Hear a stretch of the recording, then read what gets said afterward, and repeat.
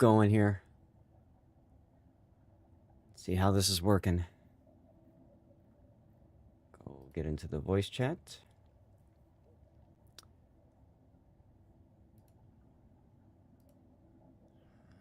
Right.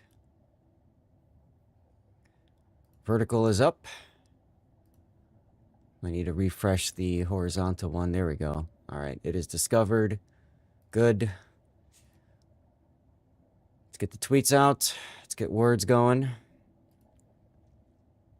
Autopilot on. Start. Is kick working? Kick is working. Is Rumble working? Rumble's working. Get the post going on DevStrike forums. Tweet is done. DevStrike is done. All right. Let's get Lumia up and running. Make sure it hooks in. Lumia's hooked in both places. I can close this window. Okay. Move this over here to this screen. That's fine. Get this moved over to here. Post that we're live on main now.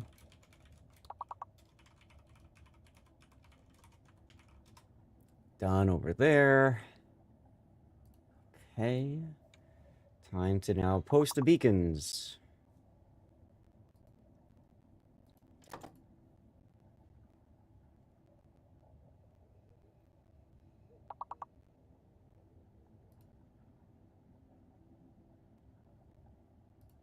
All right. Discord beacons going up.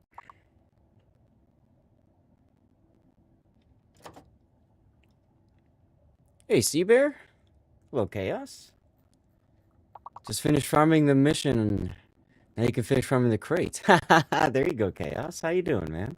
Happy Friday. Happy Friday. Okay, that's pinned. Good. Let's see. I've got 2 other places to go. I changed around my audio setup, guys, so things might sound different today, and I will very much need your all of you guys to give me feedback on this, all right?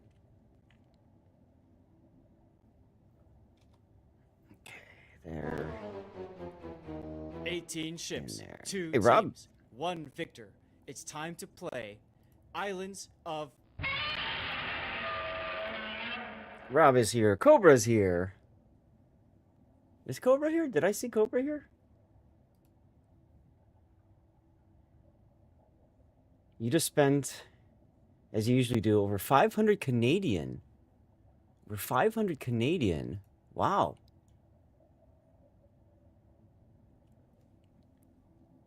Seattle with the Space Needle, that's right.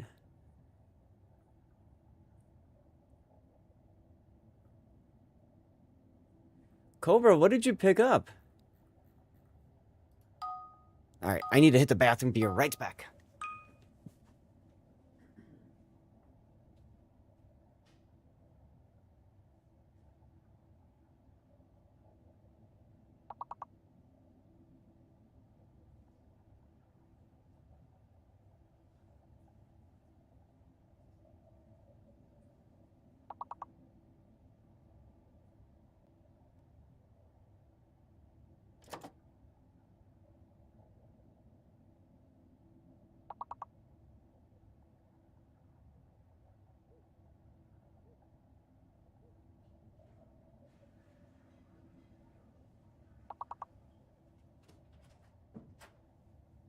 Let's close the door.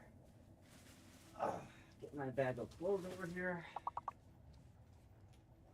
Okay. Oof. Get the hat on. I gotta get my streaming lights down. There we go. And let's get my stream monitor going. Make sure everything's looking okay.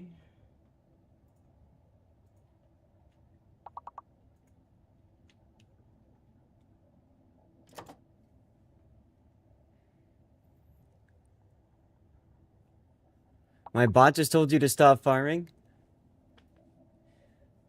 Oh my god, like, did you see that 1K subscriber giveaway? It's like totally tubular. Don't be a total bummer like Cobra spending $500 on patches. Subscribe now and you could, like, win big. Plus, you'll totes get to play words on stream with Zath. It's way cooler than farming missions, Chaos. Subscribe now, it's gonna be rad. That is hilarious. That is hilarious. Let's see. Where's my stream recaps? Oh my god, last night's Mandalore stream was totes epic. We hit 15K followers. Big shout out to SFNL's like 66-month sub streak. Shinobu totally rocked the defense. Tonight, it's a Fab Friday. Unbagging Fabletics. WoW's patch 14.1. And like totes interactive chat. Plus CC drops and codes. What surprises does Zath have in store? Some good questions there. We're going to do one last round of words on stream, and I think I'm ready to get started. I think we're about ready to get started, y'all. I'm excited for this. I've redone so much stuff. I'm totes excited to see how it turns out. How's that sound? Totes? What do we got here? Warfare? Yeah! Warfare, let's go.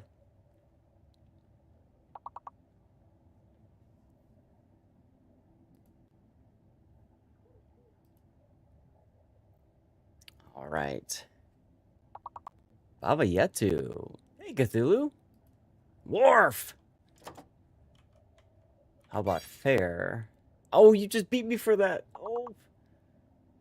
Oh. Hmm.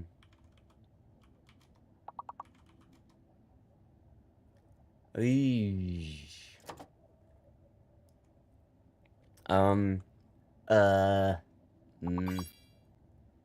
Rare. Ah, duh. Why did I not catch that one?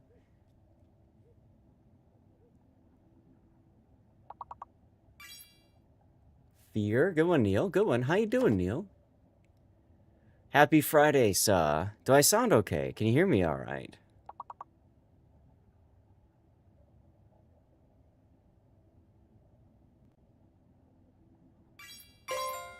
Where? Oh, where? Oh, look at that, Chaos. Nicely done. GG's from earlier, Neil. Yes, I saw you in there. I sound congested. I am a little congested still. I am still going through some stuff, but good. Okay, so you guys can hear me. That's exciting.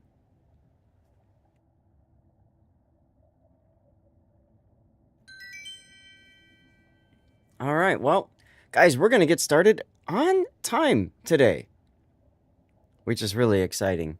Look at that. We're gonna get started actually just slightly before time, just because we can. So let's go to the focus on me screens, everybody. Hello. Hopefully you guys can hear me okay with some, we're gonna do some updates for you guys. So, yeah, I am definitely congested still. I think I had a sinus infection. It started a week ago. And, last week I just suffered mightily until, actually a little bit over, oh no, no, you stupid thing. Go away, go away, go away, go away, go away, stop. And it took a bit.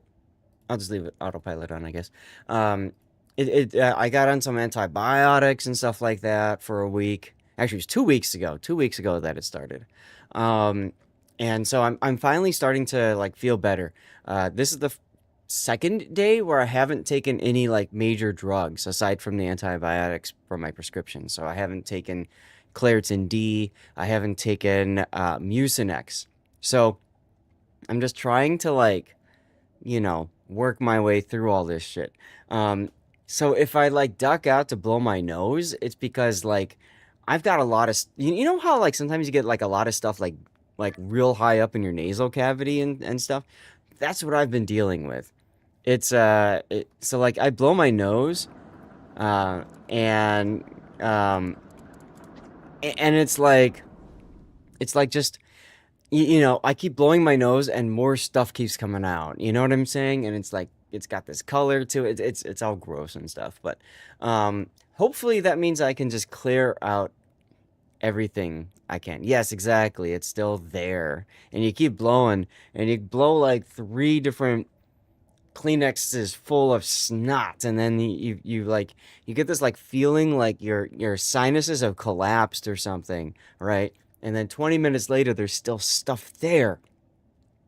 So that's kind of what I'm doing. All Des Moines gun operations now. Oh yeah, that's true. You get a full Des Moines gun div going, right? The whole Illinois and Des Moines. That's a good point. Although technically, you could have also done with Salem, Neil. So anyways, that's item 1 is a health update. So today I should be all right. I should be okay. I might need a cough. I might need to blow my nose. But other than that, I think I'm doing all right. The second big update is things are going to look at, or well, not look, but hopefully things are going to sound different today. I've gone through and redone a bunch of my audio. So Wavelink, Elgato released Wavelink version 2.0, which I've been waiting on them to release for quite some time. They finally released it this week. I had some free time. I said I want to test it out and see if it works. I've managed to do that. So what that means is I've removed all of my application audio capture in Discord except for a couple of, I think 1 or 2 things. In theory, that cleans up my Discord or my OBS. That cleans up my OBS a lot. Today's the first stream to test that out and see if that is actually true or not.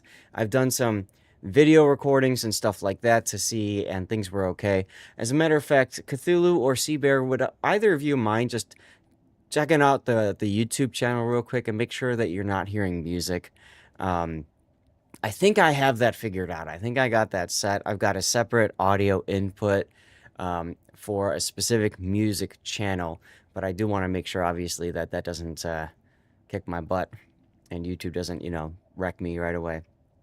So, in addition to the audio with that, the other, thank you very much, Perfect Cthulhu. The other thing that I've done is I've messed with my Elgato Stream Deck Plus. And that's another thing I wanted to do. Hey, Joey, happy Friday. But I wanted to wait until Wavelink 2.0 came out because that completely revolutionizes how I do some things. I've got this auto filter in place now so that you guys hopefully won't hear background noises. You won't hear my GPU fan anymore. And the nice thing about that is I don't need NVIDIA Broadcast to run. So that saves me on resources.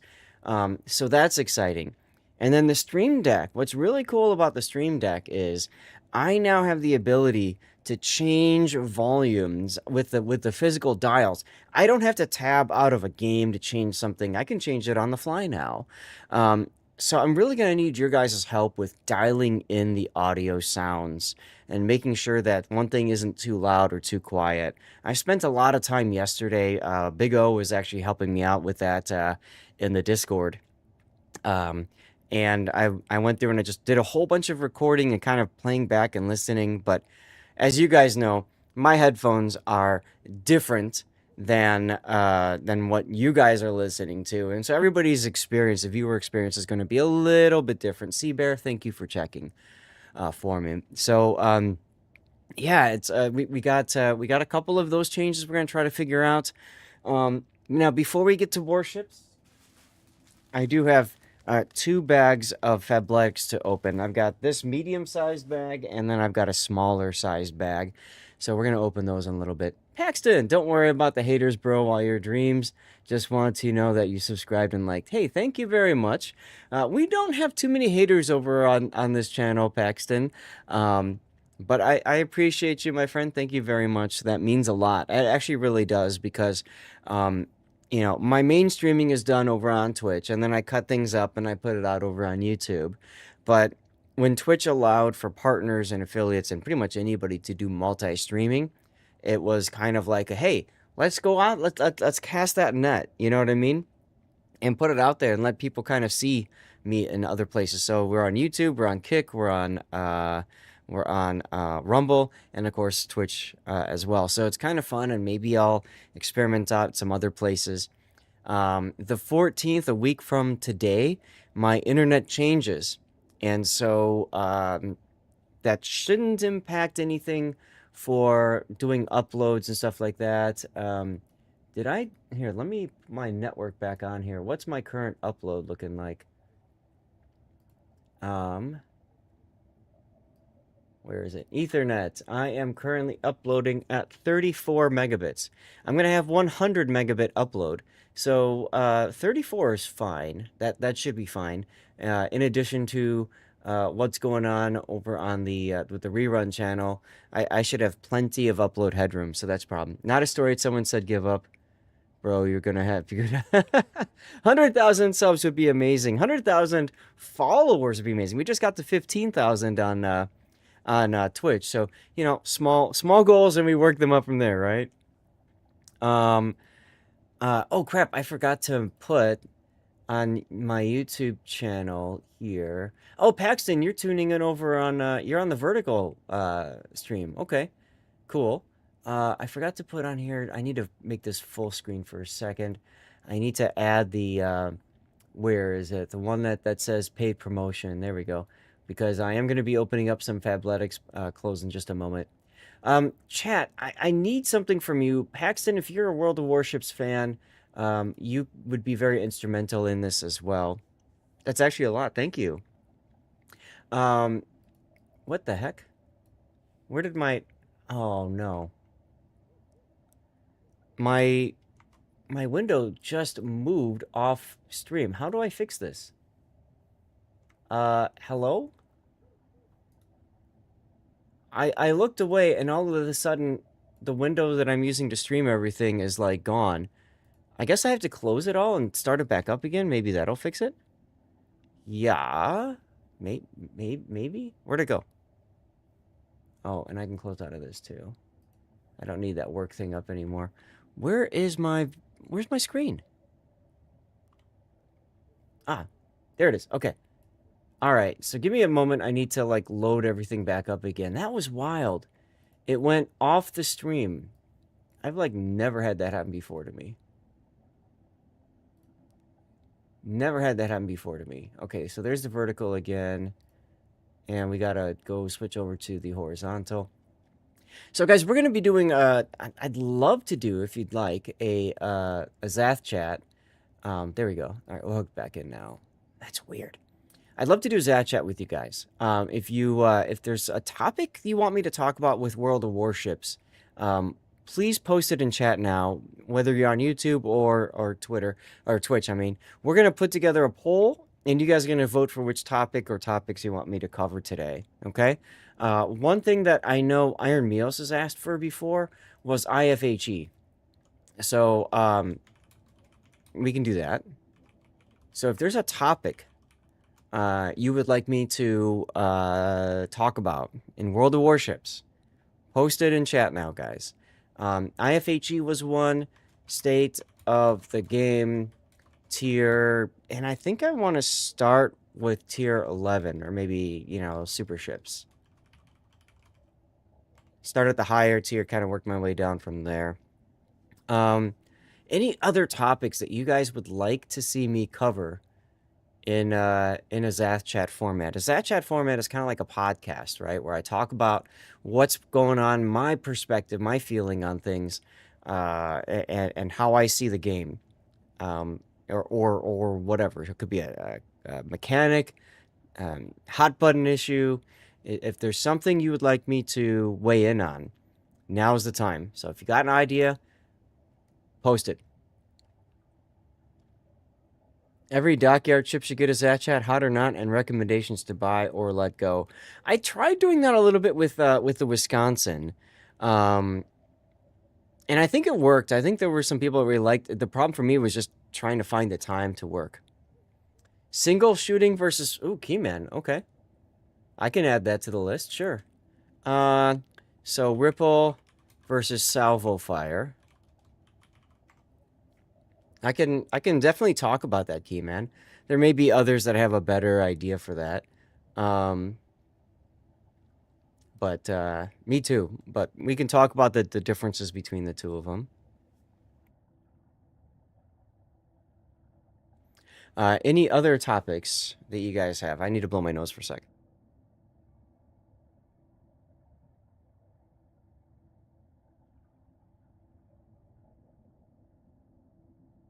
Okay.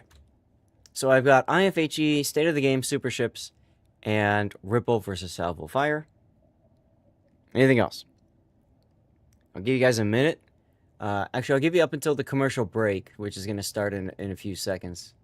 32 seconds. And then once the commercial break starts, I'll go ahead and I'll start the poll. For people who are, of course, over on Twitch, that's where the poll is going to be.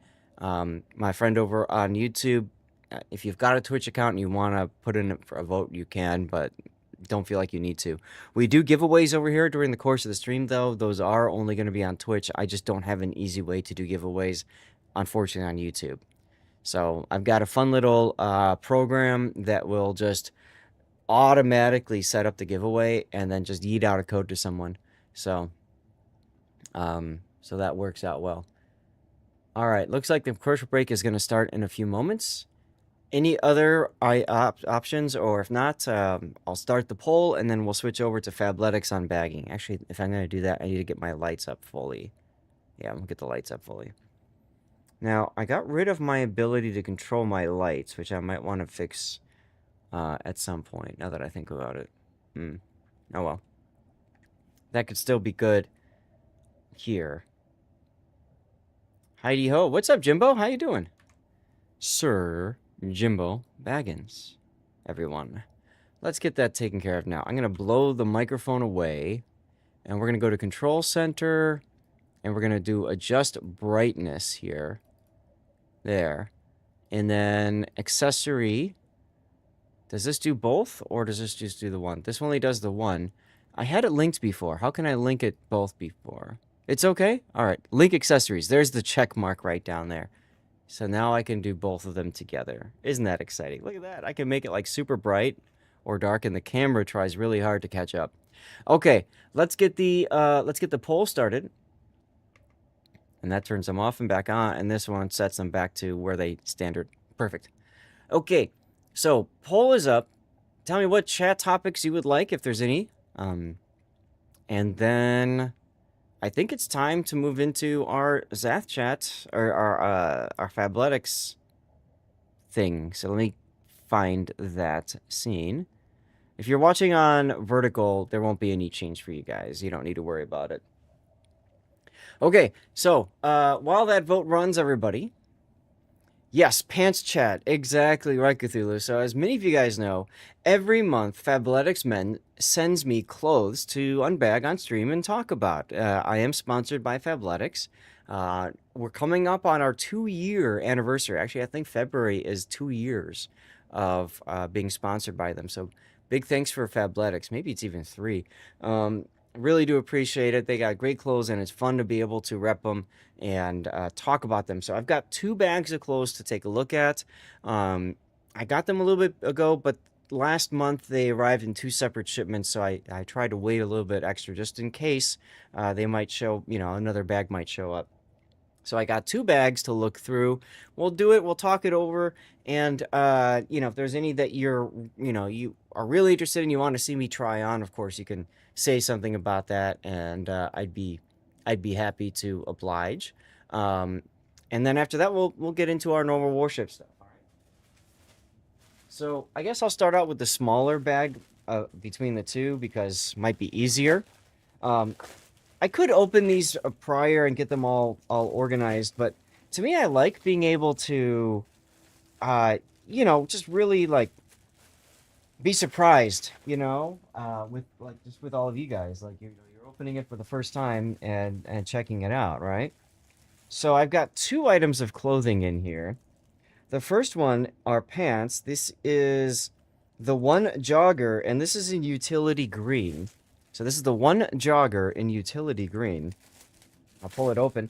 The one jogger is a nice outfit. The color is definitely one that I don't have, so that's exciting. And I'll Gotta get rid of some of the packaging stuff. They do a nice job of putting like anti-static stuff with the clothes and whatnot. So, all right, here we go. So this is again the one jogger in utility green. It's a nice green. My wife has commented to me before that she really likes how the green looks on stream, or just in person, I should say. Now this is the one like the one short, which is my favorite of their shorts. It's the pant version of it. It's got a pocket on the left, just a normal pocket. It's a very stretchy fabric, as you guys can see. It's got a towel loop on the side here, and the towel loop is really nice because it allows you to hook stuff on like a carabiner and whatnot. On the butt pockets, there are actually no, there's no butt pockets on the rear. And then on the right side, you've got your regular pocket. Now, this is a very deep, cavernous pocket. Why? Because behind it is a zipper pocket. So there's your ASMR. I don't know if you heard the zipper opening. It's got an even deeper pocket behind. What's really nice about this is you can put stuff in there, like a cell phone and or wallet or something, and then you zip it up and it's secured. So that to me is really important. And then it's got drawstrings on the front here, so you don't need to wear a belt. That makes these fantastic pants for going through an airport, like airport security and stuff. They're really good for going to like doctors' offices, hospitals, that sort of thing, because they do a nice job of keeping you warm, but not like too warm because it's a somewhat thinner material. And then on the bottom, I want to highlight too. On the bottom, the attention to detail. They've got some elastic on the cuffs, so that's really nice because it helps to keep your pants from going past your shoes and stuff like that. You know, and then you step on your pants and stuff and wear them out. So very nice early start here from Fabletics. Thank you guys. This is nice. Oh, and also you can kind of see the pattern on here. This is all reflective material. There's also a reflective F on the side. Here we go. Like, I don't know how much that matters. But, you know, if you're a jogger or something like that and you're out at, you know, dusk or dawn or something, having the extra reflectivity might be helpful. So there you go. That's our first item. Here's our next one. Oh, I've gotten these before. Excuse me. I've gotten these before. They don't really fit me too well, unfortunately, because it's a classic fit. But I'll show this to you guys too. These are the Dawn 5 pocket pants in classic fit in Brutalist khaki. Brutalist khaki. And it's actually a interesting size for me. So I'm usually a 34-30, and they sent over a 34-32. So it's going to be a little bit longer than I normally would be, but that's okay. So the Dawn 5 pocket pants in Brutalist khaki classic fit. So here we go. You can get an idea of the color and stuff like that. IFHE and Ripple versus Salvo Fires, what you guys are interested in. Okay. It's got your traditional button here. It's got a zipper fly in the front. Pockets. It's got a normal pocket on the left. It does have a butt pocket for each cheek. They are unsecured butt pockets. As you can see, it's got loops for a belt, a traditional belt. You've got a pocket in the front that's unsecured, and then behind that is a smaller pocket, which is also unsecured. So, you know, you can put like a key in there or something like that. These are definitely more like a formal outfit that you can pick out if you want. There is some stretch to these still. And the one thing that Fabletics is good at with their stretchy material, their pants and their shorts, is making guys' butts look good. So I'm just putting that out there. And of course, you guys can. I don't know if they fixed it or not. We had an issue with the website, but I do have a link you can click there to take a look at the website yourself, play around with it, that sort of thing. So that does it for the smaller bag, and then I've got a medium-sized bag here to open up and take a look at, and we'll see what's in here. It's almost like a Christmas every time we have these. All right, let's pull these all out.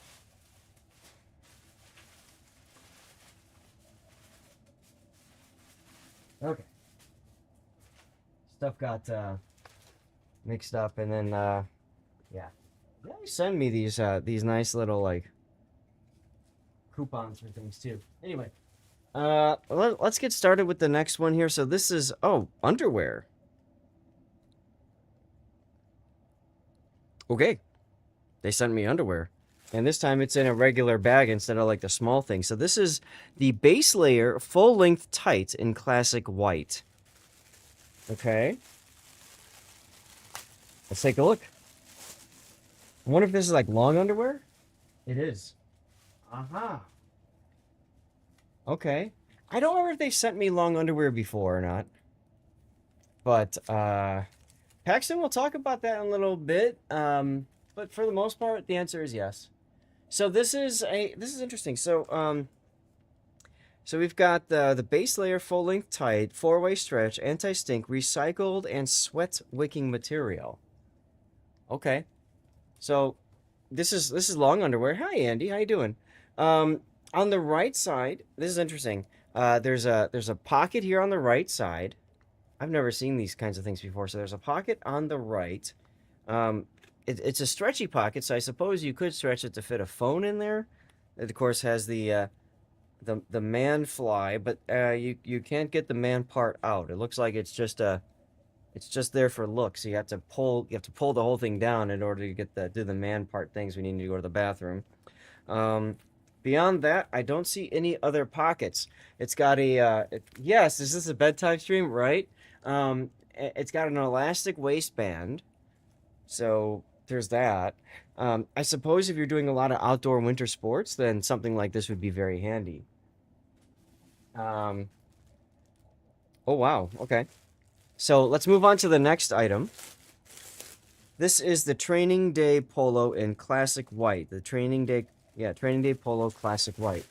I love the polo shirts. Many of you guys know that. I love the polo shirts that Fabletics sends and puts together. I really like how they look. And you know, they're great for like casting King of the Sea and stuff. So here we go. Here's our polo shirt in white. You can see it's stretchy. I don't think I wonder if their tags got, oh, here we go. Anti-stink, sweat wicking, breathable, and of course 4-way stretch. So it's a nice polo here. You've got, you know, your typical buttons and stuff and that sort of thing. But I'm a big fan of polo shirts, and like when I'm traveling, hey tune-up, and doing all that kind of stuff. So that to me is a win. All right. Just a couple of articles of clothing left, guys, and then we'll move on from there. So we've got another set of pants. This is the Altitude Jogger. The Altitude Jogger. I've never heard of this before. The Altitude Jogger. One thing that's nice about Fabletics sending me all these clothes is then I can try them on, of course. I can see how they work, how they fit and feel, and then I can kind of share that with you guys. There are some clothes that are, you know, my favorites, and there's others that I just don't care for. So this is sweat wicking, anti-stink, reflective material, and multi-pocket.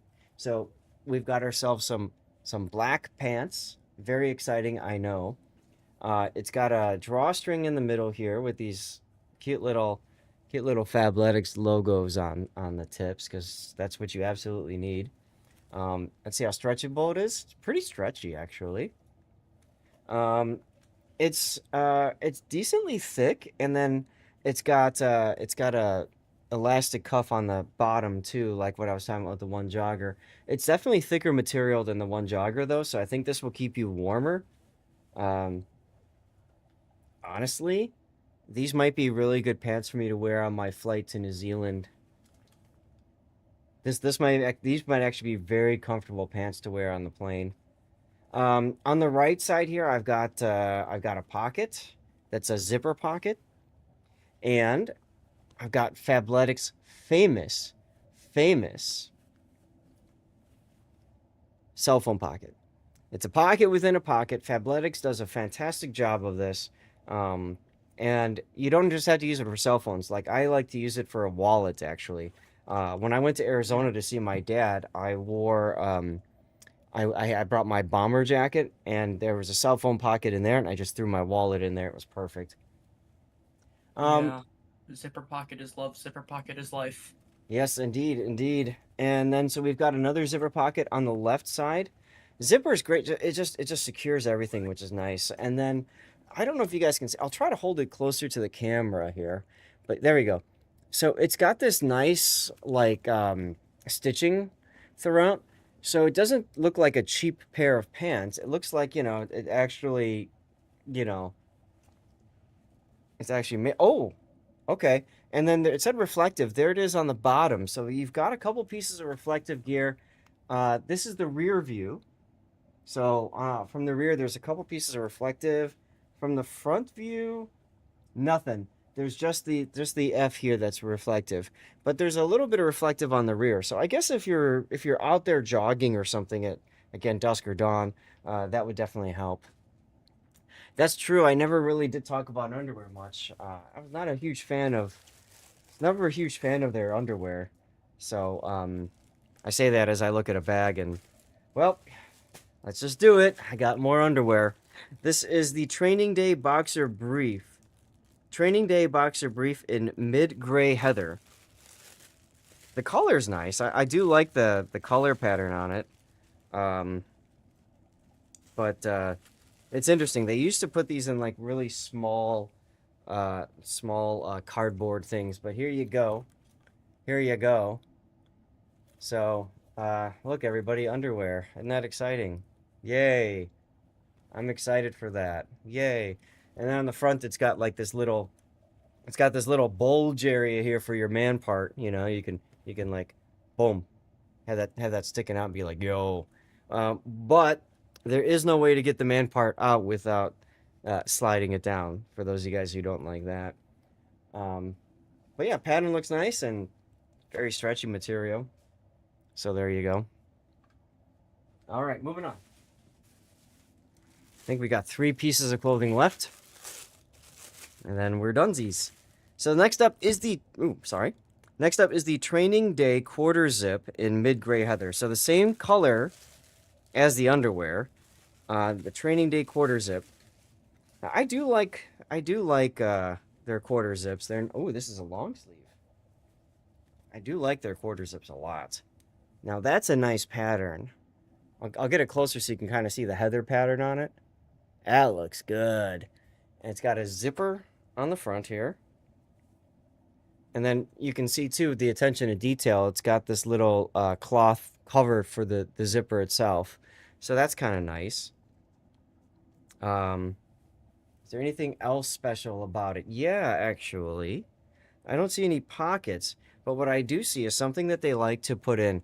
It's kind of like speed holes. This is the back of it.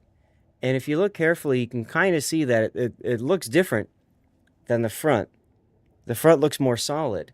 And that's because the back and also under the armpits and the sides, they're designed to allow for moisture to get through. And so they're more like for like breathability and stuff like that. I'm going to try to hold it open for you guys. There we go. See? You can see where one part ends and the next begins. So that's really good. Again, for jogging or something like that. To me, this is a big W. I love their quarter zips, and it's always nice to have something else that I can just toss on another layer, especially if I'm traveling or something.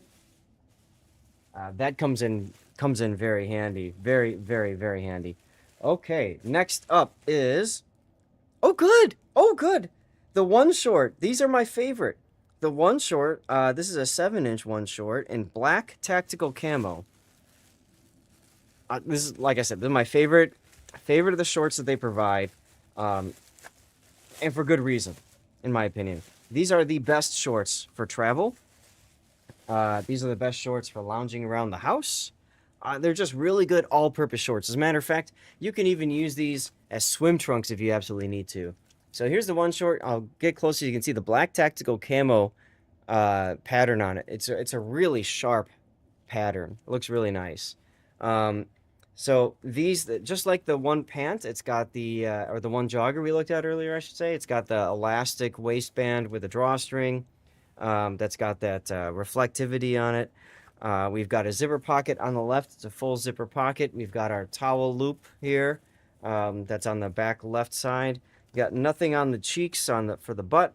And then you've got, again, a zipper pocket on the right side with, again, their famous cell phone pocket within the pocket. So these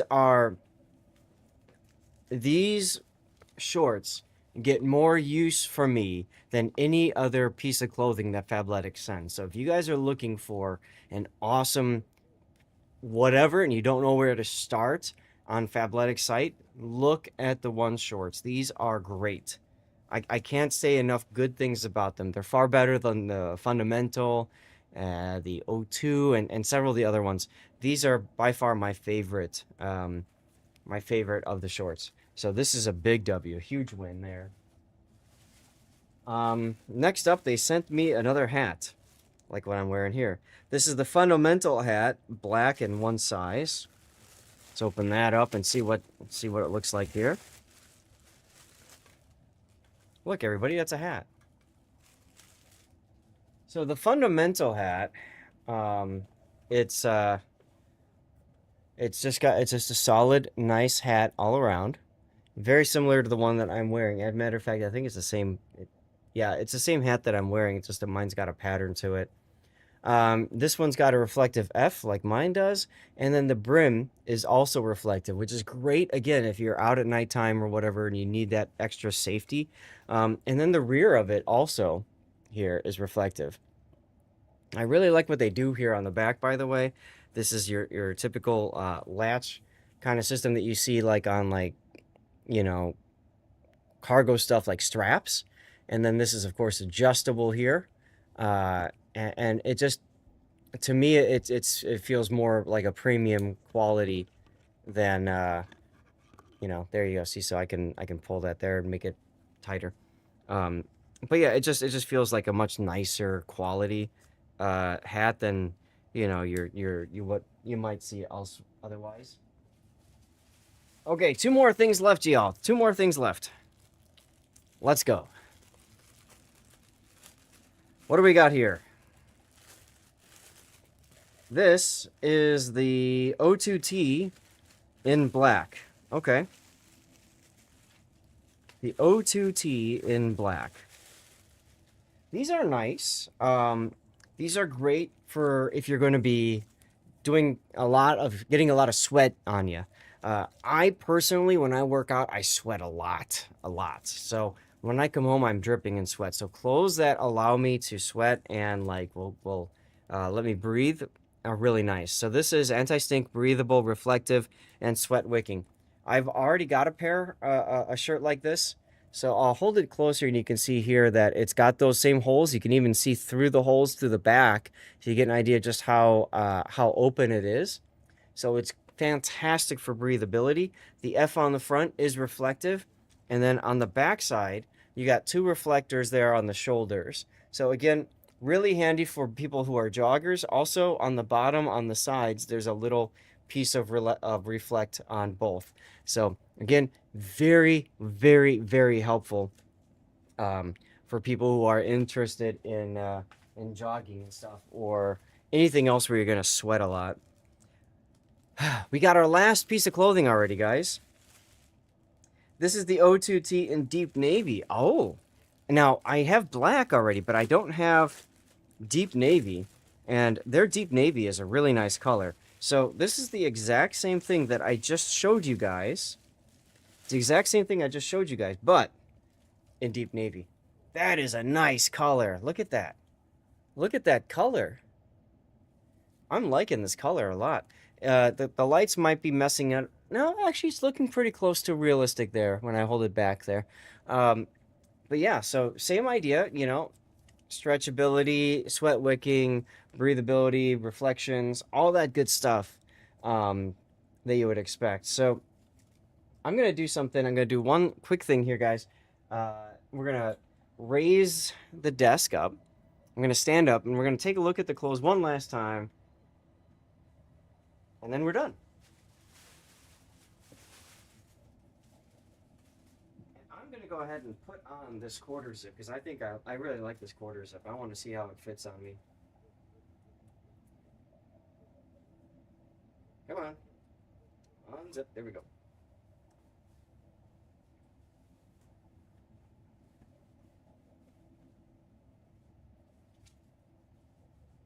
Okay. So you get an idea of how the quarter zip. Let me get this chair out of the way here. You get an idea how the quarter zip looks.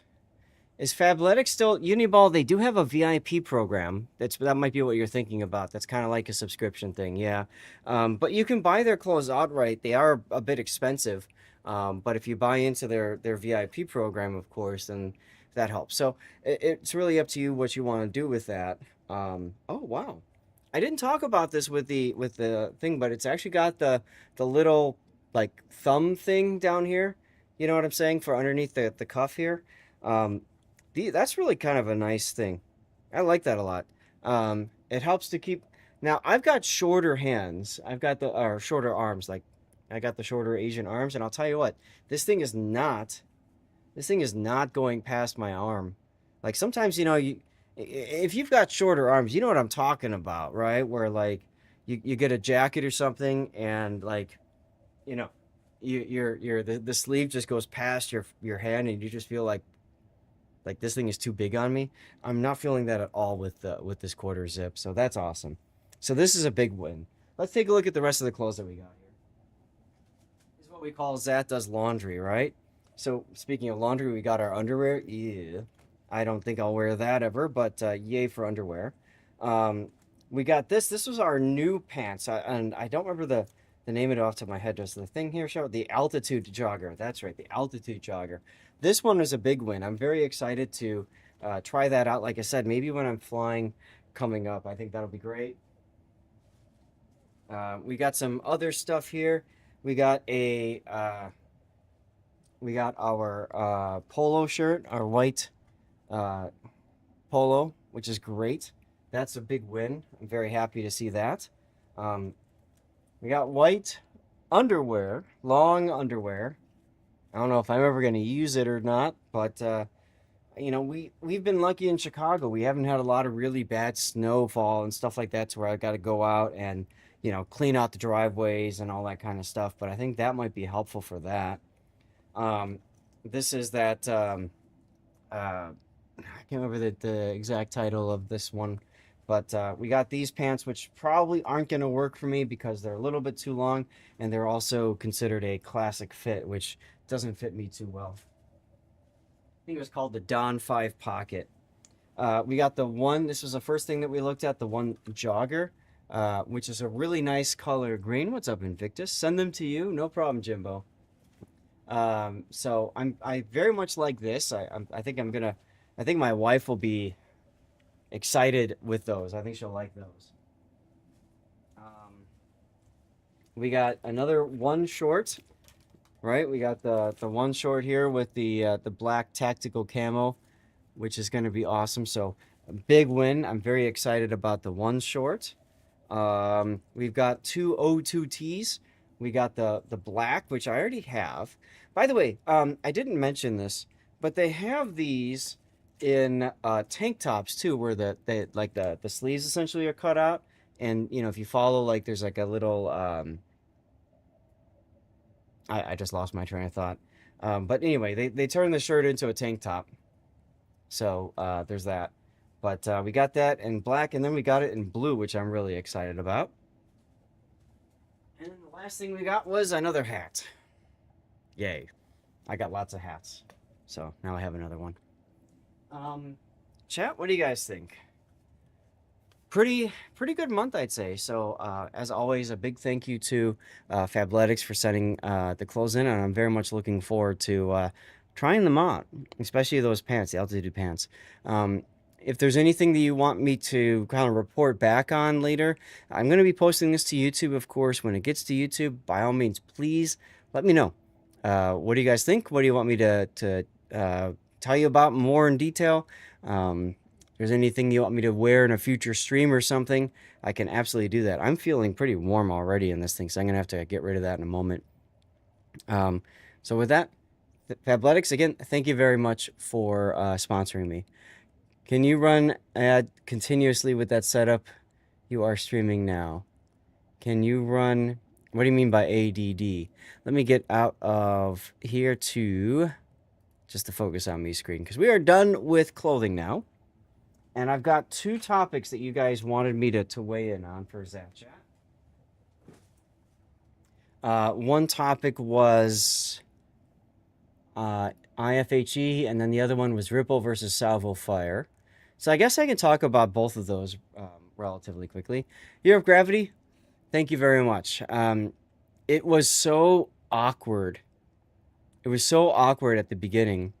You're pointing out that you can run ads continuously with the setup you had. What's up, Sea Donkey?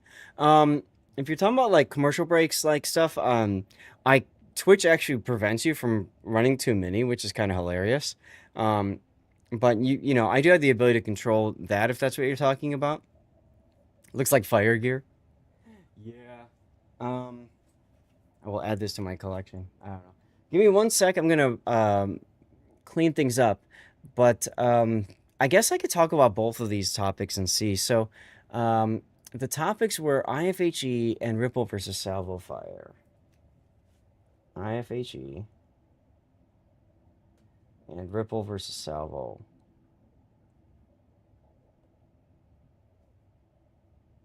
Ripple versus Salvo might be harder for me to demonstrate, but I can talk about that. So just give me a second, guys. I'm going to clean this up a little bit down here. I got a lot of plastic, as you guys can imagine. And then I need to change hats, too, because it's time for Warships. And then we'll do a couple Zath Chats, and then we're going to play some games and have some fun. All right? Sea Donkey, I hope you're having a great Friday. Gravity, same with you. Thanks for tuning in and saying hello. Yeah, my desk being able to sit and stand is kind of nice, isn't it?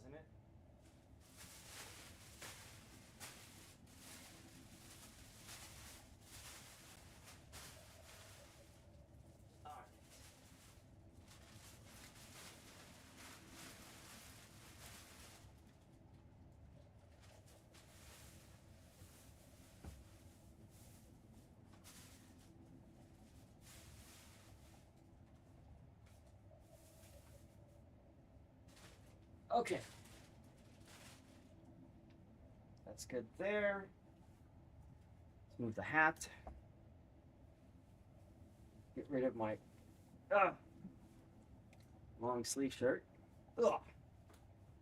This thing did not want to let go of me. Wow.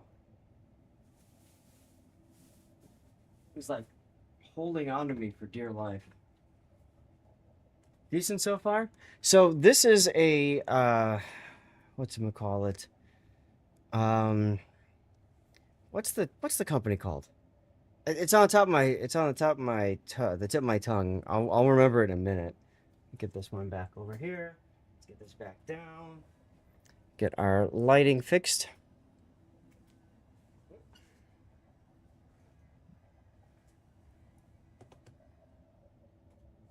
Okay.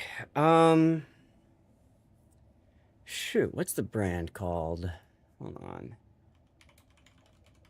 I should remember it. Uplift. That's the brand. Uplift. You like that idea better than the things you sit on top of the desk to raise everything. Yeah. It's by no means a cheap desk. It's quite expensive.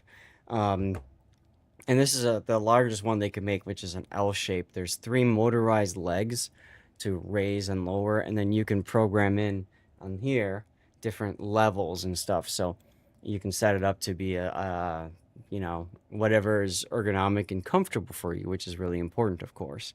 But yeah, it's nice. Like I said, it was expensive though. I've got nice reclaimed wood as the desk topper. You can put anything you want on. There's a couple of other things you guys don't see. Behind the monitors, for example, there's a piece of foam board that goes all the way across, and then on the sides too is a way to kind of help block noise and stuff like that. You know, it's a desk. It's a nice desk. It's an expensive one though. I probably could have done the same damn thing without spending all that one. Jimbo, sorry, I do have links disabled. If you want to whisper it to me, I can tell you real quick if you want. They do have, like I said, different sizes. I probably, in retrospect, would have been better off just getting the widest desk of the one type, and that's it. But it is what it is. So, the L shape I thought would be nice because I could fit a lot of things on, which is true, I can. But at the same time, it limits a lot of like the current desk what I can use because the L shape takes up some of it. So I'm stuck over here. You know what I'm saying? Like there's a good part of wasted desk unless I rotated everything, and I could do that, and I could be at the corner, but that would feel weird too. So I don't know. It's just kind of what it is, you know. Anyway, how about we get into some warship stuff? You like the curved one? Yeah, the curved one is nice. That one is newer, and that they put in. You're welcome, Jimmo. No problem. Yeah, they got some good stuff out there. They killed Kitty. Hi, Rob. But you know, Hi, take Rob. your time, look for opportunities, look for sales and stuff like that. Okay. Hold on one sec.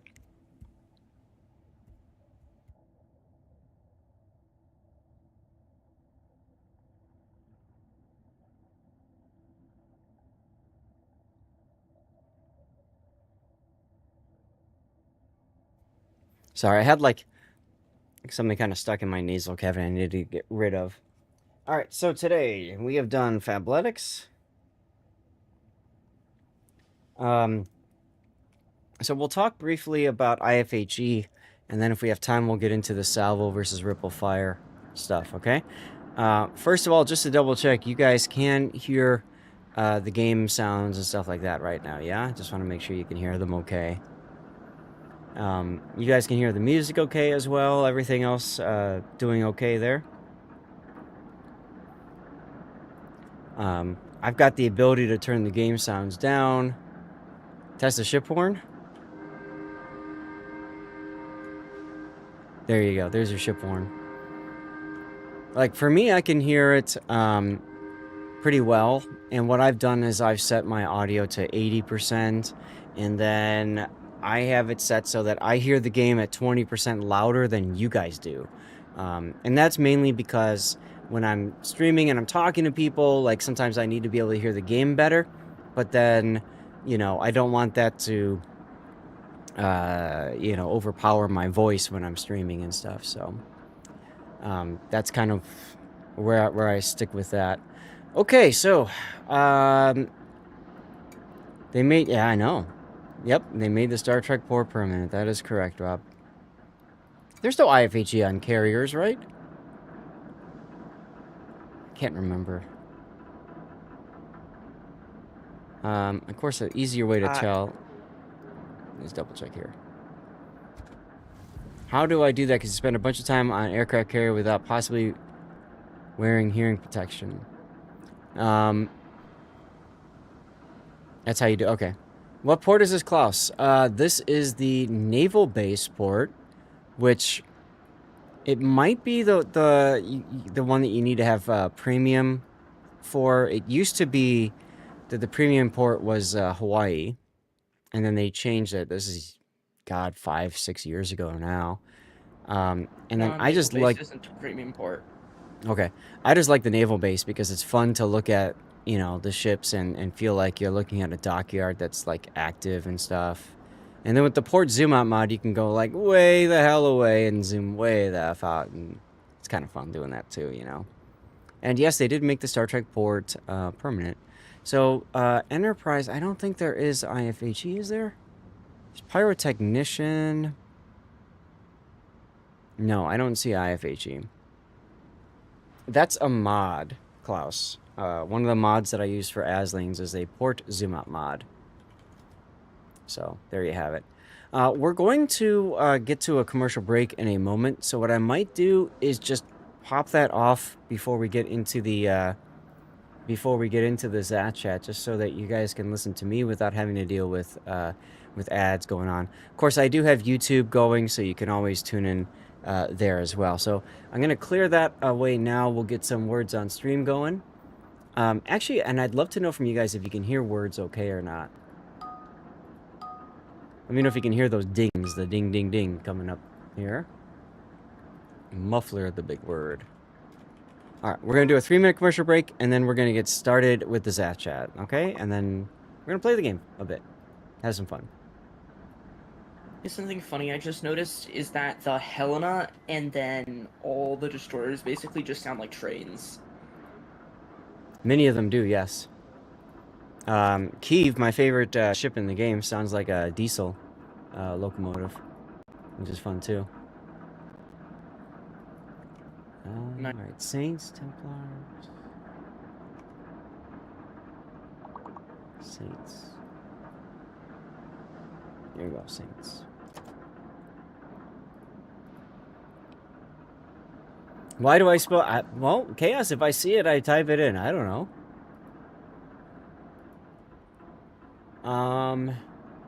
Okay, OBS is using 67% GPU. Nice. And did I ever take a look at my thermals? Let's see what my thermals come up with. Desk envy. Did it actually say that? Jimbo is all about that adjustable desk life.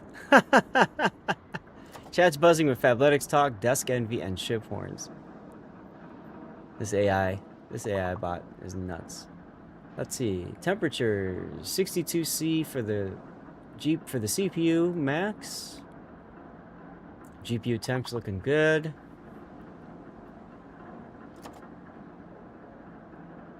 Okay. All right.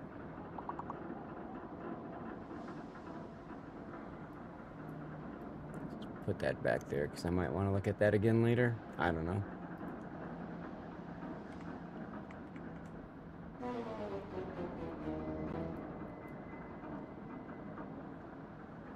Because he can. Right, exactly. Exactly. Let's get the next one going.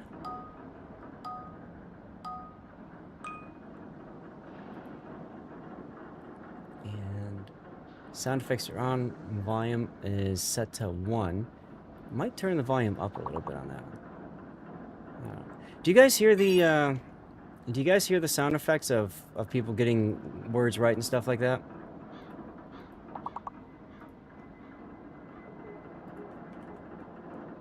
How about rename? No? Oh, I got it. Manner.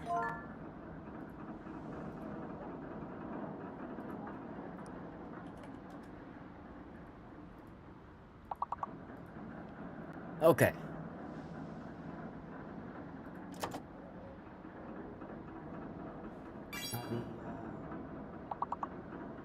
Are my lights frozen? Let's see here.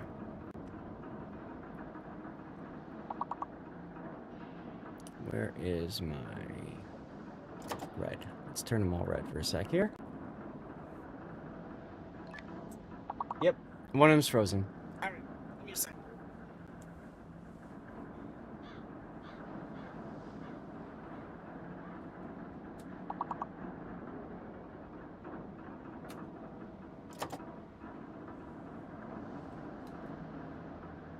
There we go. All right.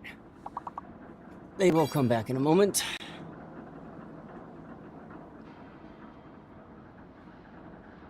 Okay, so what's interesting is I'm not... Okay, so it is coming through. You guys are hearing the sound. Hey, Jake, how's it going? Happy Friday to you as well. Jake, I didn't even realize you were a streamer. So there's a shout out for Jake.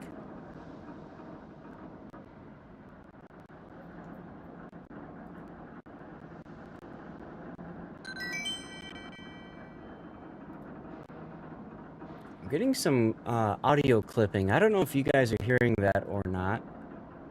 I hear it. You do hear it. Okay. Interesting. I'm wondering if it's...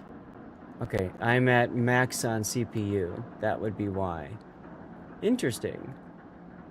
Okay. How are you Well, at maximum CPU though? OBS, sometimes OBS likes to derp. And I'm not So it exactly sure why, but it so does. it does the thing it does that the computer does sometimes if you're running something like Linux also at the same time as Windows in the virtual machine, it just kind of starts to eat up like 50% of your CPU all of a sudden for no apparent reason. Yeah. OBS does what it wants, exactly. So I was testing something out during the week, something I read about, and I wanted to see if it would impact the stream at all. You can right-click OBS and relegate its usage. Right, yes. I mean, I can do that, yes. I can in task, which would be really bad for the stream, of course, and I go to properties and stuff, but um, the thing that I've discovered, so I was reading about this idea that somebody else had, um, with using the integrated GPU with your processor to help with like graphics processing and stuff like that.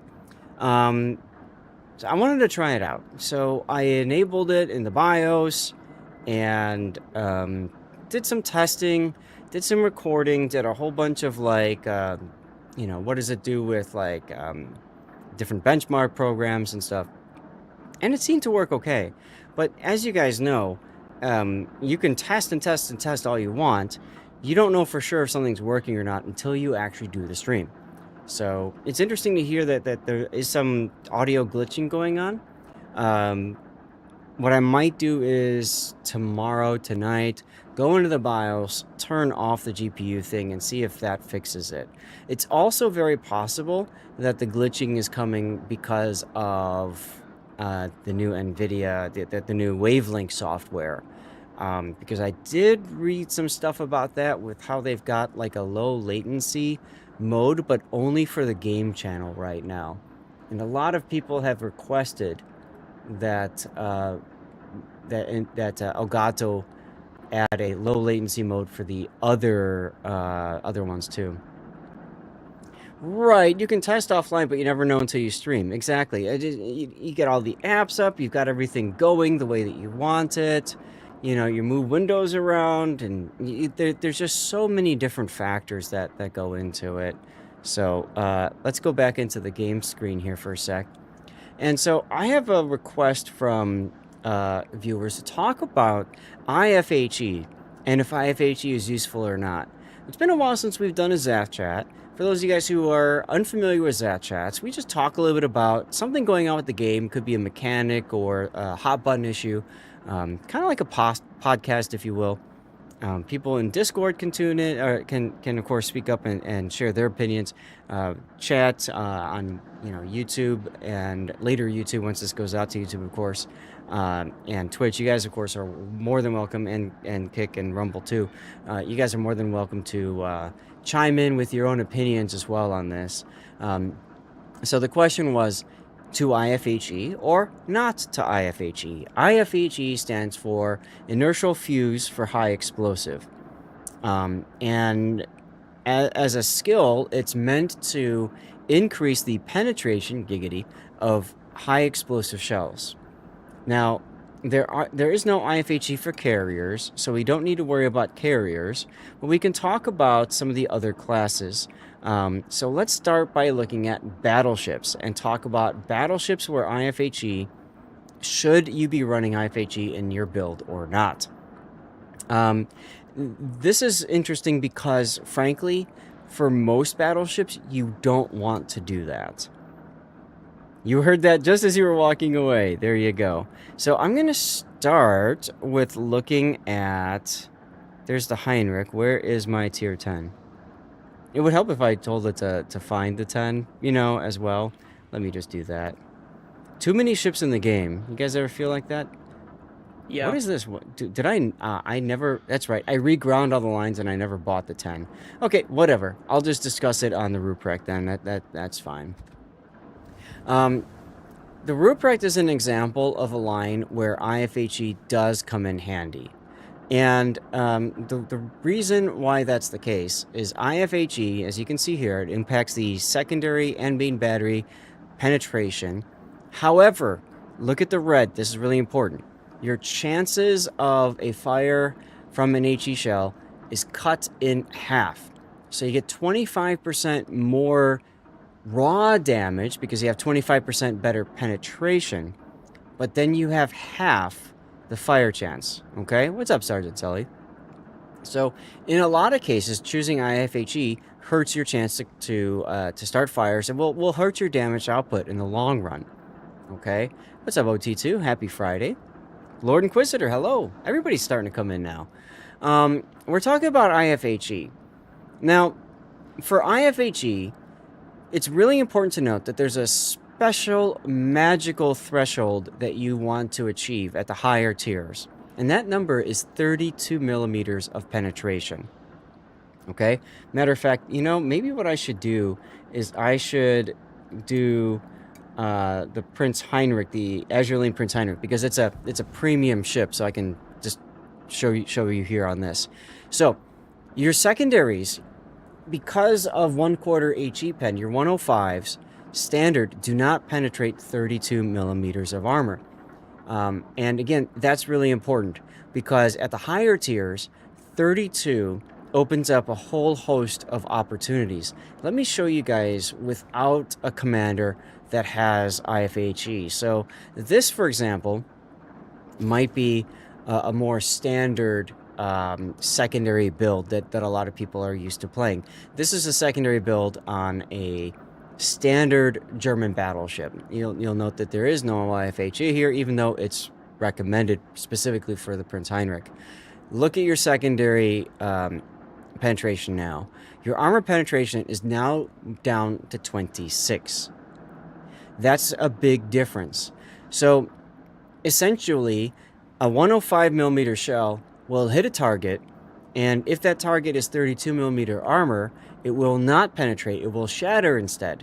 Now, it could start a fire, but it doesn't do that raw damage, the 1/6 damage from the penetration. And for ships like the Schlieffen line, IFHE really does help because it causes far more just raw damage that's done in a quicker period of time. You think about fires. Fires do damage over time, but fires can be negated through DCP and through a heal. Penetration damage is less healable, and obviously you can't just DCP away penetration damage anyways. So keep that in mind. Now the 150s obviously will pen 38 automatically. They have enough pen. So really you're talking about, for battleships, IFHE is only useful when you've got a secondary battleship, in my opinion, a secondary battleship that's got a lot of secondaries at a lower penetration threshold, so 26. Now, what does that 26 millimeter pen get you? Let's go back to tier 10 for a second. Let me drop that, go to tier 10, and we're going to take a look at a whole host of battleships. This is one of the things that you can do in the game, is you can look at the armor scheme of ships. What do I gain from that IFHE? Well, take a look. For Ohio, now IFHE allows me in the Schlieffen to penetrate with those 105s, the 32 millimeter fore-end armor plating, so the entire bow, and the entire stern of an Ohio. You'll note that it doesn't quite have enough pen. It's 38 millimeter, doesn't have enough pen for the deck armor, but with IFHE, and even without it, those 150 secondaries will penetrate. Obviously, they won't penetrate the armor belt, they won't penetrate the side plating, and both of them will penetrate the superstructure. So you have to think about, making sure that the damage you are trying to make happen is going to happen appropriately. For an Ohio, a lot of times you may see a more bow-in approach from an enemy ship. So you're looking at hitting an Ohio, they're pointing their bow at you. If you've got manual secondaries, then your secondaries will typically hit in the center of the ship. So they're actually going to hit the bow section. So that 32 millimeter penetration actually does matter. It does a pretty good amount of extra damage. Now let's move on to Kurfürst, your standard German ship. Now you can do this for any ship. You can see Kurfürst has 32 millimeter as well on the upper part. and then it goes to 50 for the deck, and then 32 for the stern. So 32 does help again in Kurfürst. Not a ton, but it does help. Conqueror, the British battleships, and the French battleships have 32 millimeter plating all around, including deck armor and upper armor belt on the side. Your IFHE secondaries absolutely chew through these battleships. And then Okay. the Kremlin has 64 millimeters, the fore and aft. Right. Because, Soviet. So you got 32 millimeters here for, again, the Colombo, the Italian, okay? Go to Japanese. What do we have for the Japanese? We got 32 millimeter on the bow as well. It's a pretty large section of 32 millimeter actually on the Yamato. The upper armor belt is also 32 millimeter, right? And then you go to the back and also 32 millimeter here as well. So actually a pretty large section of the Yamato as well. You notice Georgia and Massachusetts have 32 all over. You did not enjoy that, yeah. Bungo line. So the battle cruiser, you can see now these have 25 on the bow and stern. IFHE is not necessary for those 105s to do their penetration, but it is necessary for the deck armor and armor belt here on the side plating. So you get the idea. A lot of ships, and you just have to look at each of them and figure out, okay, what kind of opponents am I going to see?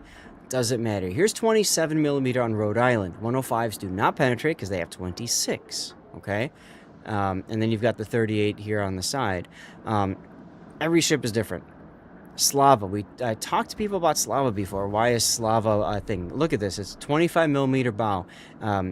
Everything just chews it up at close range. 32 millimeter deck armor. That's why Slava is a sniping ship in the backfield. So for battleships, you really want to think, is that IFHE going to get me anything measurable? Here's a Burgon, okay? Burgon's got 127 millimeter secondaries and 152 millimeter secondaries. And you can see my captain here does not have IFHE. Let me just switch it over to some random 21 pointer. And again, 21 millimeter, 25 millimeter. We said 32 is the magic number. So let's take a look. And if we go to 32, or if we go to IFHE, do we get 32? We get 26 on the 127s, and we get 31 on the 152s. So there's no point in running IFHE on a Burgon. It's not going to help. Yes, it'll help a little bit more pen for bow armor of 25, 26, etc. But you are giving up a lot of your fire chance in the process of doing so. So generally speaking, you wouldn't want to do IFHE on a Burgon. These are 127s. Now I bring that up because there's a lot of other battleships. Let me look for French here. French battleships is another line where you see a lot of people say, do I want to run IFHE? Okay, Repub's got the 127s. I'm thinking about Alsace then at tier 9. Alsace has 100 millimeter secondaries. So what do you get for that? You go, oh boy, 21 millimeter pen. It doesn't even help you against cruisers, right? So, and then again, you don't get to that magic 32 number for your 152s. So, generally speaking, IFHE is really only going to be useful on the Schlieffen line for battleships. Big O was asking in chat, well, what about Los Andes and Libertad, right? They're 127 mil and 234. Well, the 234 already penetrate. What's up, Cosmos? The 234 already penetrate 32 millimeters of armor, right? The only thing they don't pen is the Kremlin armor, like Tanis, what you were just saying. And then there's the 127s that, again, they aren't going to be enough to pen either. You heard a good convincing argument that IFHE is not good on Schlieffen. Again, note you are looking at a trade-off. If you value fires more, then yes, IFHE is not good on Schlieffen. Schlieffen is probably the only line of battleship where IFHE is going to be useful. All the other ones just don't do enough raw damage. Let's go to Soviet for a sec. Do I have Kremlin still? I do. Some people, by the way, have noticed that the Kremlin does have the 32 armor fore and in and upper area, so it can still get penned here by 32 millimeter pen by IFHE Schlieffens. But then you've got the 60 millimeter deck armor. So I've seen some people talking about how in ranked, these ships are far more resilient to the new the new Pan American battleships secondaries because of that. But anyways, like I said, the only battleship line you're probably going to want to look at putting secondaries on is going to be Schlieffen. Everything else, for IFHE, for everything else, you're really not going to benefit from IFHE. And matter of fact, it's really just going to hurt you. And of course, ships that have SAP secondaries, like for example, Giuseppe Verdi, as a battleship here, IFHE doesn't help, right? Because it doesn't impact the penetration of SAP shells. So there's no need to try to buff the penetration from these secondaries at all. So again, it's really just the Germans, specifically the Schlieffen line, and that's it. Now I want to comment on something real quick too with the secondary battleships. Let me go back to, hold on a sec here, Prince Heinrich. What I see a lot of players doing when they do put their IFHE secondaries on, let me go back to Lutyens, is they'll follow the recommended skill here and run Demo Expert to get that 1% fire chance back added, because you lose half of your fire chance. So you can see 2.5% here. Well, why bother? True, but I just want to mention, you do have flags that you can put that do add fire chance. The 1% can have an impact because you take the half first and then you just add the 1% on top. But I want to mention that there's a better skill. Instead of compensating for the fire, what you really want to be thinking is, if you're investing IFHE for the raw damage in your secondaries and full secondary build, you're going to want to look at preventative maintenance to keep your secondaries alive. That's much more important than one measly extra fire chance percent. So keep that in mind if you're running Schlieffen build with IFHE. You absolutely want preventative maintenance, especially if you've got Lutyens. That's even better. All right, let's talk about cruisers now. Cruisers are in a really odd place when it comes to penetrating with IFHE here. Let me look at French, and let me pull up Tier 7 and Tier 8 for a moment. All right, and I want to look at Bayard. Now, Wargaming did something different a while back with Tier 8 and up cruisers that have 162 millimeter caliber. They don't penetrate at 1.6, which is the original penetration rule. So you take the caliber, you divide it by 6, and that's what the penetration characteristics is of the main guns and secondaries. What they did was, at Tier 8 and up, they changed it to 1/5. So you can see that Bayard penetrates 30 millimeters of armor plating, 30. Now again, I told you that the magic number is going to be 32 for any ship penetrating battleship armor, typically. Okay, for cruisers and stuff, IFHE is less important because most cruisers are going to have, let me go to armor layout for example, they're going to have 25 millimeter fore and stern armor.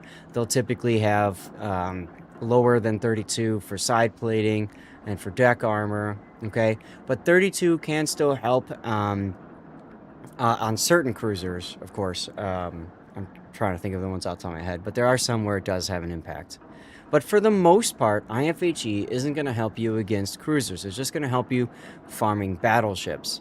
Now, for a cruiser build, let me just throw this dude on. For a cruiser build, the problem with cruisers is that IFHE is extremely expensive. For battleships, it was a 2-point skill, but for cruisers, it's a 4-point skill. So, alright, fine. Let's say I want to build IFHE. I'm just going to go follow my core build, and then I'm going to go down here, and I'm going to put IFHE on. Okay, now my 152s pen 32 millimeters armor. They go up to 37. Yay!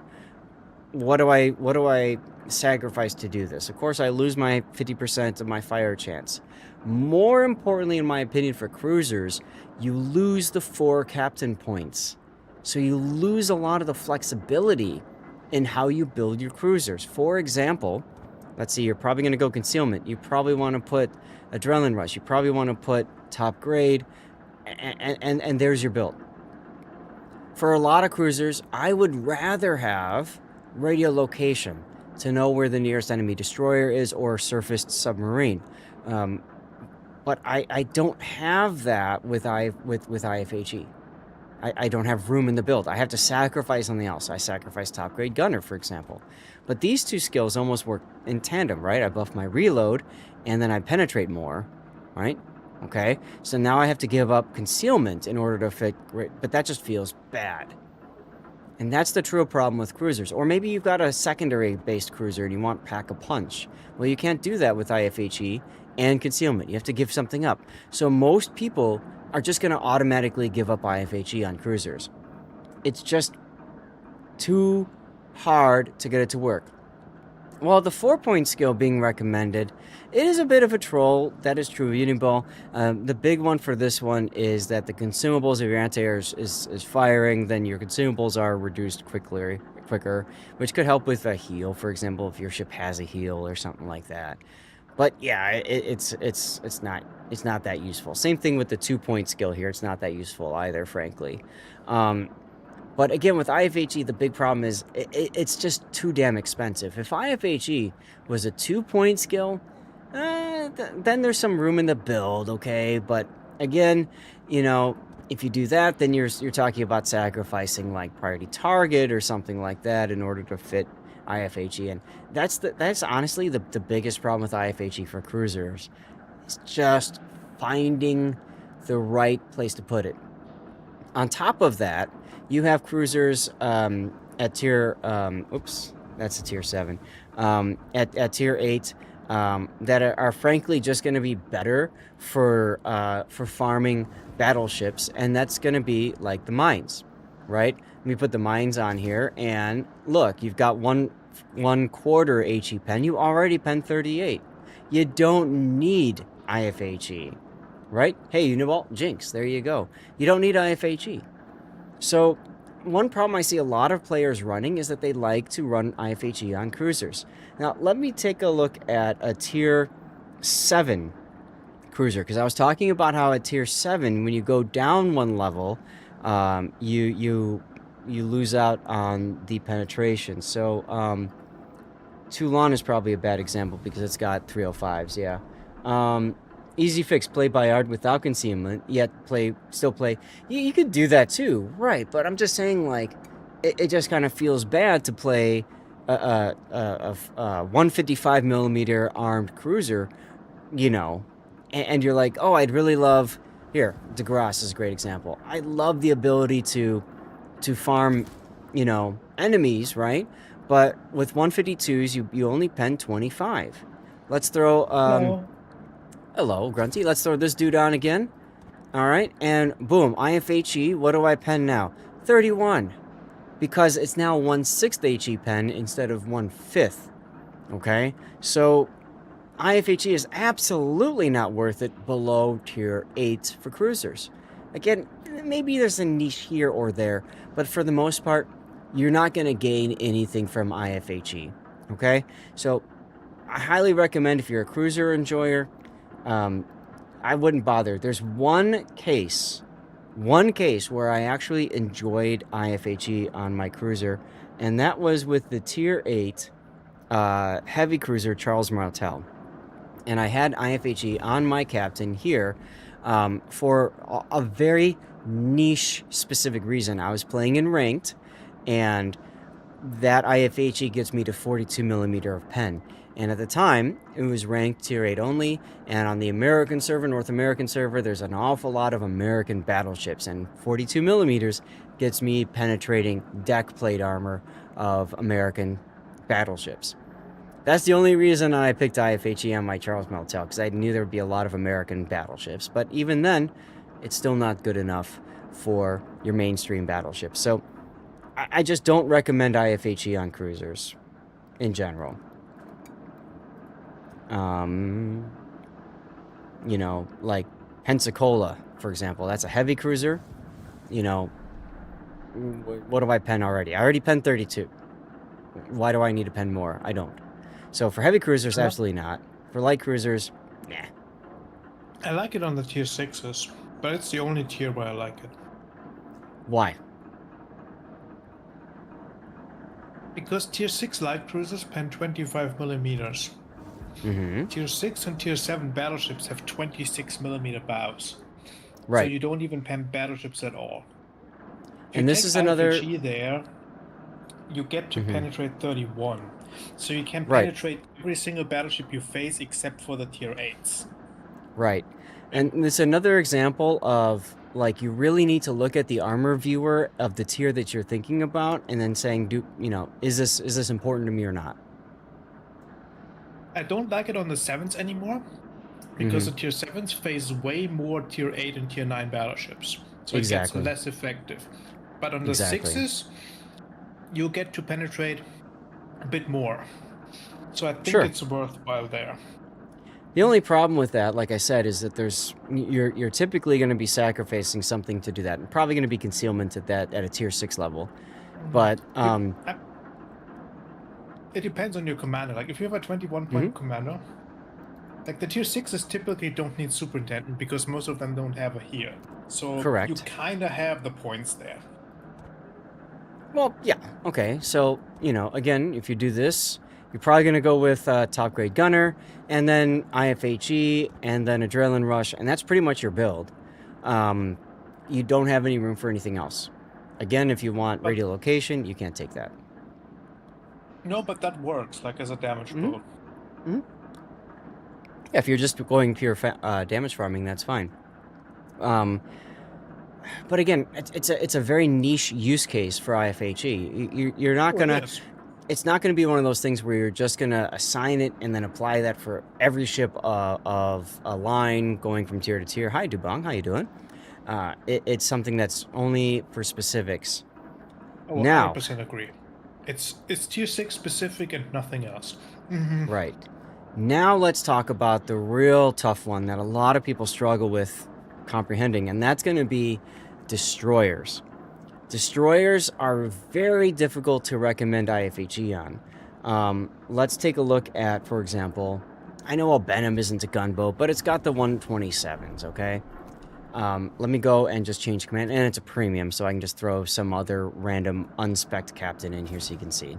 So we're just going to go do that, and then where's IFHE? IFHE is a 3-point skill for a captain of a destroyer. And here's the problem with that, is it's going to compete with Superintendent, with Survivability Expert, and Adrenaline Rush. So, 127s, 21 millimeters armor. Oops. IFHE, wow, 26 millimeters armor. At the high tiers, okay, that's what, light cruiser bows and a couple of battleship bows we looked at earlier. That's about it. And you lose half your fire chance. And the ability to take one of the other 3-point skills that you really want. So, personal opinion, I have not found IFHE useful on the vast majority of destroyers out there. There is one exception where you can consider it. Which is? And that's the 100 millimeter gun destroyers. Which is exactly where I was going. You read my mind, my dude. So, Kitakaze and Harugumo and Akizuki have 100 millimeter guns. What's up there, bud? Huron will get your pen up to 26. Fire chance is already bad. Might as well. I guess. I don't know. But let's take a look at Kitakaze, okay?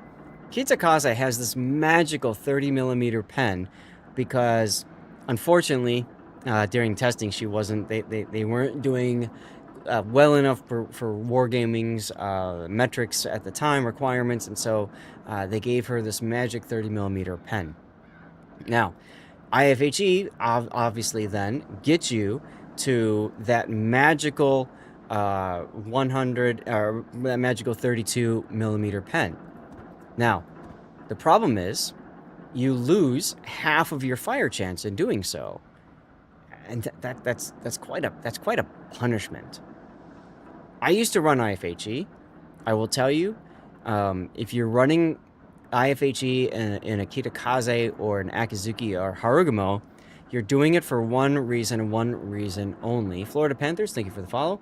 And that is to farm battleships. And quite frankly, if you're not really farming if you're trying to win, farming battleships in a Kitakaze frankly isn't the way you're going to win. You're going to win by beating other destroyers in a gunfight. And you automatically have 30mm pen. You'll pen every destroyer except for a couple with their 50mm plating, but even then, IFHE won't help. So, I don't recommend IFHE even on the Kitakaze and stuff. Wouldn't take it either, but it's the one thing where you can consider it. By the way, the Z42 falls into the same category. And I guess there is technically it has 105s, but with quarter pen it sits at 26. So, okay.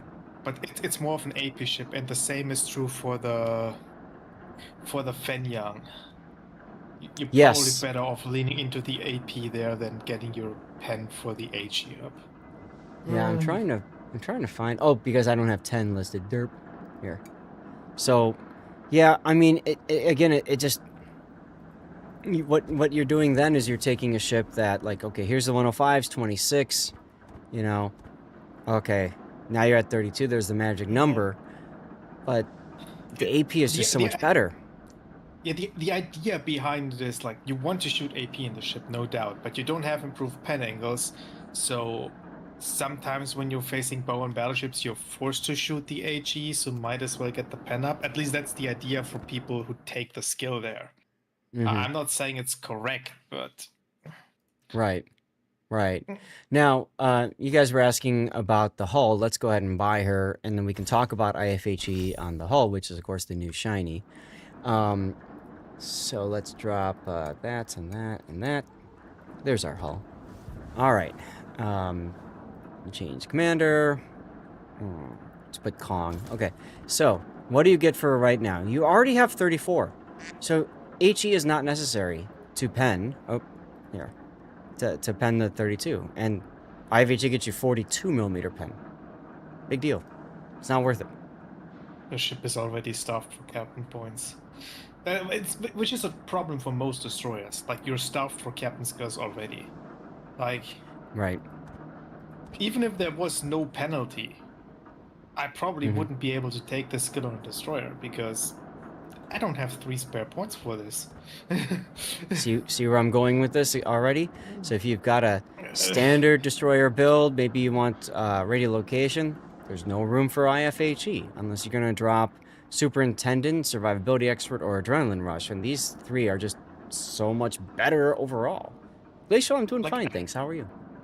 Like, I could have a 30-point captain there, and I still wouldn't be able to fit IFHE in. Right. So, I just don't think it's worthwhile to look into IFHE for any destroyer, frankly. Again, there might be a niche or two where maybe you pen like that one ship that you really care about, but if you're playing in random battles, even if you're playing in ranked, it really doesn't matter too much. If your destroyer has heals, might think about what, Casey? It's so hard to even take radiolocation on mini destroyers because you want those 4 points elsewhere. Right. So, you know, it's one of those things where if Wargaming waved a magic wand and made it so that the skill cap was 25 points or something like that, hey, that would be great. Now I maybe could consider IFHE.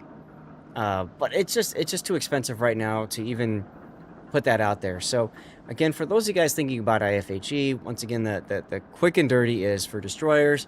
Just know, except maybe the 100mm destroyers, if you're specifically trying to farm battleships, which in 2025 doesn't really get you the win anyway. Focus on farming or killing the enemy destroyers. For cruisers, There's a couple cases, again, if you're just playing a damage farming cruiser, but there's better damage farming cruisers that automatically have the ability to pen 32 millimeters of armor. So, like, what's the point? If you're talking about removing survivability expert, yes, if it's got a heal, but the thing is, survivability expert and superintendent work hand in hand if you've got a heal, because you heal more of your ship's HP pool each time you heal. That's why superintendent on heal destroyer and survivability expert are so helpful. So again, on light cruisers, it's going to be useful. On heavy cruisers, probably not useful at all. And then for battleships, it's really only useful on the Schlieffen line battle cruisers, the German battle cruisers. Beyond that, you're probably not going to want to put it on anything else. IFHE on Jinan or Smolensk. Okay. No point. Well, let's go ahead and take a look. Where's my Pan-Asian? Here we go. Here's my Smolensk. Let's go ahead and assign commander on that. Let's just put oven chicken on. My 130's pen 22 millimeters armor. Okay. What do I get if I go to IFHE? Oh boy, 27. Why bother? Why But bother? that's the Smolensk. The 127s on the Shinan don't even get you to 27. I think they only get you to 26. Yeah. Like, it's basically the same as for destroyers. Like this. Yeah. And that's even more expensive, so you lose out on even more. So I wouldn't do it. I experimented with it before on the Smolensk. It's just it's not helpful. You give up too much. Incheon. It's got the 203s. You already penned 32. So why do you need IFHE? And Jinan wants the fire chance. And frankly, so does Smolensk. So to cut the fire chance in half really hurts. So, yeah. So there you have it. IFHE is a skill that everybody wants to take, and it's just not as useful. Honestly, if you're playing a farming cruiser, I'd look into heavy HE shells instead as a better choice. Yeah, you don't penetrate as much, but when you do penetrate, you do 10% more damage. Yay. But even then, that's another kind of niche skill. So that's my Zath Chat on IFHE. It's going to get to YouTube later, of course. YouTube, when you see this, if you got any questions, any specific ships you want to ask about, anything that you didn't quite understand in our talk, please, of course, leave me a comment. Let me know what you think. And, of course, if you like the video, do the thumbs up on it. Share it with other people. It really does help quite a bit, you know, with the algorithm and all that kind of stuff. IFHE Atlanta. Oh, my Atlanta. Tier 7 Atlanta. Where are we? Here. You already have, with the 127s, 21 millimeter of pen. So I'm just doing this to get to the IFHE. 26. Against a tier 6 and 5 battleship, if you're top tier, yeah, you could say, I suppose it helps, right, Grunty? You go past the 25 millimeter threshold. That's about you're it. top tier, but you're tier 7, you're facing 8s and 9s a lot. Yeah. So it falls in the same category like the 150-ish millimeter tier 7 cruisers. I probably... Like, the one exception here is this. If you want this for a tier 7 ranked build specifically, I can see it, because you're guaranteed equal tier. Yes. The other option But for randoms, no. The other option is if you are playing operations or asymmetric battles, because typically you will run into lower tier ships there. That's the only time where the IFHE really is going to shine. But frankly, again, for like in Atlanta, I would rather have the heavy HE and SAP. You know, and yeah, again, you're probably going to want survivability expert anyways. So, yeah, that's the problem with IFHE. It just doesn't do enough to make it worth your while at this point. So, all right. Thanks for listening. And there you have it. So there's IFHE. Grunty, the other thing that was asked about was Ripple versus Salvo Fire. And there's really not much to... Yeah, you like the Island Camel? Do whatever This you one I want. might... This one I might make it into a short. So, real briefly, Ripple Fire is when you hold down the left mouse button and it just auto fires for you. And then Salvo Fire is when you double click to fire every shell that you can on a target at once. Salvo Fire is generally preferred if you've got a broadside target and you're in like a heavy cruiser or a battleship or something and you're shooting at something and you have like just a quick moment to hit them. Bam. Double click on a target, fine, and Salvo Fire. Personal opinion, I prefer Ripple Fire because Ripple Fire allows me to move my mouse as I'm shooting, and it allows me to also not wear out my mouse button as much, frankly. And I like also having Ripple Fire if I'm targeting something that's bow or stern on to me. I find that my shells are typically a little bit more accurate if something is bow or stern on to me, so I have a narrow profile to hit. Then I'll just hold down left mouse button and Ripple Fire. Salvo Fire is better if near misses obscure vision too much. That is also true. If you just need to double click on something, get your guns out. If it's about to go behind an island, about to disappear, all that stuff, Salvo Fire and be done. Absolutely. Did I miss anything on that, Grunty? I pretty much only Ripple Fire on ships with a very high rate of fire to not strain my finger. Like if I play something Yeah. like a Colbert or something. Exactly. Everything else, I pretty much always salvo.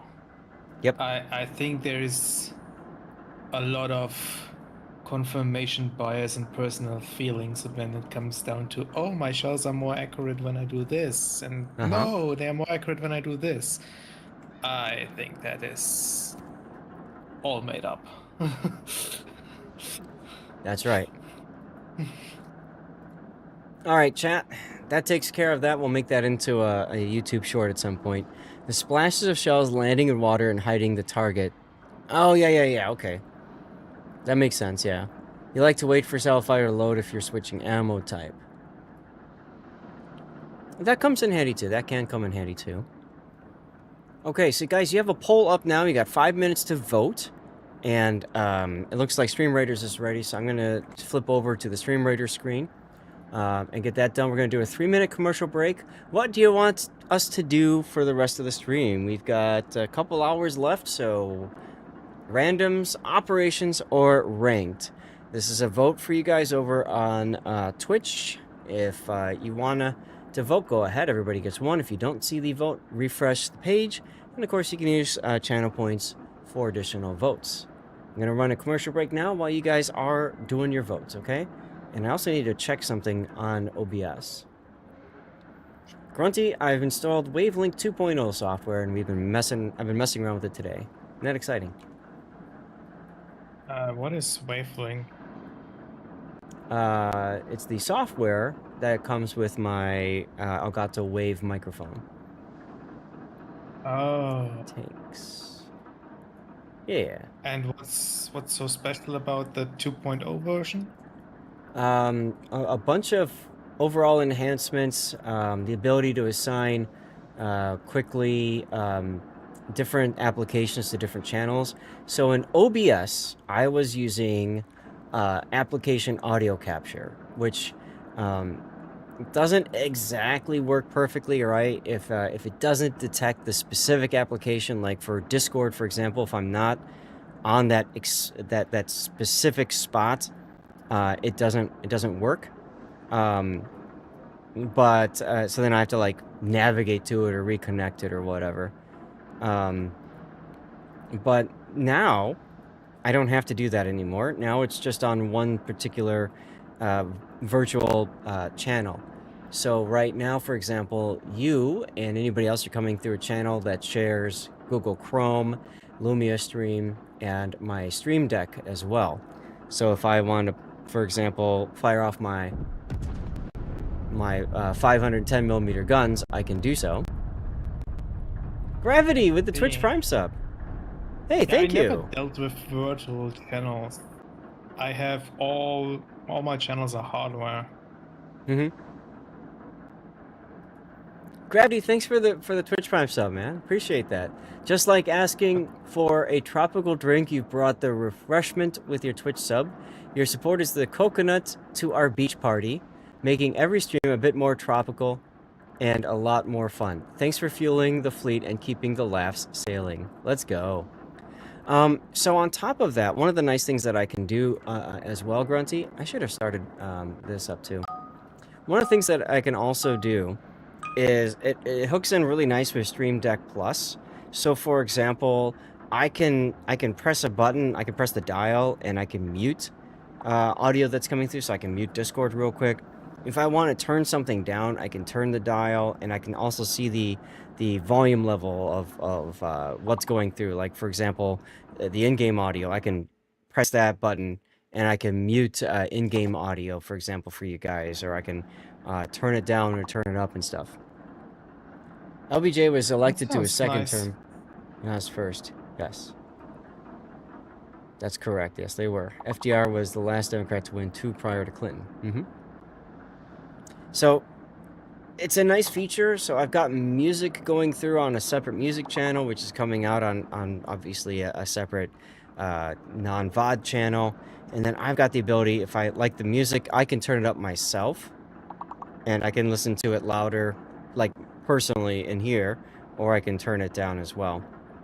I am getting a lot of like audio clicking, so I'm not quite sure if that's the Wavelink software or if that's a change that I've done recently that I was talking about earlier. So tonight into tomorrow, I'm gonna undo that change and see what happens.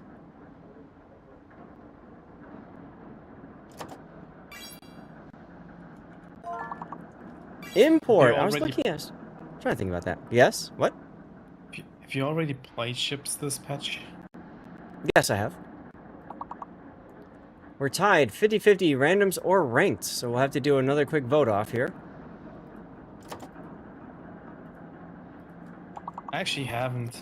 I couldn't bring myself to grind yet. I do need to though. I need that Dutch commander. I'm going to give you guys 1 minute. 1 minute for our tiebreaker vote. Are we doing ranked or are we doing randoms? Delete. What is that, Big O? Oh my god. Alright, we'll do one more round while you guys are voting. I am completely sucked into Diablo 2 again. Oh, was that a password, perhaps? Ah, flavorful? No? Oh, flavor like that. Yeah, okay, I see it. What's up, Fisher? You almost clicked ban. Now, are you guys kind of hearing the little glitchiness coming through the voice at all? Is it coming through my mic at all? Is it coming through the music? If you're hearing any sort of glitching sounds,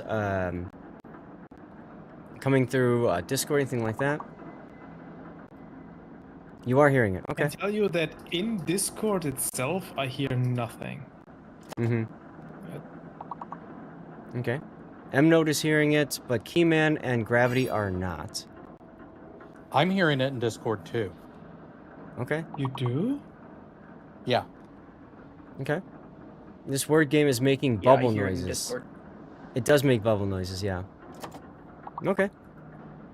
So, like I said, it could be an issue with latency. That's an issue that they sometimes have. I've heard reported before. Or it could be the my graphics card and things that I've set up there. So, yep. If people want to join, randoms has won the vote. So if anybody wants to join my div, send me a message in game, and we will get randoms going. I'm on the NA server. Lord_Zath is what you are looking for. Ooh, flavor, nice. What else do we have? Oh yeah, I just heard it too.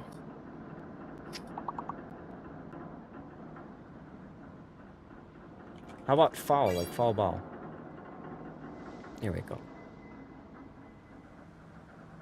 Alright, so that's gonna fail. And then we'll get this off the screen here. Have you played the hull yet? No, I just bought it on stream. All right, let's go. All right, Note, pick a tier. You played in testing, no? Yeah, I tested it, sure. iMessage didn't seem to show up on your screen. Oh, because I already have you here minimized. That would be why. All right, let's get you in. Well, Big O, sorry, you got beat. Tannis, you got beat as well. We'll rotate you guys in about an hour or something, all right? I normally have something up here. What I normally have I'm up- gonna be oh. gone in about an hour, but I'll be back at some point in Okay. like probably Tier 2 8. hours. All right, we'll play some tier 8. I don't know about Hull having competitive viability. Let's see, Charles Motel and a split. So I can play a battleship or I can play an aircraft carrier. The hull has absolutely no utility, so there is gonna be zero chance it sees competitive play. No smoke, no Hydra. Yep. I mean, the same thing can be said of Kleber, and we see it in competitive play all Yeah, the time. but Kleber is a fast ship to harass. It's not as easy to hit. The hull is slow. After watching and doing, yeah, I think I want to play the Aquila, just because. This is my setup for it. Interesting. I don't like that build anymore. I'm gonna change it. Let's just Kleber is throw this guy in. mostly played unique upgrade as an ambush or top boat kind of style.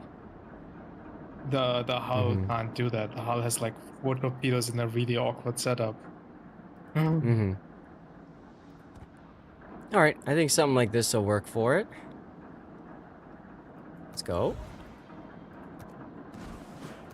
Like if the Elbing doesn't see competitive play, then there's no chance the hull is gonna see it.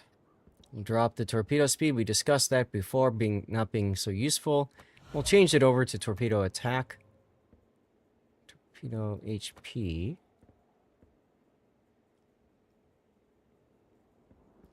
And then we got cycling. I think that's good. I suppose there's the argument for going for the rocket plane HP instead, right? Because it's got doesn't have the heal. We talked about that on the replay. I just changed it to rocket too. Thanks for talking you out of the hole. But you can do either. Yeah.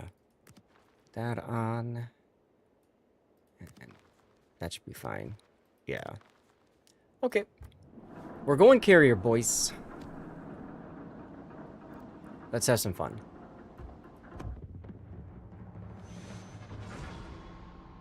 So, Zath, what are your thoughts about the recent transfer of many players onto the Lesta game? I don't understand what's going on with that. I've been seeing a lot of people streaming Miracle Robbie, and I don't know why. Did I miss a memo somewhere? Basically, a lot of people are really, really upset with the waterline that Wargaming did. And Oh, so really? they are, yeah. Oh, yeah. It is. What's the waterline? Really. Is there any factual backup that a lot of players are playing Mir now because of that? When I I mean, I say saw a lot, some streamers playing it. I saw Like, Flamu and that's kinda what I and a mean. bunch of other people playing it earlier. Yeah. Yep, I saw them it is playing a lot it. of big, Yeah. a lot of big name players who are doing it. You know, PQ, Malta, BFK gang. Mm-hmm. Yes, they did cancel the next Whaling Wharf, which is great. They actually listened to the player base on that. Why the hell would you have 2 Whaling Wharfs in a row? So that's good. But to me, when I see streamers doing that, I don't necessarily feel like that's the community at large doing it. I think that they're just doing it for the clicks. find it so funny because a lot of these players you just mentioned are one of the most vocal ones about hating submarines. And the submarines on the Russian server, on the Leicester server, are way beyond what they are here in World of Warships. Right. It makes honestly zero sense for me that they want to play Wait, how much miserably. worse are the submarines there then? Oh, For They- instance, shotgunning is still a thing on the Leicester server. Yes, it is. Ooh. Ooh, Eskimo and Sassy Ho over there at sea. Interesting. At the same time, there's a lot, like there's no Libertad, you know, there's, the aiming system is a lot more consistent, and that's been borne out by their testing. I mean, they have other busted stuff though. They might not have Libertad, but like, it's just a different kind of poison. True. Plus, they've read the Leicester's version of Waterline, and it seems a lot more interesting to them. Oh, Fine. what's Waterline? I mean, like, I'm not a fan of the borderline on World of Warships myself. Like, I think there's a lot of stupid things in there, but like, I'm sorry, the grass is not greener over there. Like, Waterline is a series of videos meant to be kind of like a roadmap. This is what the developers are looking to make happen in the future. And so Wargaming released a Waterline. It was about an hour long, and it was more of like a conversational kind of piece than, you know, something with very specific, you know, explanation and content and pictures and graphics and stuff. So it was one of the things that I told Wargaming about, was I felt it was not enough substance in what they were saying. you don't want to watch an hour-long video. There is a website article that has the key points written out. I'm pretty sure there's also a dev blog article about it by now. So if you'd rather read than watch an hour, you're gonna find it. Right. Autopilot mode enabled. All right. Good Cherbourg things though, and- like I really like the Mark of Excellence thing. Yeah. Mark excellence should be fine. I mean, it does encourage people to try at least try and play well. At least that was my thinking around it. Or just farm. No, Sure. they said it's gonna be base XP requirement. So if you're just farming and not actually winning, I don't think you're gonna get your base XP.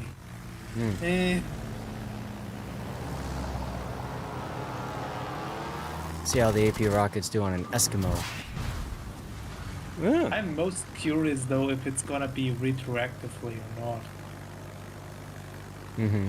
or if everybody starts at 0 and then you have to go from there. Ooh, North Carolina. I don't Come on, think planes, get there.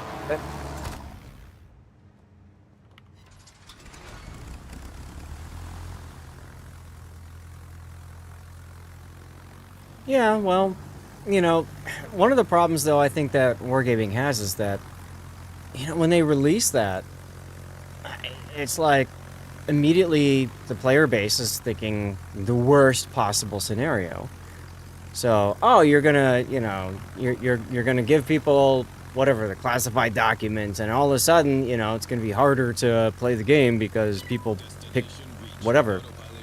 And to be quite honest, we have no idea how they're going to use it, when they're going to use it, all that kind of stuff. I mean, they said they're going to probably do it in operations first. We don't know if it's going to make its way to... Okay, Zath, Ranked or not? could you give us a little bit of help over here? There's an Eskimo in, like, I2 Yeah. or something. I know, I was spotting him, but yeah. nobody shot him, Or so I not- moved on no, to something else. Sorry, not an Eskimo, a Yugamo. There's a Yugamo on our flank. They did say the classified are coming to the randoms. They outlined what they're gonna be there too. in Over the there. post Okay. at least. And Like- again, I misspoke. It's a Kagero. Okay. I mean, I could go all the way out there. I thought you guys would want more help at the B-cap area, but it doesn't seem like anybody's really playing the B-cap, so I can go all the way over there. They said classified in randoms in 14.2? Really? Because I could have Yeah. sworn that they were going I to don't know, start with the 14 flagship operations. No, randoms first. That's dumb. And just. Oh my god, they selecting killed three Rob. ships on the enemy team, like. It feels so weird because like it's not even buffing specific ships. It just feels to me like, oh yeah, we take 3 ships on the enemy team and we screw them over in particular. And they probably won't even know it because we're not gonna tell that somebody has a directive against them or a classified document against them. Alright, well, there's your Yugumo.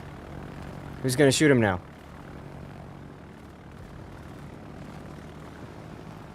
Well, I think just spotting or getting him spotted is going to at least help someone. Okay. I mean, Aquila's not really good at damaging destroyers. Rob won't be shooting him. Note's already turned away and pretty far back. Maybe the Lenin will, but he's probably looking at the Cherbourg.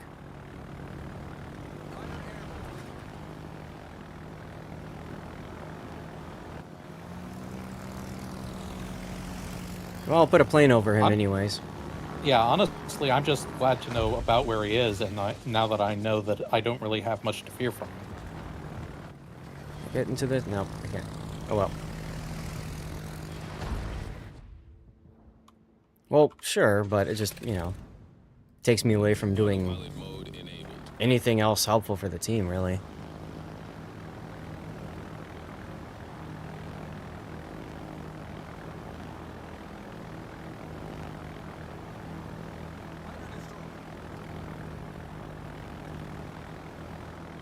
Massachusetts, getting wrecked.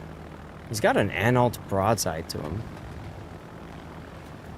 Yeah, Yugi AA is pretty decent, at least in terms of range. See if I can't hit this Kansas.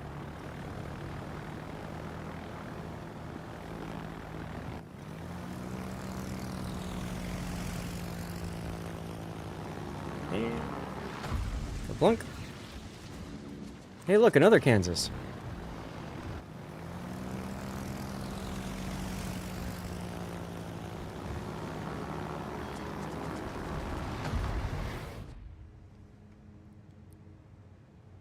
All right, well.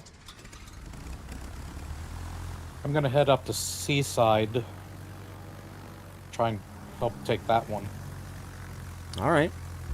Concentrate fire on the enemy warship.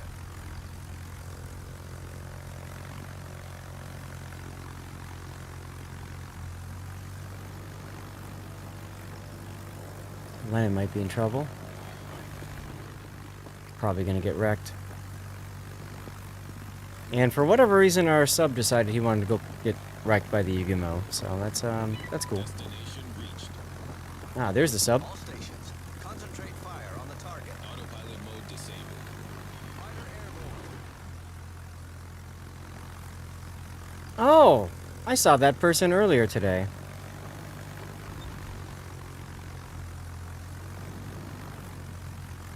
Attention, reporting the target position. See if I can't help get this Kagero back off.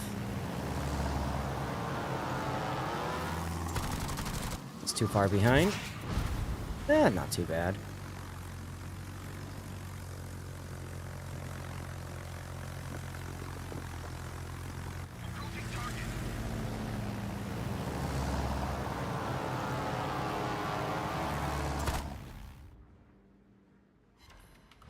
Hey, there we go. That's a lot of hits.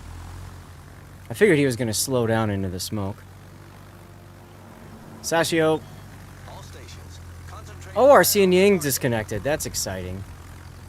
That explains some stuff. Autopilot mode enabled.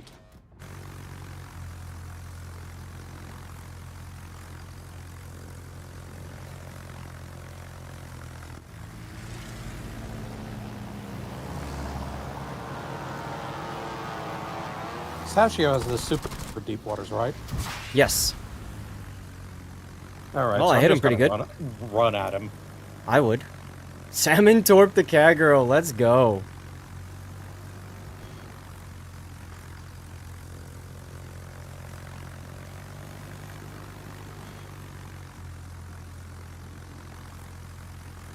Hey, you found him.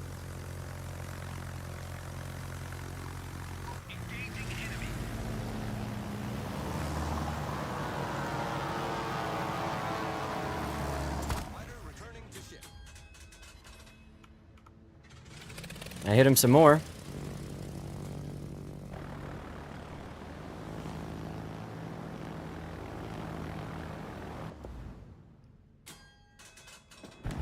Nice kill. Unfortunately, I'm dead. Yeah, I noticed.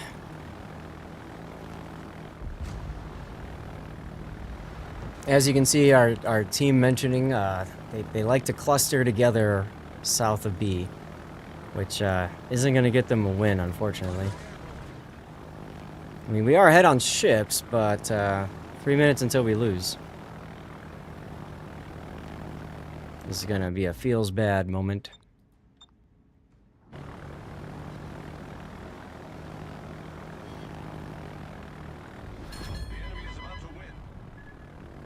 Yeah, I was trying to get C, but that Eskimo was just not letting me.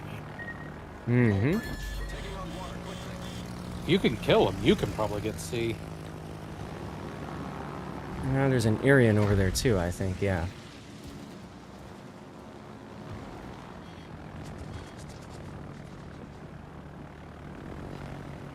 Okay, there goes that. You destroyed an enemy cruiser.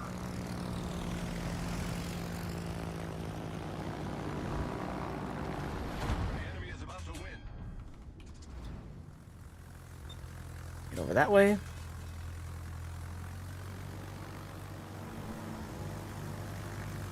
Turn up the music. Hey, we got someone over at Kick. Hello. At work right now. Hey, if you're at work and you can't join on Kick, there's also YouTube that I stream on too. There's the Aryan.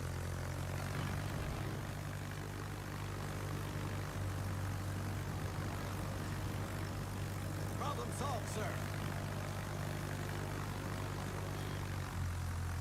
Okay, the Amagi got the Aryan, so that's good.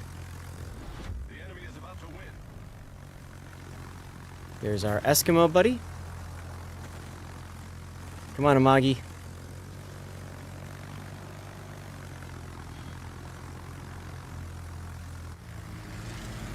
Eskimo, of course, is one of the ships that's currently in testing. Man, that 2 seconds extra rocket time would have been helpful right there. Magi is, yeah, he's turning his guns. Well, that's good.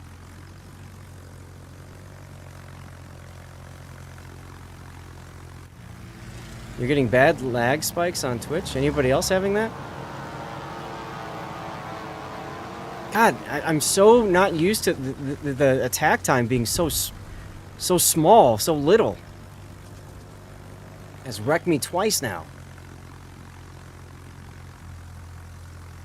Twitch is fine for you, Uniball? That's good. There's nothing special about the attack time on the rocket point here.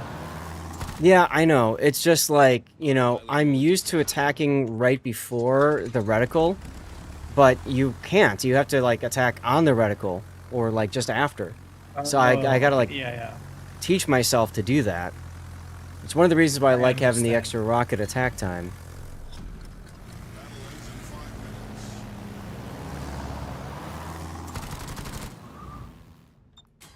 Autopilot mode enabled. There's 8 hits. Minute and a half to go. Until we lose. See, like, here's an example. I turned. Managed to get that one off, though. Hey, go gadget secondaries.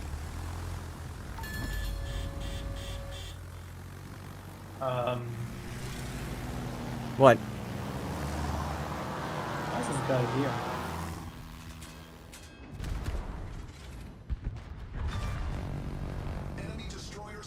Alright, that gives me a little bit more time.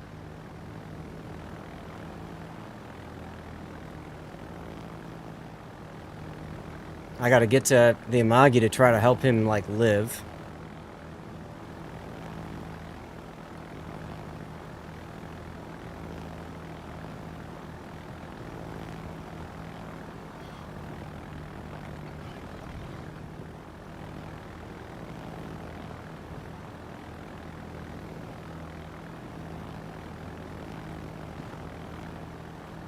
I don't think the Implacable can actually kill the Amagi. No, but I want to just at least get the planes off of him, so I want to get some fighter coverage in front of him. It might make actually more sense to try to save the Chepayev, because that's a ship that is definitely killable. I agree. Oh, the Amagi leaving the cap is bad though. We need to Yeah, the stay- Amagi left the cap, so that doesn't help.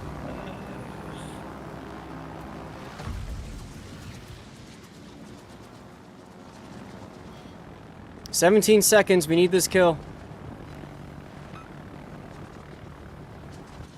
You gotta heal off. 10 seconds.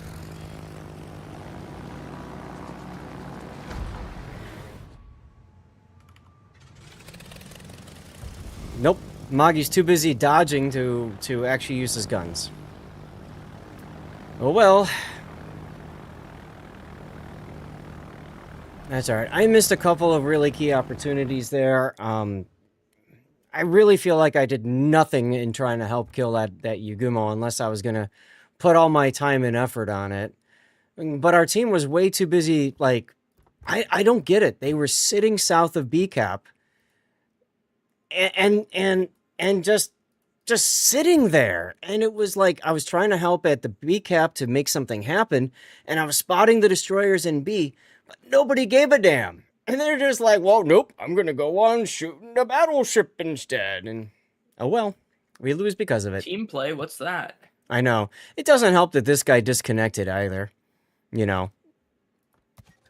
So, there's that. All right, are we doing 8 again? Yeah.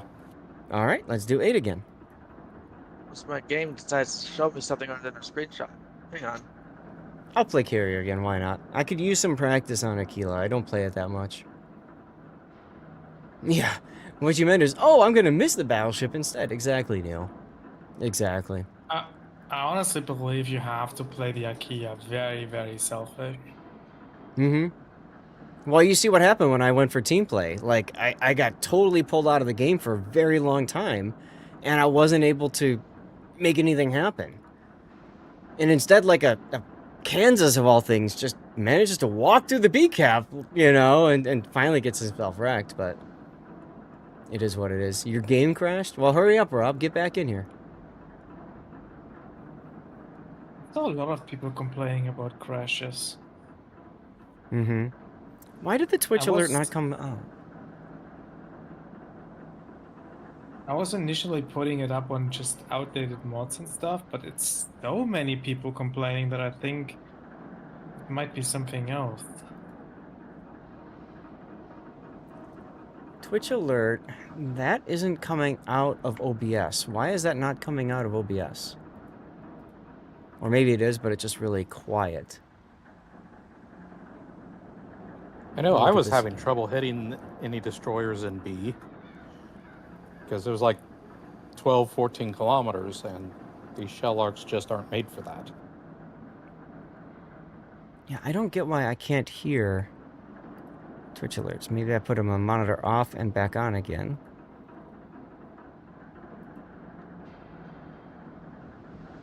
Okay, now I can hear it. It's just very quiet for me. I don't know why it's so quiet for me. Whatever.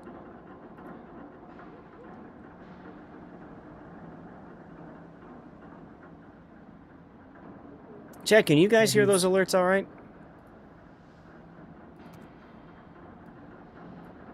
Maybe it's because of your wavelength? Well, I have OBS set up for my music category because I want it to come out on the not on stream channel or the not on VOD channel. Sounded okay to you, Neil? Okay. Alright, well, if you guys heard it, that's what matters. I don't know why I can't hear it. That's just weird. I mean, I can hear it, but it's just very quiet. Actually, I think I know why. Hold on a second. Let me try turning the music down a little bit. Okay, that doesn't impact you at all. Now let me try it again.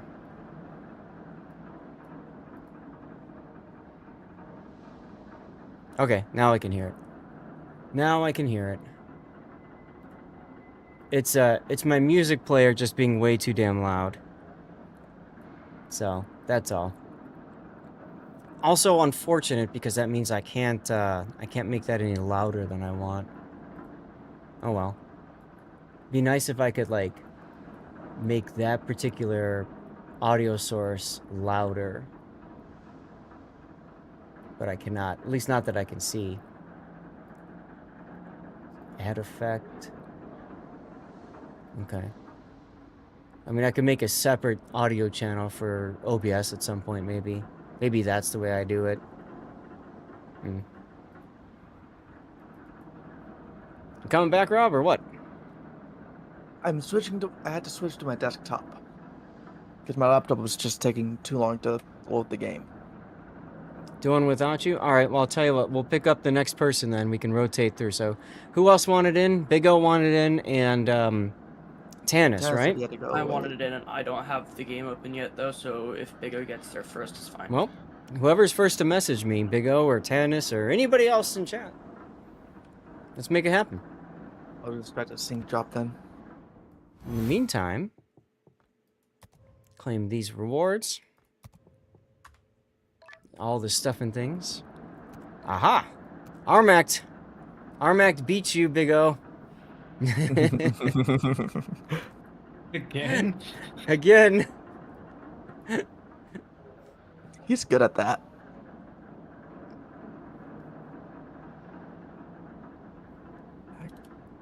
Or not. I don't know. I got messaged, but I haven't gotten a response.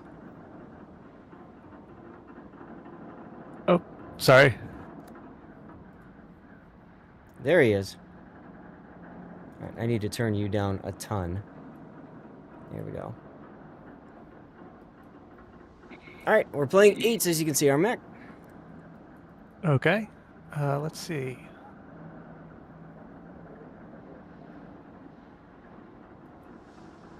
Oh, Warcom. I have a ranked selected. Well, that could be a problem for you. Slight. Like problem. They got caught it before we get.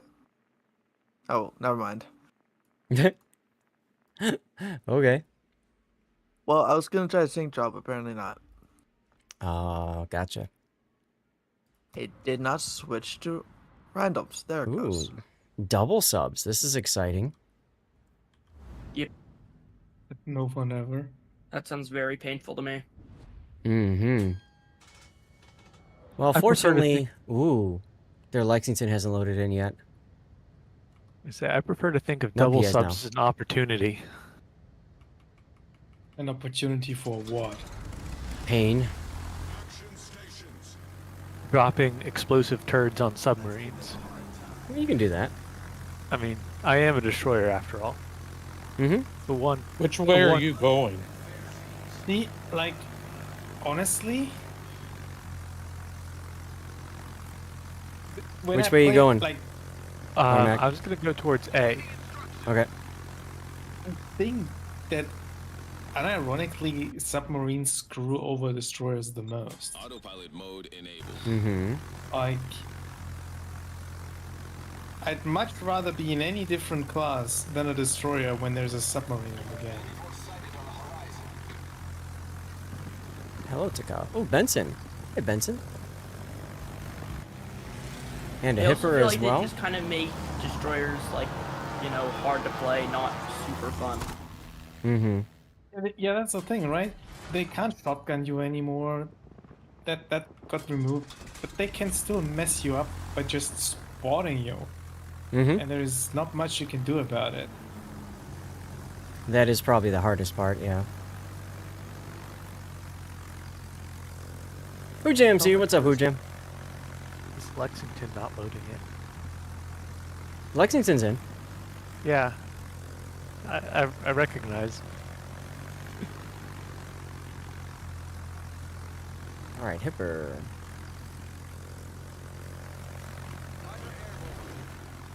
Took a shot at me. That would be the Hipper. Took a shot Yeah, at the you. Hipper. Yeah. Inconsiderate.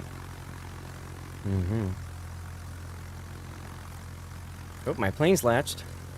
Yes. And he flew Feast, over. my planes. Feast. Oh, hi, Mr. Sub. Hey, look what I found.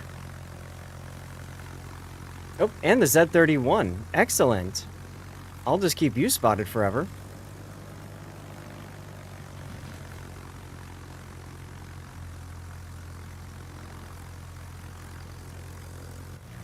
You're such a bully. I am.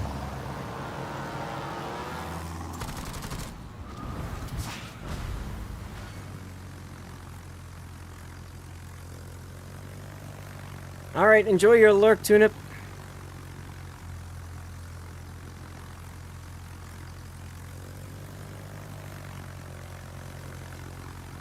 Alright, just gonna close to radar range here.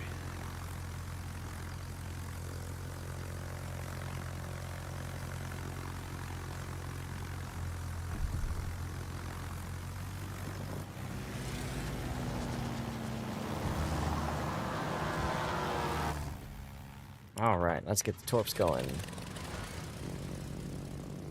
Decent rocket hit. Attention. Reporting the target position.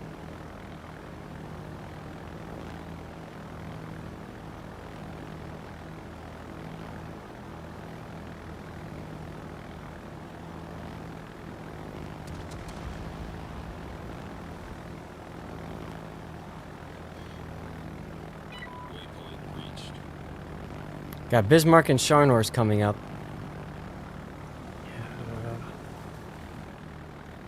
Their secondaries are causing me problems. Yep.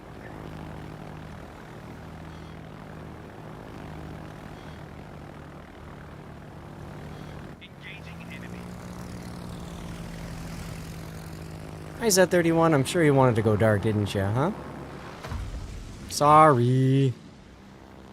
Dang it, I keep expecting him to go dark, so I keep moving off of him. Say that again, please? I said I keep expecting him to go dark, so I keep moving my guns off of him. Hmm. Our, Well, you're not going to be able to shoot him now. poor Mayhem over here is stock. That's unfortunate for him. And he's got like 6,000 less HP than he could have.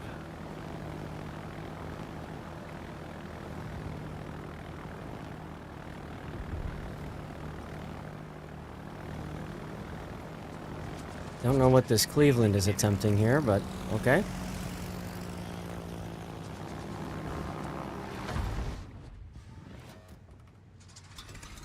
Okay, good. The sub died. One of them did.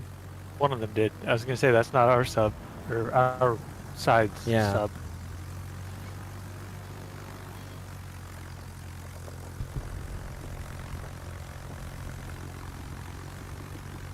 Silly Cleveland.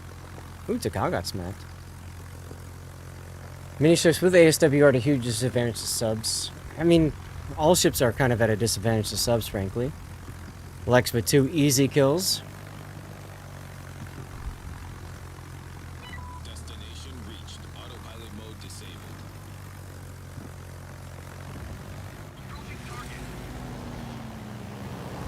That's their sub messed up.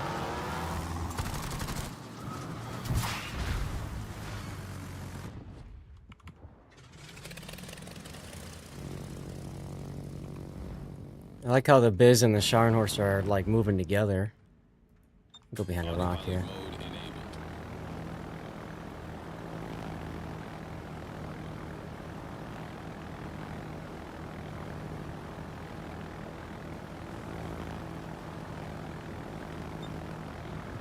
.31 is up right by the sub, too.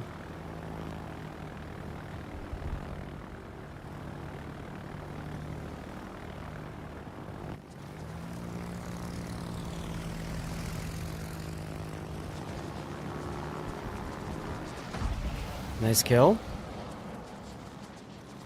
Now, can you get to 31 before you die? Yes. God, that's a slow torpedo. 30 knots. Yeah. Gotta get used to that. I haven't played Okay. Aquila much in a long time. Long time. They do hit like IGN torpedoes though.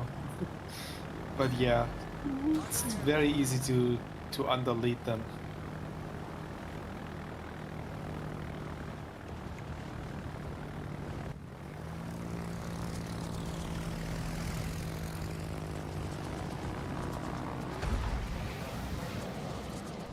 I'm gonna have another good follow-up.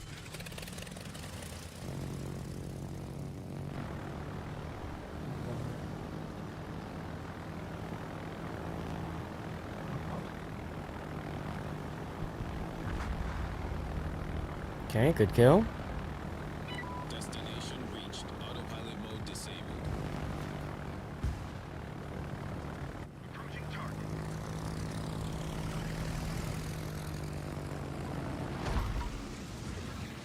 I have a feeling he's gonna turn into those. We'll see. Yeah, turn into one.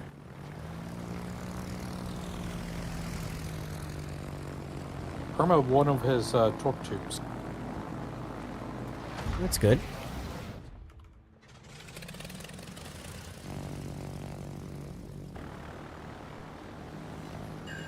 There we go. 2 hits on it. Took his engines out. You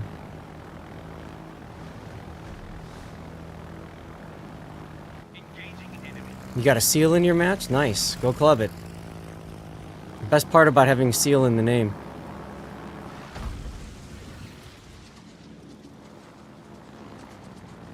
That might be kill right there. Yes. All right. I got He's running 2 from the- torpedoes. Yes. I got 2 torpedoes and a flood on the Takao. If you want to go put another Okay. flood on him. Let's see what I can do. I would say maybe. It depends what ship you are. If you are on a ship that has plane-based ASW, you should not run. I would say it depends on if you've got hydro or not, and if you feel comfortable enough with trying to hunt this up. I think roll off the back depth charges with a hydro are ideal for hunting a sub. Mm-hmm. Good hits on the Takao right there. Unless those roll of depth charges are on a Dutch cruiser, then you don't want to hunt them. Yeah, then basically if you're a hydro DD. I got a fire on the. Okay. I'll try to spawn for. Go sub hunting. I think it's a perma-fire. Golden Lion. Golden Lion. Call it that.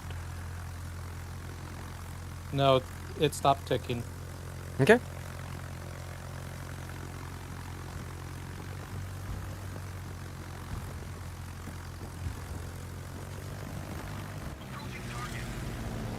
Nagato just put out a perma flood, or put out a flood. Hey, with finally got a Citadel. Finally got a Citadel. Let's go. Autopilot mode enabled. Red Takao is wrong. Needs to be blue. I disagree with that too. I like the red much better. I think red looks better on the ship. But if you're talking about the arpeggio of like anime itself, then yes, the red is the wrong team.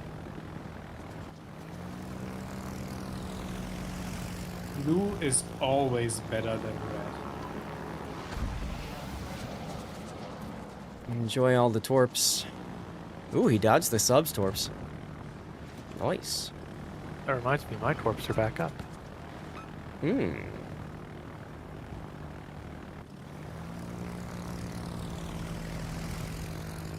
Let's go. Come on. Strike team. Ooh, ah, ah. I spy up my little eye, a hipper. No, don't steal my food. That's my food. I wasn't done playing with it yet. Let's go. Why does every claim hold a deed. What? Seems to be common. Are you saying destroyers claim to be the victim? Is that what you're saying? I'm confused.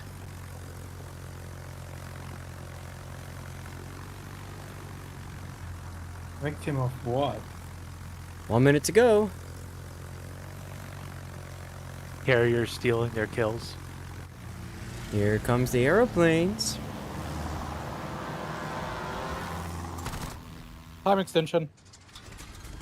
Triple Citadel. Let's go.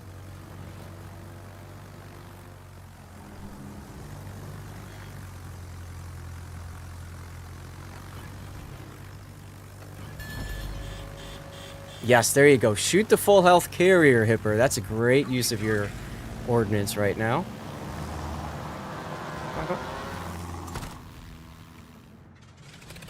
Yeah! Another triple Citadel. Here we I was go. hoping to kill him. Sorry.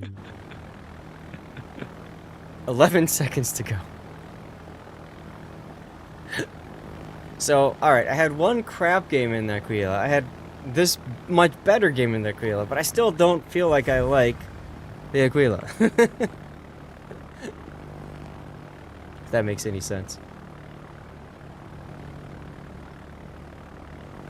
Let me get Stream Raiders on the next one. For those of you guys who do support on Stream Raiders, there is one final month left for Stream Raiders, and then they are done. They're currently going through all their different previous events and stuff. So if you do play Stream Raiders, I guess get it out of your system. And they have they've done this boosted revenue share for partners as well. You see one. So if you buy a skin or something like that, a greater percentage goes to the person you're buying a skin from. So if you're looking to support any streamers like myself, now is kind of like your last chance to do it. And the only reason I mention that is because for me, I've got money that I've earned. I didn't even realize I've earned this over the course of like 5 years or something, but I don't quite have enough to actually, get that money. I need like $12 more or something, and then it goes. So if anybody's willing to help out on that, you're welcome to, but please don't feel like you have to. $50 is the limit, and I'm at like 38 or 36 or something like that. So they don't legally have to pull to get everything out when they discontinue the game. I'm at 32, so I'm 18 away. So I don't understand myself, but they said that they will do all the payouts based off of eligibility. So my guess is that that's still at that $50. So I'm $18 away from actually making any money from Stream Raiders whatsoever, which is kind of wild to think about. Tier 9. All right, I'll give you Tier 9. Invictus, hello. Right. It doesn't, and it's very possible that they'll... But I don't even know if they... yeah, I don't know. It was something I just discovered while I was like clicking around and everything. Because like I said, I don't really do much with them, so... Armax, what are you going to play? Battleship or Destroyer? Gotta grind my Yugamo here. Perfect. So... Alright, I shall play a Tier 9 Battleship. Oh. No, you should play a Tier 9 carrier. Oh, I could do that. I mean, there are a couple of 9 hybrids, aren't there? There are some Tier 9 hybrids. Kearsarge, Helford, Delaware, Chikuma. No, I just meant a straight carrier. Yes, I'm aware that none of them exist. That's the joke. Paulo, thank you for the follow. Welcome on in. I want to play another ship I haven't played much of. So I'm thinking of Dyson or Heezen. I can't remember what the difference is. The Heezen's just all guns, right? And Dyson's the one where you can possibly do secondaries. The difference is that Dyson is not a piece of garbage. And Heezen is? Yeah. All right. Why is that? And then there... Oh, the Iwami's I don't know. what That's I was just what I've thinking heard. of. There's the... So, Iwami's the 410s. The Heezen's also the 410s. Paulo, thank you again for the follow. Welcome on in. And she's got torpedoes. I think the Reach out. issue is that Heisen just has like no accuracy on its guns. Okay. Well, we're gonna go Heisen then and just see what it's like. Because I want to play, like I said, I want to play ships I haven't really played much of. Please don't tell me I have this set for second. Oh, I do. Okay, give me a sec.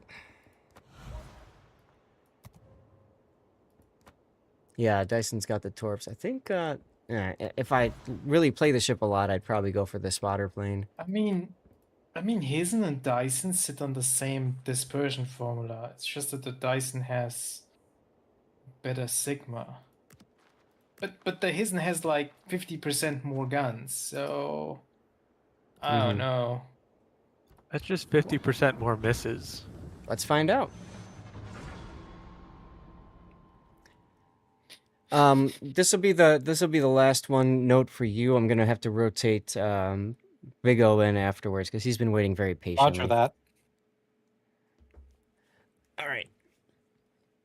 Set it indeed, Gravity. Sending it indeed. Let's go. Commercial break's about to start, y'all. By the way, commercial break's about to start. You just had a Xin Yang try to open water gunboat your Alsace. He lost, and you clubbed the seal. Congratulations, Rob. That's awesome. Gaelic, hey, how are you doing today? Happy Friday, my dude. Happy Friday. And Glacial was in earlier too. Glacial, if you're still here, I can't remember if I said hi to you or not. So hello, Glacial. I've been thinking about, I don't know, like I said, I'm going to undo some of the tweaks that I did with my video card and see if that fixes things. And then from there, if I'm still having problems, hell, I might just go back to the original audio capture setup I had. But how in the world do you have 120,000 signal flags in stock? I'm a community contributor. I've played the hell out of this game. I don't know. I have a lot. Look at this camo. Oh, Was this dear, the they have a dockyard? Jaeger. Was this the dockyard ship? I can't remember. Yes, both Hizen was. and Dyson were dockyard ships. Gotcha. General quarters. Yeah, and Jaeger is definitely problematic, but we have an anonymous player. See what I did there? Who is he? Who didn't take any flags. Sad. What? I didn't? Nope. Oh. Zath is the obviously baby not. face of Wargaming. Thanks, I think. I often don't take flags, but I make sure that whenever I'm playing with Zath that I dress up properly. Because you need those flags, because Well, you got to carry forgot. No, I didn't forget. He forgot. me. It's all good. There's a shout out for Big O. Thanks for doing that, Rob. Do you guys want me to Still go like try this- and spot the Jaeger if he goes down 9 or 10, or do you want me to try and just pick that cap off early? Unfortunately, you don't have radio location, so we don't know what he's gonna do. There's carriers involved, and he's did with the Bismarck, so I'd say go up the flank first and just see how things look. I'm Okay. nervous about Yo, going why you into D pink? right away. What? I'll set up on the corner of the island. It goes pink. He's in my match. Oh, you ran it. He ran into Big O. Yeah, and he's pink for some reason. That's true. I could snipe the carrier. Sure, no problem. I'm still not detected. So if Jaeger is I'm- over here. Well, I mean, I am closest to the Jaeger. It's got to. He's got me on. I'm detected radio now. location. Okay. Jaeger's firing torps at me now.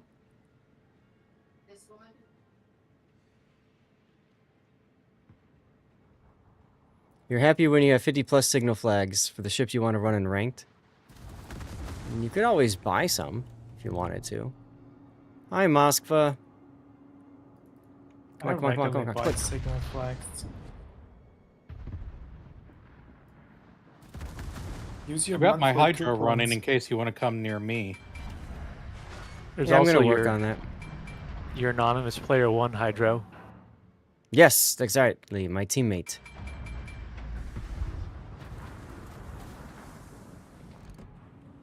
Torpedoes astern. These turrets are so slow to turn, and that's with boosted Yamamoto too, which is wild. Torpedoes astern. The ship is on fire. Torpedoes to port. What do you expect? It's IGN battleships. I'll Yeah, I go guess after so. that Jaeger, but Well, Moskva you got a has the radar. Moskva. But it's this Los So Andes there. Los Andes is DCP'd. I can't Okay. fight under his secondaries. Mm-hmm. I mean, you can, just not for very long. Yeah. Mm-hmm. Turns so freaking quickly. Wow, one ricochet. That's wonderful. Credits or coal for flags? I typically like to do credits. I don't like spending coal unless I have to. I got 2 permas on him. Nice, I see that. I mean, honestly, you can make an argument with how Hey, Dunfield. like Wargaming hasn't released anything new for coal in a long time. Mm-hmm. Like they brought the Anhalt in the armory, but that wasn't a new ship either. So if you're swimming in lots of coal, Oh. I don't think it's that bad enough idea to use coal Oh, absolutely. to get some signals. I'm also not not seen- the closest ship to the Jaeger anymore. Yeah, neither am I. We haven't seen the Jaeger for a while, now that you mentioned Jaeger. It's the What's up, Dozebread? Petro. There's his torps.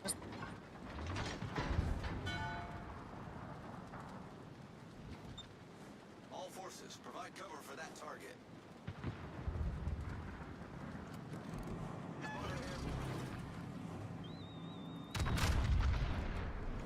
Oh, the Alaska decided to turn too? Damn it.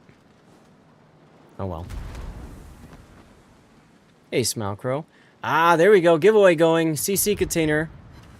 You got to be over on Twitch and you have to be a follower. So if you are watching on YouTube, like Dojebread over there, you've got a Twitch account, get over to Twitch. You got 5 minutes. You got time. You got 5 minutes to do this. Head on over. Go away, Mospa. I don't like you anymore.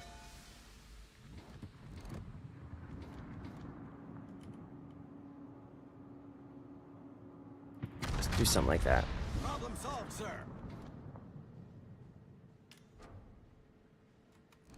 5 minutes of time. Yes, there's always 5 minutes for people to enter giveaways. Catfinicus, hey, that's a name I haven't seen in a long time. How the hell are you, man?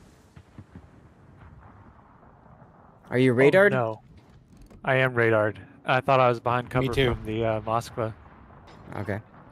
Now I am. I Well, think. there's your Jaeger. There's my Jaeger. Just kidding. Usually I lurking? wasn't. No worries.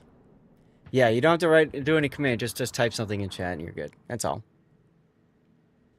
Yes, the command is to participate in chat.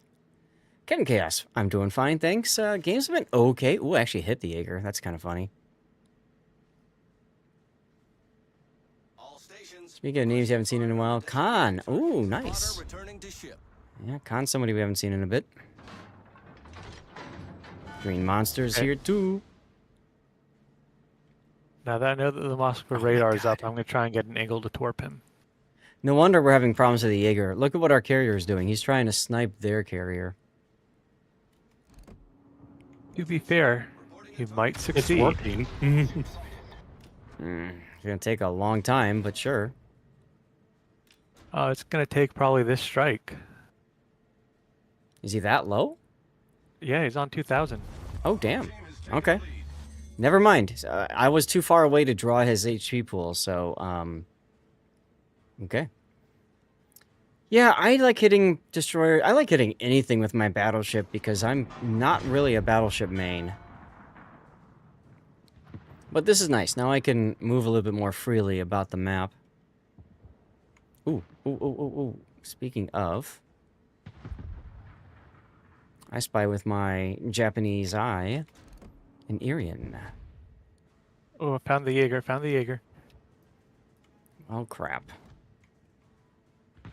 Well, good news. It's like the one destroyer you can beat in a gunfight. Yeah, right? This Seriously.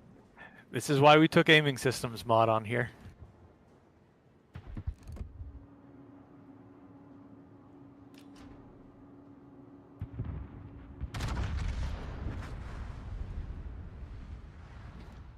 All right. Oh, Attention. I'm too lazy to flip my guns 180 to get this Aryan, so I'm just gonna turn my whole damn ship.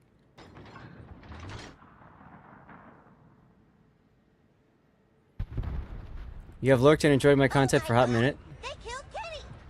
Good. I'm glad you're enjoying it, man. Whoa! Whoa! Whoa! Whoa! Whoa! Whoa! Whoa! Whoa! Whoa! Whoa! What the? Gravity?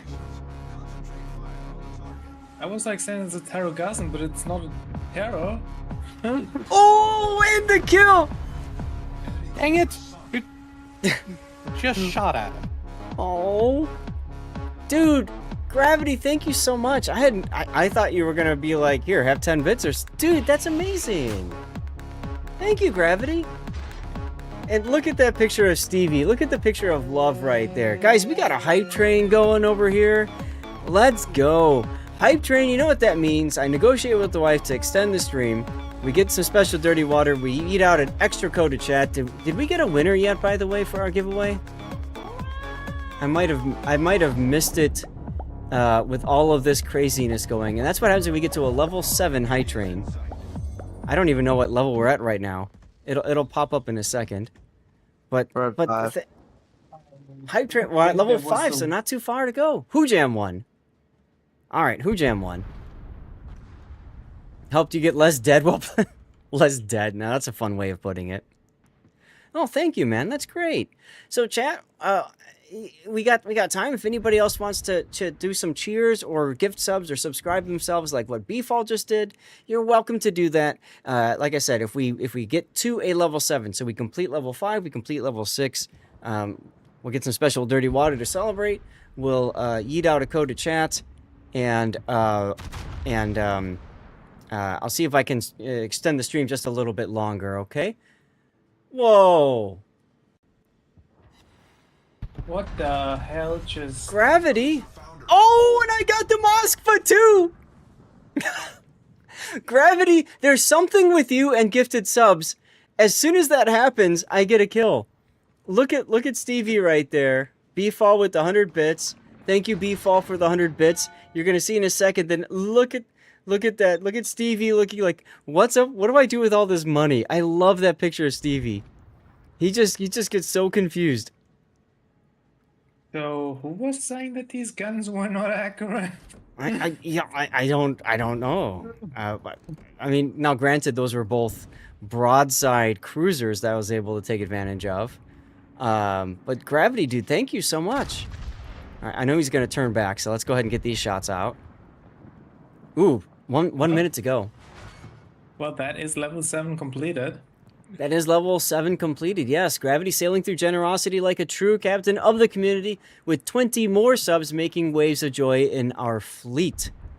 Your support is winding our sails, and we're riding high on your kindness. Hell yeah, brother.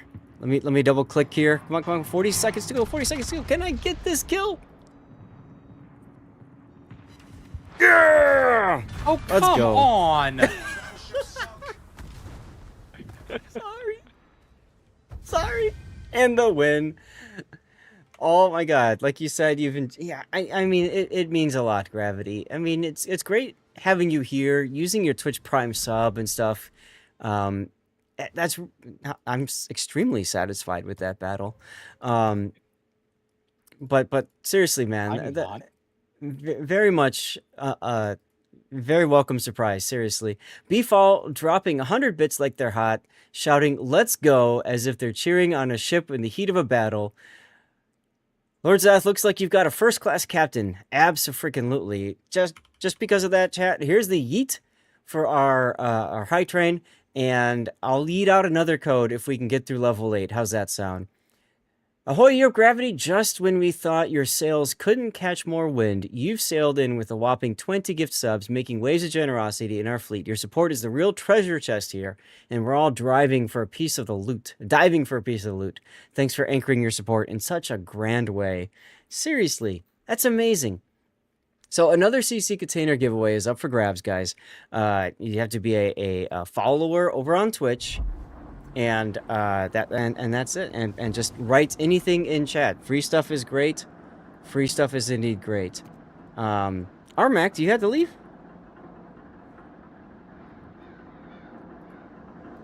All right, no problem. Thank you, Armac, for the games. And Big O, does that mean we're bringing you in now? Or Tanis, or Rob, or anybody else to send me a message. You figured you'd go out 2-0. There you go. There you go. All right. Very nice, dude. Very nice. Rob's in. All right. Big O, if you want in. Okay. M-Note, if you don't mind, let's get Big O in, okay? He's been waiting for a long time. I'm not quitting what I had, huh? Thank you, sir, for joining. And I'm so sorry I stole those kills from you like that. Yeah, Hey, that Big- was frustrating. Thank you for the follow. Hey, I'm sorry, but I see cruiser, I shoot cruiser. I see battleship, I shoot I wasn't thinking like who's trying to get. Yeah, so. Oh well. Plus we had the hype train going. I'm a little like distracted. Just a little. So. He got a little excited, and then he pressed the mouse button, and then something. And then exploded. something died both times. Both times we had the gifted subs. We wrecked cruisers. Did you notice that? Both freaking times. So he's in his OP, as you guys can tell. I don't think so, but whatever. Whatever, it is what it is. 38 seconds to go in our high train. Gravity, thank you so much, dude. I'm securing the kills like a professional. Thank you. Rob or Big O, pick a ship. I don't care. We'll do some grind assist, whatever. Oh my goodness. That was absolute wild. Absolutely wild. So that means I'm gonna have to go get some dirty water. 10s. I can do 10. Yeah, we do. all the time. That, the whole North would have to Hmm? get. What'd you say? Is that hull time? Question mark. I could play Hull, actually, if you guys want me to play Hull. I don't care. Chat, here, let's do this, because we have a commercial break that's about to start. Gravity, thank you again, man. Thank you so much. You can't get you to 900. No, I do need to reevaluate the goal. It's an auto thing, Gravity. It's an auto thing, and it just maybe I can fix that now. But anyway, yeah, here. Sub goal. It's supposed to. Can I end? End the goal. I have to end the goal, and then I have to go back here, and then let me just put. Yeah, fine. It'll start up at 160. So there we go. All right. So goal. There's the new goal started. Don't worry, Gravity. It was back when we had when Toro was gifting so many freaking subs, and we hit like 900, which is the first I've ever hit 900. I don't know if I ever will anytime soon. You know what I mean? So here's the deal. I'm gonna go get some special dirty water, guys, and I'm gonna run a commercial break. Stream Raiders is gonna be done soon anyways, so I'm gonna get words on stream going for you guys. If any of you guys would like to join in on the fun, you're welcome to go get some special dirty water, and we're gonna do a cheer together in a moment to celebrate. So stay tuned. I'll be back. I'm gonna run a commercial break while this is running, okay? And then we'll get to the game. Get to the hall.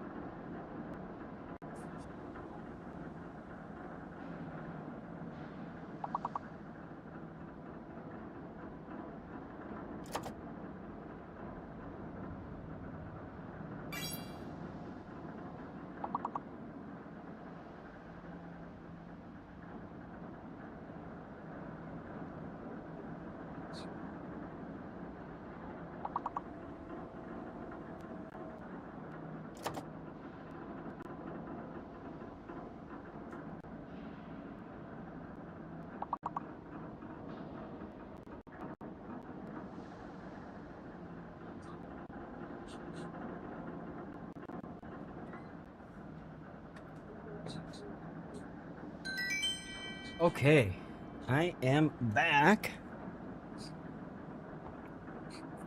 Perfect timing. Is the commercial still going? Still going. Let's go ahead and get Stream Raiders started too while we can.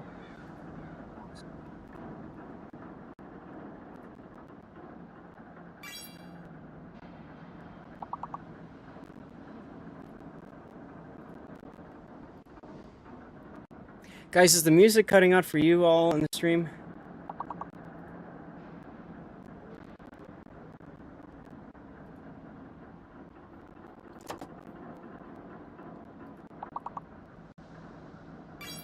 Like, do you guys hear it kind of glitching out a little bit?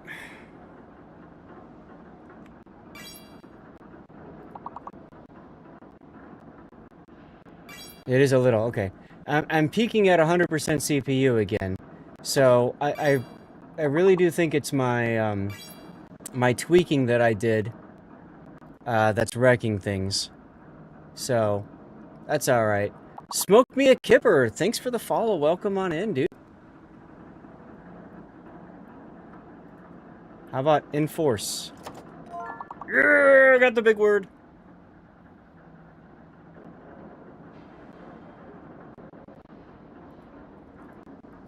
I know that Chrome doesn't seem to like all the windows I have open. So that's one thing I suppose I can do is... Huh? Chrome is really bad with that. That gets the load up like crazy. Yeah. So that could be part of that too. My bot won the drop?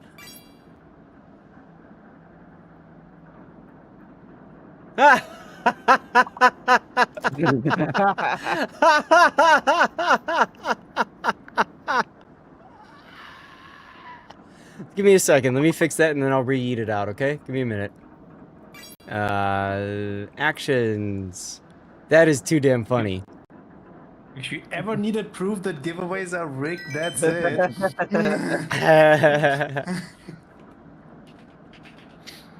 Well, so I used to... There we go. I used to do something to where, like, if myself, like, if I won it myself, then, you know, I would grant VIP to, like, somebody else. So we could always do that, too. But give me a second. Let me, that was my way of conserving codes. But I don't need to do that anymore.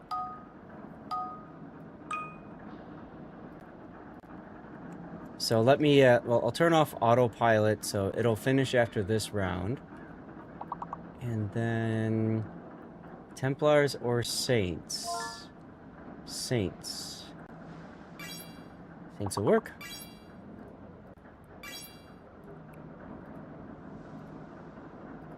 Okay. Join the giveaway. I need to collect this one here. I need to place paladins. Oh boy, paladins. Okay. I need to find the code that my bot yeeted out to myself. I see it, so I can add it back to this, to my code sheet. Save and close that before anybody sees it. And let's try this again. Yeet again. And this time, I guarantee that my bot will not win. Did you exclude it from winning? Yes, I excluded my bot from winning.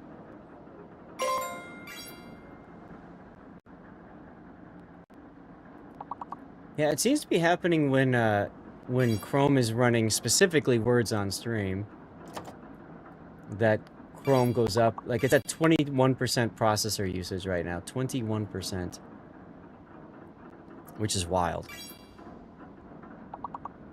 You guys are kicking ass, look at that.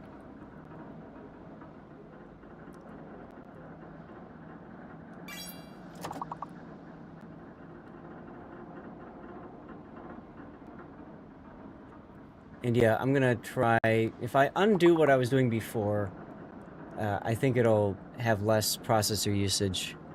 So I think that would help. I don't know. I wanted to see if this would work. It looked like it worked, but then now it's not, so that's fine. I'm not going to worry about it. Actually, if I put that there, will that help? Yes, actually. Okay. Because it's not being displayed anymore. Okay. Yeah, whenever it's being displayed... Okay, so whenever it's being displayed, my CPU usage goes up. But if I have it as a tab, and it's not on display, then it goes away. Alright, chat. It's time. Raise a glass. If you've got a drink you're enjoying, please feel free to share it in chat, whatever it is you're planning on consuming. It's one of the things that we always like to do when we have a special event like this, right? Our hype train has reached the final time. Beer time indeedy. Gravity, thank you so much for the 40 gifted subs and your own Twitch Prime sub earlier, and B-Fall with the 100 bits as well. Thank you very much. This is Kirkland old-fashioned mix, and you guys can see, for those of you that didn't see the video with the gifts from Wargaming, I've got my whiskey cubes making this glass nice and cool. So cheers, everybody. Thank you for being here. Diet Coke was fine. Water is fine. Peach tea is fine. Yeah, feel free. Share whatever it is you're consuming. And don't forget, guys, don't forget, we have a giveaway going. If you're not following channel, follow and write anything in the chat so you can get in the giveaway, okay? Cheers, everyone.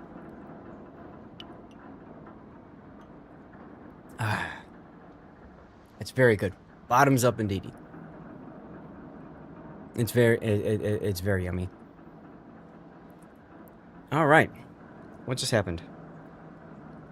Whatever. Dirty water. And I haven't had any. Yeah, I haven't had a lot in a long time, so it feels good. You guys okay if I played the Hull, the new hotness? Yeah. Is it out or is it still in testing? It's out. It's out. When you have time, It could is you a- expand on positions of ships and how? Sure. Is there a particular? Oh God, not that. Is there a particular ship gravity that you're looking for some help with, or like a class of ship? Do I already have? What build is this?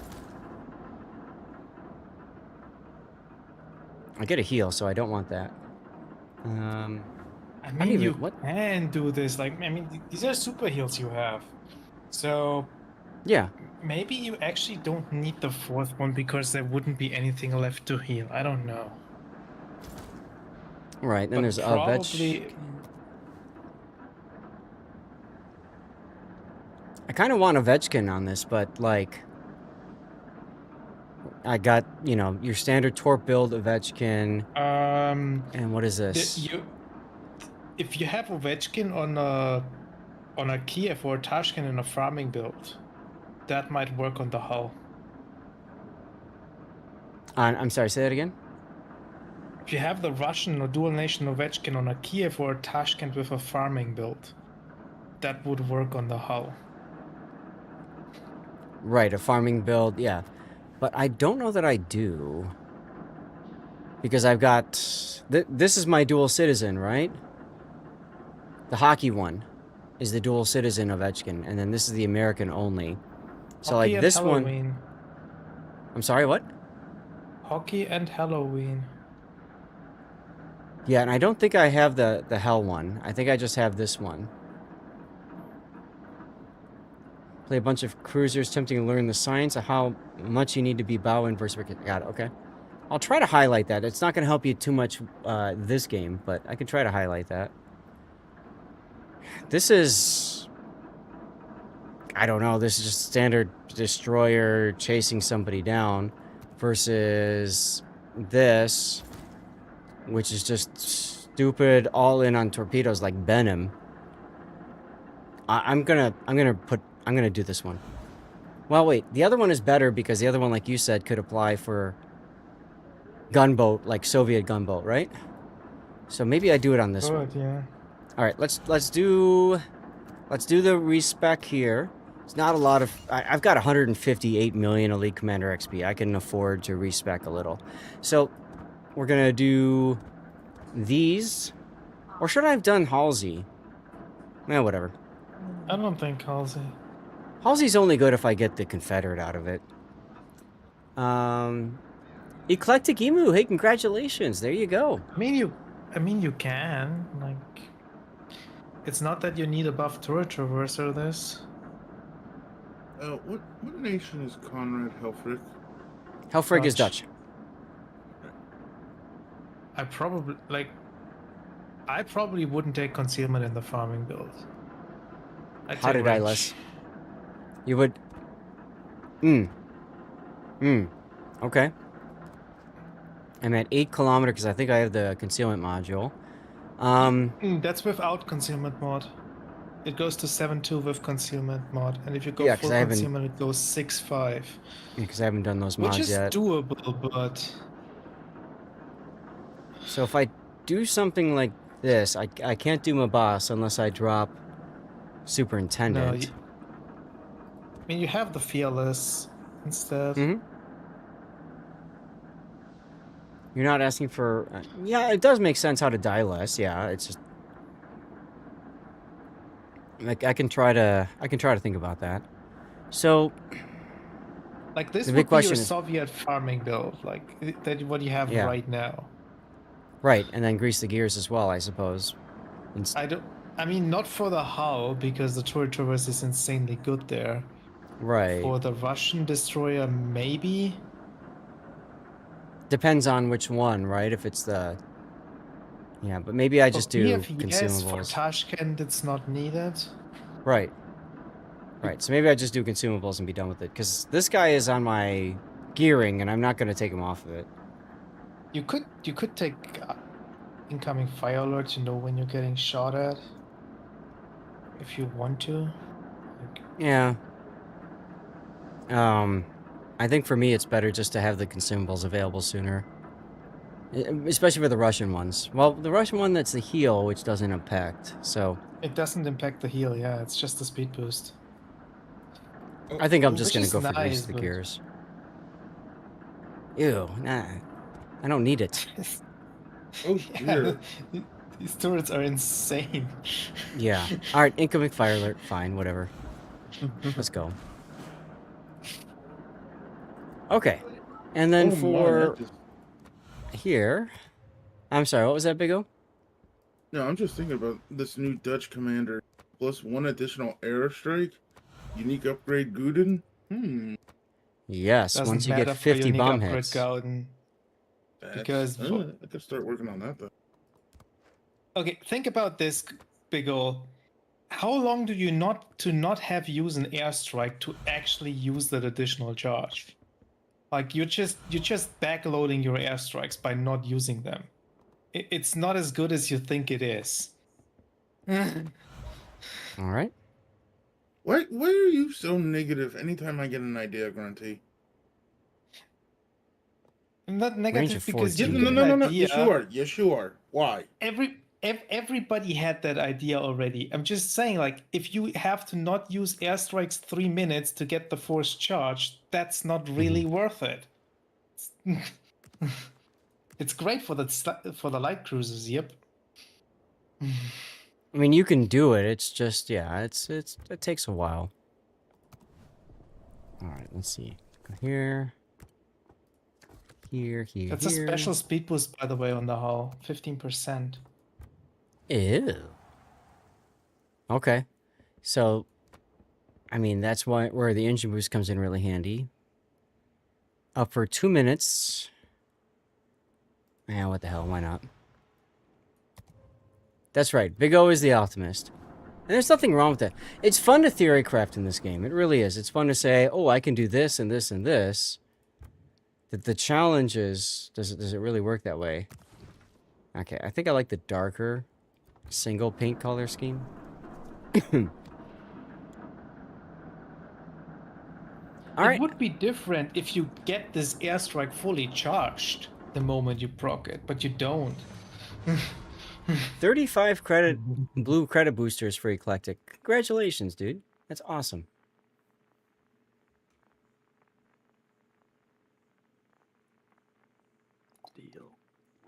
Yeah, Hellfrig is definitely better for the... it's like having the Kitakami with one more torpedo launcher. Like, it Yeah. sounds great on paper to have more torpedoes, but you're never gonna load that last one up. You could, but yeah, I mean, in the time it takes for you to load it up, you're probably using it again. So, yeah, I get it. Okay. Back to the game. Oh, good. Super ships. Woohoo! Woohoo. Sus versus Eagle. Ooh, there's a smaller. What's up, Dodgy Dingo? How's it going? There's All a right, what? I'm gonna go towards A because, yeah, reasons. You doing okay? Oh. Good. We'll go towards D and hope that the Schlieffen doesn't follow me. Knowing my luck, he'll follow me, and we'll end up with 3 battleships on one side. Fair enough. Fair enough. Dodgy, Which we is had the- a crazy height train earlier. We got to level, what, 8? So, we got dirty water in us, and we're having a good time. Hope you're doing well, man. You're in 57% in rank.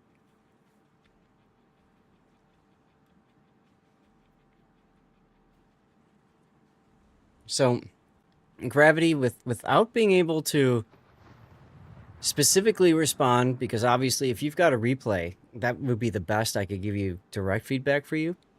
You're more than welcome to share that on my Discord, of course. And when we do replay analysis streams, I can prioritize that. What is our daring doing? Anyway, You will.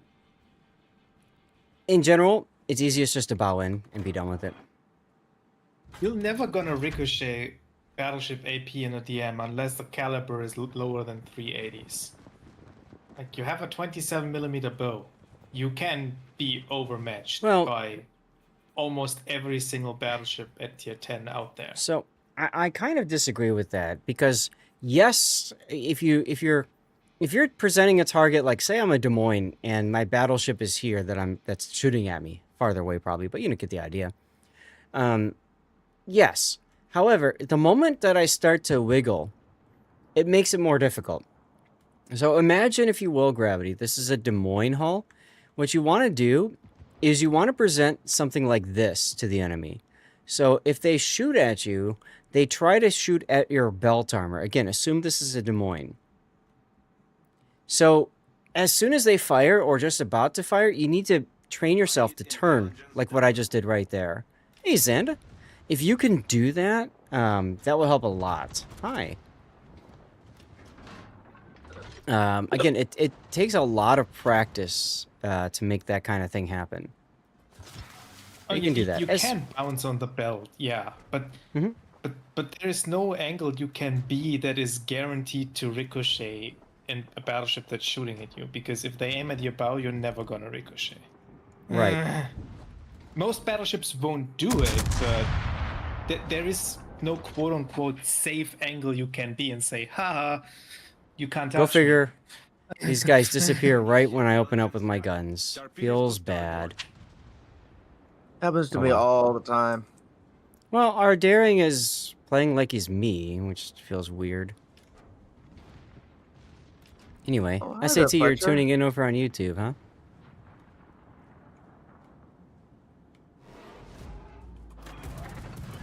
Might as well get some playing kills for some base XP. Also, team play for the Schlieffen, right? Team play. Yes, that's why we're doing this, team play. No one's gonna spot at A. Can I just leave? Well, I was kind of hoping the Des Moines, or the Daring would. I really can't spot in the hull with the 7.2 kilometer The range. Raptor just got smacked. That's cute. He's dead. But the Russian way.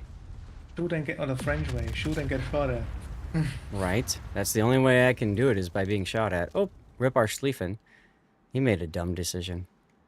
Anyway. Let's go back to AP.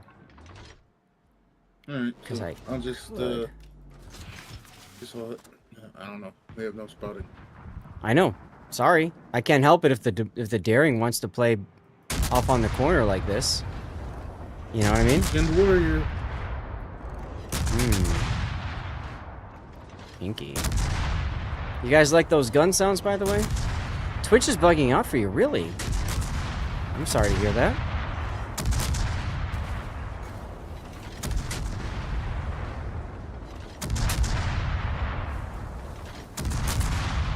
Turn off the anti-air.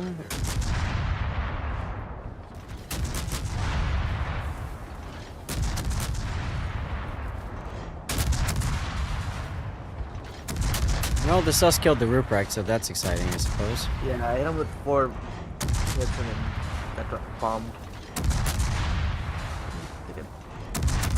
You notice the sound's a little loud, huh? We've let Wargaming know this, and they have said okay.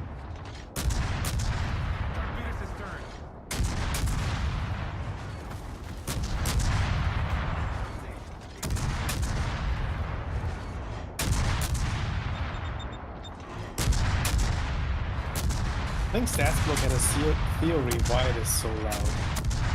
Yeah? Yeah, it's basically the same sound as the regular 203s, but Mhm. because you are in a destroyer, You're closer. your camera is closer to the hull, so you're closer to the guns, so it's louder. Yep. Come on, Daring. Be useful, please. Oh, torpedo. Oh, shit. I slowed down into that one. Oh, wow. We have no spreading. This is fantastic.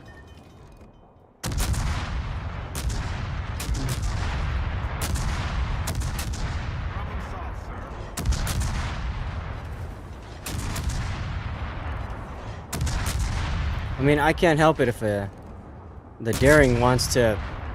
I don't know. What? You know what I mean? Like, why are you over there, Daring? What are you doing over there? No sense to me. I just ate an entire Trump squadron. Oh, okay. Congratulations, I guess? And now the Fletcher's farming me again. Now, I can actually turn this down for you guys a little bit. You drop it down to 60%.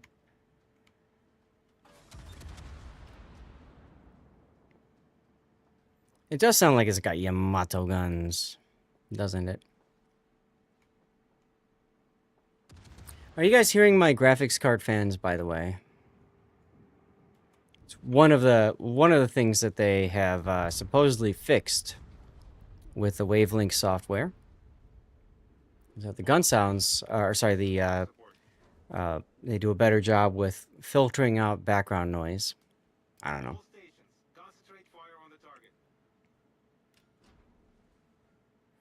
SAT, do you have a hull yet? Have you been playing it? You enjoy the hull?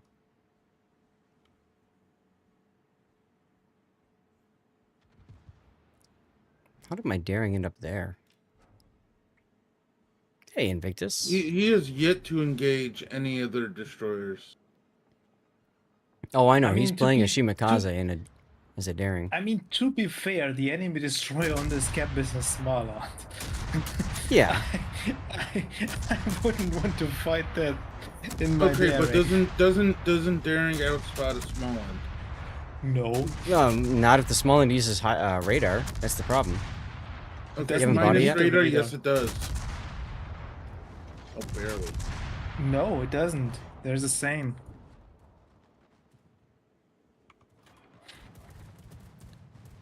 Yay, more planes to num num num num. Look, I found the Summers. Hey.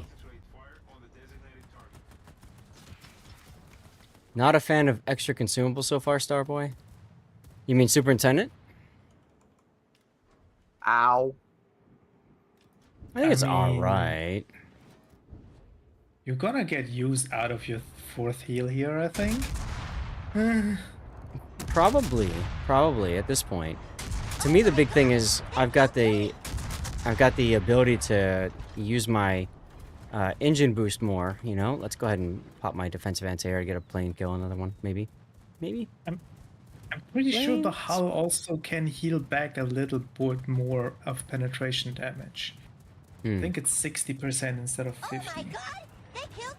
Yes, I know you're dead. Congratulations, Rob.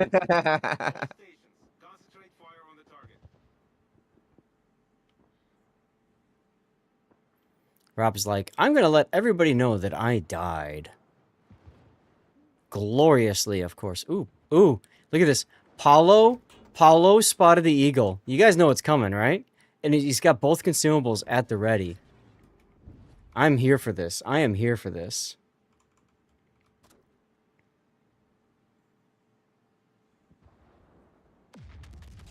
So yeah, right now, I can't get maximum healage. And so, yeah, I suppose it might be tougher once I get lower. We'll see. Colombo made Inky. I don't like that. You also have to keep in mind, like, SAS was not really open water gunboating for most part. Oh, wasn't? Like, I mean, you're not shooting now. Well, I didn't have the range until right now, but yeah. So I think typically you take a little bit more gun damage.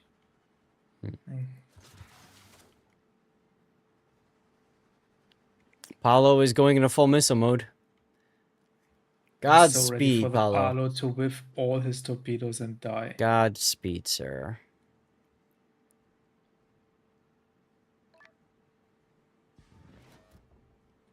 How could the daring decide to get closer to a cap?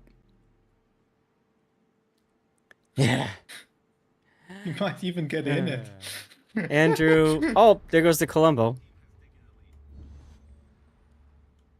And Paulo yeeted the eagle. Nicely done. Yeah, there's a bit of a PR disaster. And we warned Wargaming this was going to happen. As the CCs, we had early access to that waterline video. And we warned Wargaming. We told them. Wait. What rollback stuff?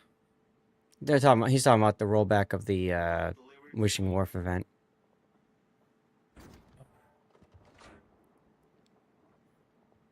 But, I mean, it's not Wargaming if it's not one PR disaster after another. I don't know. I honestly don't know, Andrew. And I told them this, and other CCs as well. But I don't know. They knew what they wanted, and they went for it.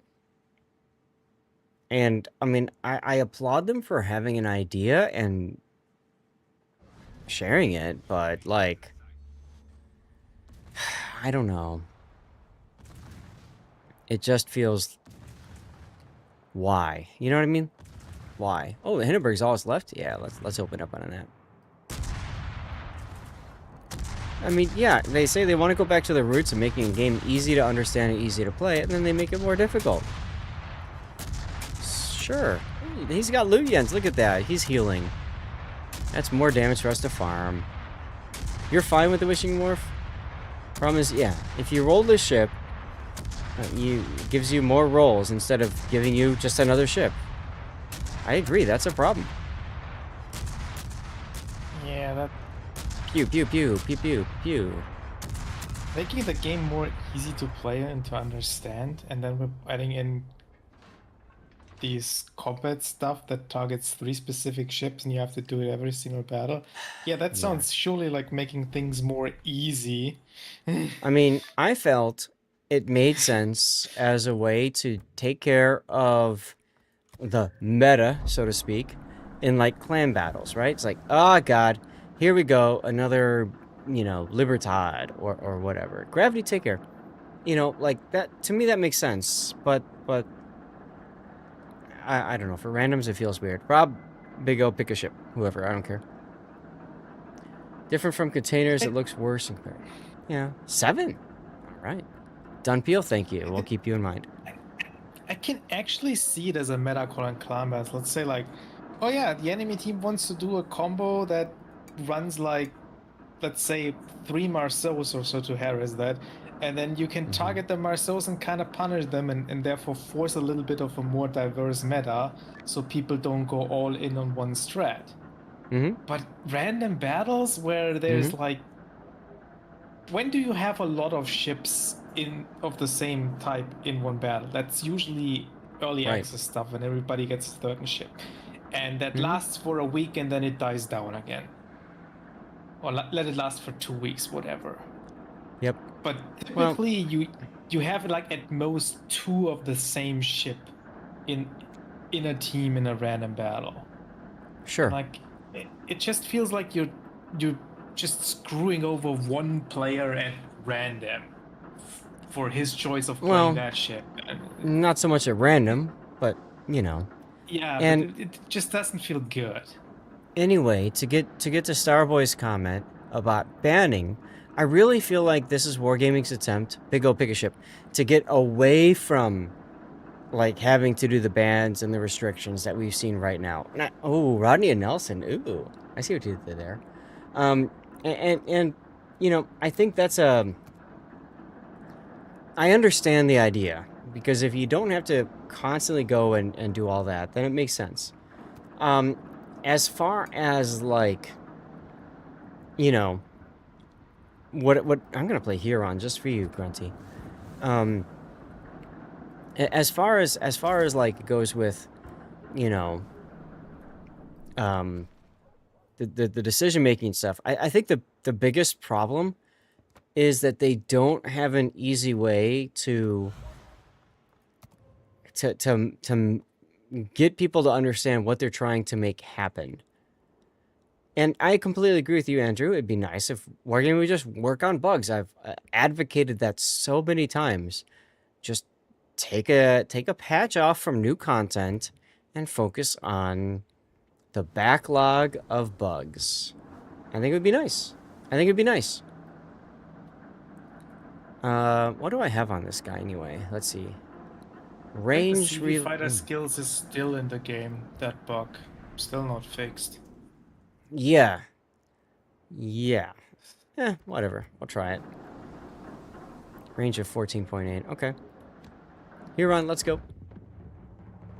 The problem is though with the fixing bug thing, right?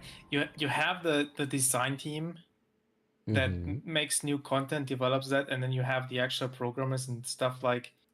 You can't take someone that designs new content and have them fix bugs because they don't know what to do with it. So, or how to do it rather. So, even if you want to take a patch off from new content, you're probably not gonna be able to fix as many bugs as you'd like because you just have a lot of people idling that can't really help in that case because they don't know how to. This ship doesn't have a smoke. Why did I not take Fearless Brawler? Oh well. As far as the disconnect, Green, I saw your comment about the disconnect with Wargaming Stream and stuff. And I think the bigger problem with that is the community management team, the community team says this, but then the developers say that. And how do you get them to be both pointing the same way? I can say it's gotten better over time, but it's still not where it needs to be. Are you gonna go seaside there, Big O?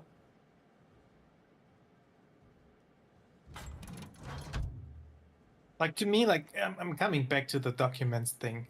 For random battles and for operations or whatever, like clan battles, separate thing.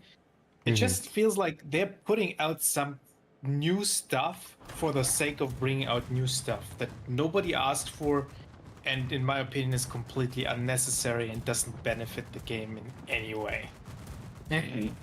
Well, you're welcome to have an opinion on that. I disagree with you. I feel like it's Wargaming's way of trying to figure out what can we do differently to mix things up, make stuff feel new for people, and, you know, allow for something different. But the problem is that they're taking something that frankly needs to be in PvE content, and they're trying to apply it to, you know, randoms, ranks, clan battles. To me, that's the problem. I don't even think that changes though how you feel. Like you get a directive that like a certain battleship now is suddenly, I don't know, deals 5% less damage to you.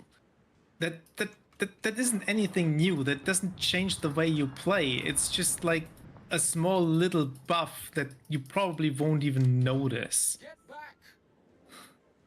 And I don't think they're gonna make massive changes with these documents to have them like a huge impact, because that just feels imbalanced and a nightmare to get right properly. Like, all of that stuff is gonna. Oh, hello. Is gonna be tough to balance. I mean, that's just kind of how it works. And yes, the support consume. What the hell? The support consumables idea blew up in their face. New maps would be nice, yes. What the hell is Arcade doing? I don't know. That's a good question. His name is Defender. I mean, Dodgy Dingo, I think somebody said something about that. I mean, the classified document have been a thing, and like they worked well in the D-Day operation, like in June last year. Mm-hmm. So you bet your ass they've been working since then on them too. Mm-hmm. I need intelligence data. I just don't see it what they do for random battles, except for like, that shimmer on the enemy team, yeah, that's the one I'm gonna target with it, and I'm gonna mess up his game. Well, I mean, if you pick the wrong ship, who the hell cares? You know, it might turn into like, oh, this person's got an 07 clan tag, so I'm just gonna screw up their game because their clan is 07. Like, I can see that happening. What are you gonna do, Farragut? You gonna come to me? You gonna come to me? You are coming to me. Oh, that's cute. Okay, here you go. I'll get some base XP off you, thank you. Are gonna target something like, oh, there's a CV in the game, I'm gonna target the CV because I want to take less damage from their planes or whatever. Well, or let them. I'm gonna target the submarine. Good for them. I mean, you target the pain point. That's fine. Who cares? It's a backdoor for gold buffs, maybe, but I mean, it's better than gold ammo, gold whatever, right? Gold shell type. So I'm willing to let Wargaming try and see if it works. And if it fails, well, okay. What? You're torping me, Farragut? Really? Come on, Farragut. You're gonna die now. Bye. Watch out for that Belfast. Oh, shiz. Where's the Belfast? I see it. Right next to you. Nah, I'm behind the island. I'm safe. Thank you, though. Problem solved, sir. Gold ammo in the game ruins it for you and a lot of other people. So... Yeah, gold ammo just seems annoying. Like, what happened to making it based on skill instead of, like, random paying? What are you talking about, gold ammo? Are we talking about these special shells that some ships get? No. Gold ammo, like in World of Tanks, where you just magically get better penetration characteristics and whatever else. That's not a thing. Correct. They're concerned that it will be. Oh, hello, Belfast. Here you go. Do you want me to come back towards you?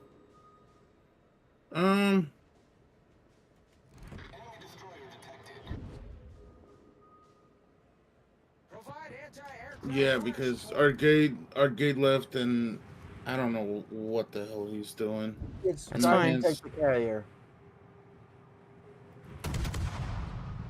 I have to deal with a Belfast 43 on me, so that's gonna be fun. What's the difference between the Belfast and a 43 Belfast? Tier, mainly. 43 gets the ability to use a torpedo. They've buffed a couple of things about the Belfast recently, the 43 at least. Engine boost activated. Excuse me while I heal.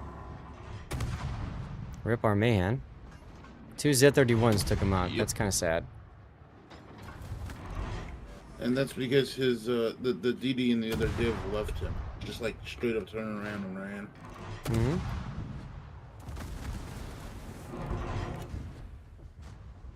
Well done, Commander. They're off their heads with rage and paranoia. Some people are, but that's the community. Again, when you warned wargaming, that's the community sentiment. They will have this kind of feeling. Oh, Belfast is out of his smoke. Neat. Here for tier 7, Belfast is better because of matchmaking. Yeah. I don't know about that. Come on, Resident of Fire, my turret got knocked out. So Are we seriously arguing that tier 7 Oh my god, they killed Rob. for cruisers is better than tier 8 matchmaking? I could have killed that cruiser if they had knocked out my turret as I went to fire. Aww. Alright, Big O, coming to you. Never give up. That's right, Paxton. Ah. Colorado, remember that Ronnie has torpedoes. Didn't Wargaming say about death? They always say they're gonna do better. Yeah, I know. I always say that. And, you know, I mean, All stations requesting it's tough having to toe the line. What the hell is this guy doing? Oh my god. Good job, Gata. Well done, Gata. Oof. I Hold on, swear they're role playing. Got a Nagato to play with. Are they Nadiv? They are Nadiv. Oh, Like I said, role playing. Engine boost deactivated. Man, I forgot how bad destroyers are in operations. well, they can be good. Oh yeah, but it's one of these escort missions I'm just constantly up front, and my guns don't really do that much because they're the American destroyer guns, and they have such an arc that it takes like. So get closer to them. I am closer. I'm 7 kilometers away, and it's like a 6-second flight time. Concentrate fire on the designated target. And now I'm getting HE spammed. Aww.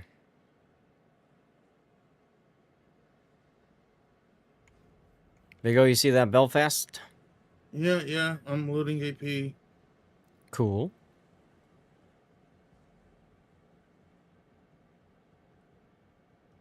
You played tier 6 Japanese destroyers with 6-kilometer torps. Those are fun. But I can't seem to hit Hey, 'em. Gatsby, thanks for the follow. Welcome on in. Happy Friday. How are you, Sa? Yeah, Hope actually, you're is there doing any well. difference with the Shimakaze line? Because it seems like they're all just the same from tier 7 onwards. Kind of the idea. They are torp boat. Yeah. They do torp boat There's things. there is a huge difference between the tier 7 and the tier 8, 9. And the tier 10 is another quite big difference. All stations. From the Shimakaze, tier 8 because and 9. Strategic target. stats-wise, the tier 8 looks worse than the tier 7. The Kagero? Tier 8, the Kagero gets a massive concealment buff. And Oh, really? gets So I'm not going to be detected all the time? Finally. No, Kagero is the stealthiest destroyer in its matchmaking range. Mm-hmm. And then and it also gets access to torpedo reload booster consumable. And the Yugumo is basically a slightly better and bigger Kagero. And then the tier 10, you lose your torpedo reload booster on the Shime, but you get 3 torpedo launchers with 5 torps each, so you get a massive increase of base torpedoes, like almost double compared to the...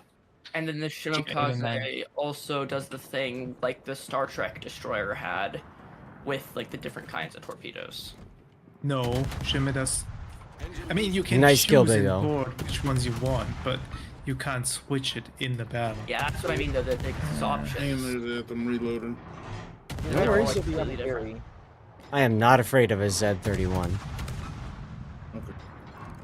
You got a bit of... Why did you get cheesed at Crisanto? Leading the conversation to nothingness? I mean... They all did their conversation, so I don't know...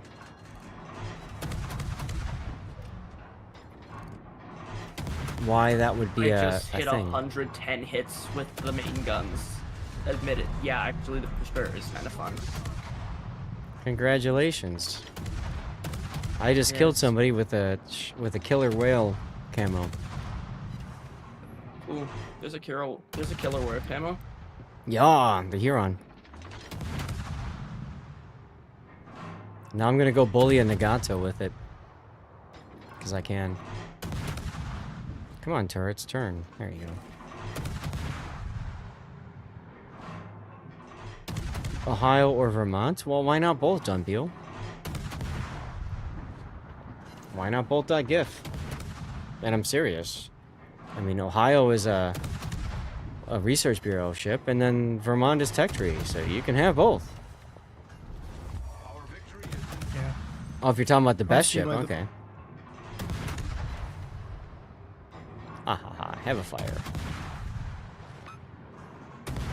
Man, I cannot hit this Nagato with HE shells. Oh, this is gonna hurt.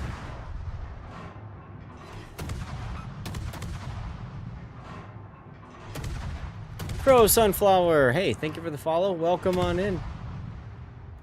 Happy Friday, my dude. Deactivated. Let's go. Vermont for smacking stuff, Ohio for running down sides. Indeedy, yes, indeedy. Well, it sounds like my Aren't wife they is home. equally slow?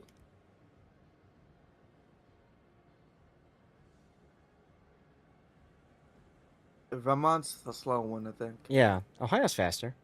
Which camo is more Aura, Killer Whale for Huron, or Tropics? Tropics, Armac. Absolutely Tropics.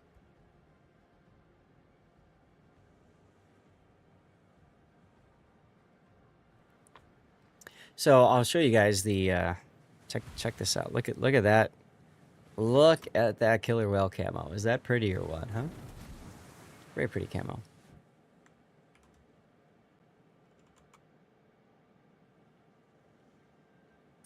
Well, Andrew, it's funny you should say that because there's a test ship right now that is a tier 10 whatever. Oh, Glacial's in this game. I didn't even notice that Glacial have a compliment. Yo, guys, compliment Glacial in the Eskimo. I didn't even realize he's in this game. Well done. Well done, Commander. What tip? What premium tier 8 destroyer? Cossack is good. Lo Yang is one of my favorites, and I apologize. I saw somebody asking earlier about Lo Yang and what to do with the Lo Yang. I like running my Lo Yang as a utility build. It's all about the hydro and leveraging the hydro to, you know, bully a cap and all that. Asashio is fun too. There's a lot of it's very matchmaking expensive because you need a lot of battleships and a lot of and a carrier. Sasha's not available. Asashio is. During Yeah, Black during the Friday, you Black, can yeah, get true. an Sasha B, but True. And technically, you can get Asashio from a super container. I Can you? mean, yeah. Yeah, but if they're just straight up looking to buy one, how do you play Lo Yang in a standard battle? You have to play it very carefully. Look at that, I came in above you guys. Haha, y'all suck. Hey, you know what? Everyone did better than the gate. That's all that matters. And the What the- independents too. I Yeah, don't I got understand. so tired of the Gade that I just That kind of Gata. free XP'd past it. No. He's talking about yeah, good game, Glacial. He's talking about the Gata in our game, who literally just went and humped our carrier the whole time. Mm-hmm. That's pathetic. Well, they're in a div, Me? so there's that. A telling support you, there destroyer was in a one- destroyer with no AA. All right, pick a tier, y'all. I like to play Lo Yang aggressive in random battles, honestly. I use the short range torpedoes, I play for caps, I kill the enemy destroyers, and then I'm trying to get close to an enemy battleship and launch my torpedoes and death strike it.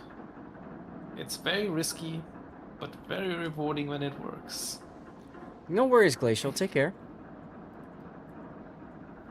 Mid tier, I mean, there's the Shinano at tier 6, but these days that's considered low tier, frankly. So mid tier being like a tier 8. The It'd be Shinano nice tier if there 10. was. It'd be nice if there was like a premium Akizuki. That would be handy. I mean, there Rob? is. It's called Fen Yang, and Yeah, but that's not Japanese. That's a different. It's a different nation. Rob, Big O, pick a ship. but it's not Kizuki class. They're not as tier 10, by the way. Dunpeel, I hope you don't mind. We have time for one last game, so I hope you don't mind us not picking you up. If you really don't want to join, though, I can kick Rob or Big O out. Probably Rob. Poor Rob. Monarch. All right. Big ship, Rob. I mean, you could play your Lo Yang now. I know. That's what I was thinking. I like Rob, Lo Yang. can you not play Destroyer? But arguably, the Cossack and the Kid are probably easier to play and do well in. So this is my Lo Yang build. Meme text added, oh my god, they kicked Rob. Lol. That's true, Coughlin. So this is South End Bing, which he does get some benefits from Combat Scout, which you'll probably get in Lo Yang. Hitting torpedoes, maybe.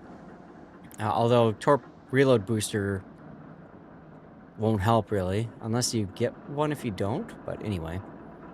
150 main gun hits. Why do you have Grease the Gears on that? I don't know. Because... I don't know. He's trained for Yu Yang, so that's probably why. If I had to take Grease the Gears on anything, it would be Japanese cruisers. Now, the ship doesn't get a heal, so you'll see I do not take Superintendent, and I go for the consumables instead. And then for my upgrades, main armaments, engine room protection, torpedo tubes. Excuse me, let me grab that. Propulsion and concealment. I could do aiming systems, but to me, I feel like with the Lo Yang, it's really important to keep your torpedoes alive. So there you go. Torps are slow too, if you lose the 9.2s. At the 9.2s, correct. They're slow Benson torpedoes. Benson, like it's basically Benson stock / Mahan upgraded torpedoes you have. Which is why I don't like them and take the short ones. Yep. They are just too slow for me and don't do enough damage. And that's true. Yukon is a premium version of Monarch, although it's not British or whatever. British. British. All right, I'm running Stream Raiders because we're gonna crush it. So why not?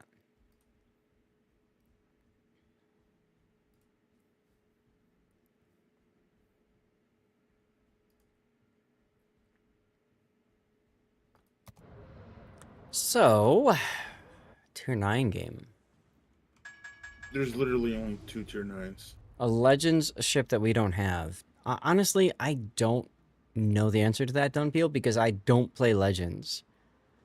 So I can't answer that. Although I know there's a bunch that Legends has that Warships does not yet. PC. They'll probably get it. Soon.tm. You don't know how to use a Hydra. I'll show you. We're kind of lucky in this game because there's no carriers. Radars? 0 radars, None. too. There's just the Gron. They don't. Yeah. There's just the Groningen with Hydro. Cossack's got personal defense Hydro. So it's really the Groningen Hydro that I'm concerned about most. Teammate, I need your support. I was a beta tester for Legends as well. Actually, I was an alpha tester for them. Luckily, your Hydro is better for reasons unknown to man.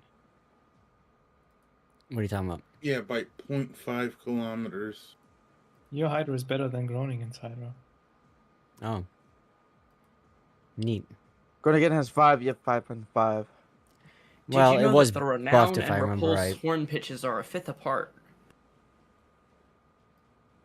Once upon a time, Lo Yang Hydro I think was shorter range. And I think Wargaming buffed it. Sorry, I'm just getting Stream I Raiders thought ready. it always had this weird Hydro, like, but I would not want to bet on it. Alright, so I'm playing this as a cautious early cap destroyer. I'm in the cap, but I'm ready to leave if I feel like I need to. I'm gonna stop and reverse a little bit here. Get a little bit closer. Radio location does help me know where to look. Aha. It just shifted. So that could be a sub that dove. You know, Electric, early on sitting broadside isn't a big deal. Torpedoes astern. Torpedoes to If port. you are planning on making a change, then it's okay. Oh, look, Torpedoes astern. torpedoes. Torpedoes See, to this starboard. is why you don't just sit broadside, you reverse and turn. Those are Okay, so- caustic torps. No, those are going to be Jaeger torps. Oh yeah, Jaeger. Sorry. Yeah, no, That's that's okay. a best because Cossack. So, radio location is here, just so you know, guys. You like how it's a faster condensed Ow. version? Yes, there's definitely some nice characteristics. Now, I could have popped my hydro earlier, but I'm concerned that the sub might be over here. Enemy sub might be at A, though, looking at the Groningen's positioning.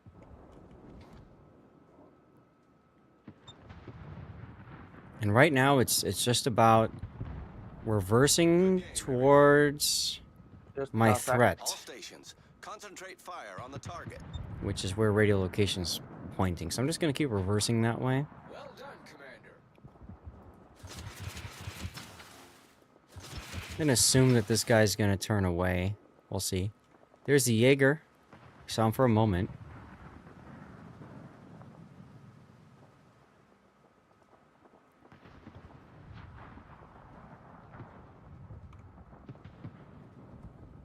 Hopefully Yarsveld can heal again. There we go. Tennessee shots are out. Probably at me. He shot at me earlier. It's a possibility. No, he's not looking at me. No, he's shooting at me. Watch wants me to drink water. That's cute.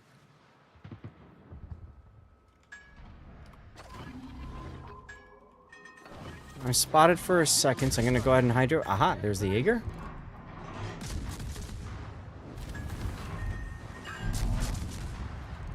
There goes Yarsfeld.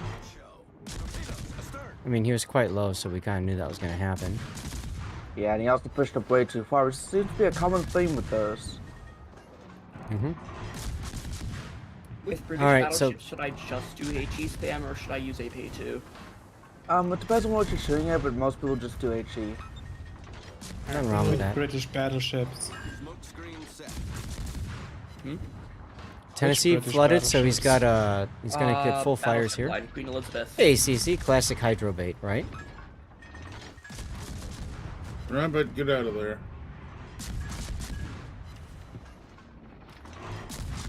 I don't want to shoot Bro, broadside to it's this. the devastation line. Colorado. Yeah. Let's call it Colorado. HE is probably your default ammo, but you want to switch if you see broadsides. Yeah, because that's the Conqueror line, and I generally use HE unless I'm shooting at a cruiser. Like, I'd probably take gun feeder on that line. That's my first 1-point skill just because of that. Torpedoes to starboard. Yeah, that's. All right, there we go. Ow. Jaeger torps. Torpedoes to starboard. They do not like me.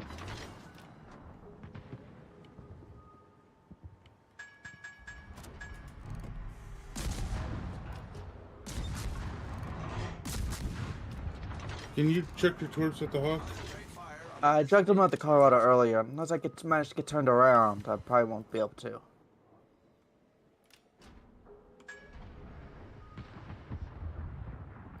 And I doubt I'm going to be able to get turned around in time. Nope.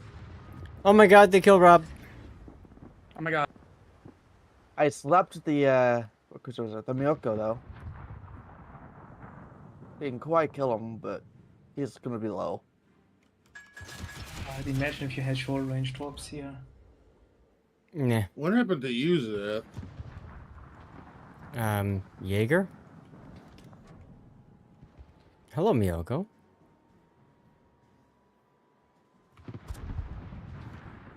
Oh, I thought you were dead.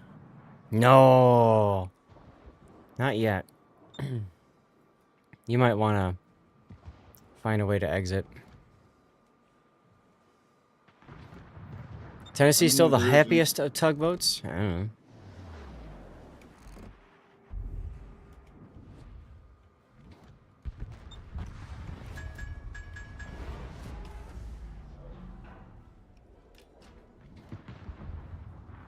Alt F4 is an exit. All right, flood on the Monarch.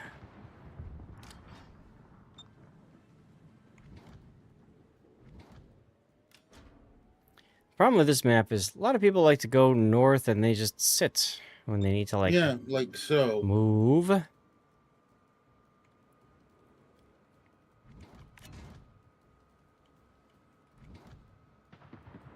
Monarch DCP'd.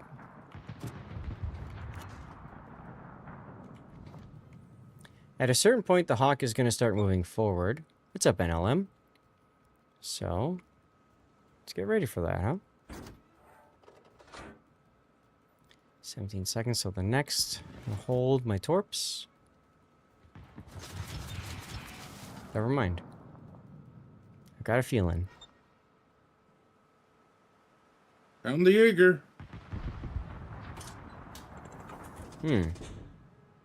Interesting that he'd go that far away.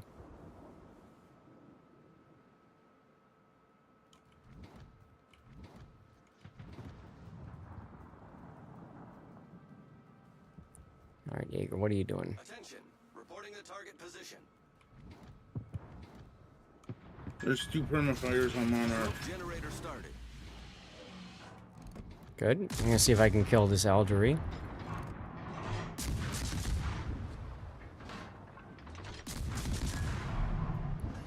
The more heals you use, the less they can heal back.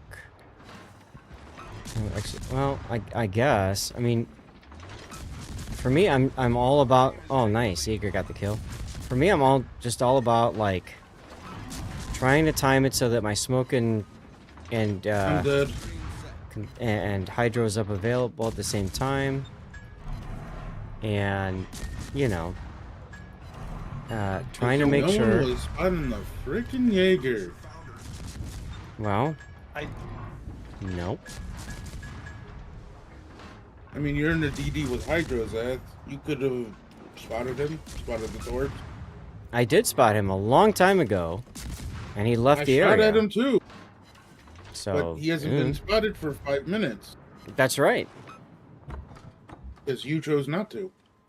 Because I was reversing into him. It's really difficult to just go straight at the dude. Especially early on when he's surrounded by a whole host of Hydro, right? friendlies. Huh? You do have Hydro, right? Of course I've got hydro. Okay, I don't see a problem. Well, the problem is that you spot somebody with hydro while they are spotting you on the open water, and then their teammates are killing you. That's the problem. Just got a 23,000 damage salvo on a carrier. Nice. I don't think, coming to Electric's question here, I don't think there's a single destroyer out there where an additional heal from like Superintendent is not useful. I would pretty much take it every single time, and you will get use out of it unless the damage you take is like a torpedo or so. Nice.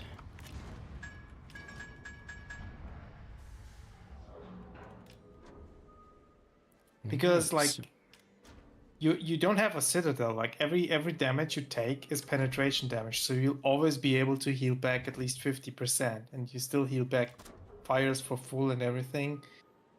And I don't think any destroyer has a big enough heal where you'd waste something. Maybe the new Tsushima with its super special super heal, but that's about it. Are you trying to say all destroyers deserve a heal? No? Did I stutter, Grunty? Wow. I'm amazed he took that shot. That was a wild shot. What's up, Elusive? How you doing? Happy Friday, man. Happy Friday.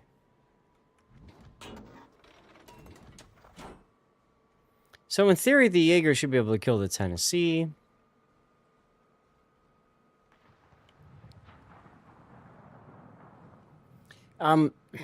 Electric, you'll probably note I'm spending a lot of time in this game in reverse. And I think it's because, especially with me being a lower tier, I want to be prepared to get out. And it's a lot easier to get out if I'm reversing in towards the target than going full Yeah, but speed towards you're something. full HP. Yeah, I am. And also, we're winning. So why are Quick you toward that trying island. to engage the Jaeger? Think you saw it curious. moved? No, like I said, there was no opportunity to engage the Jaeger. So I did not.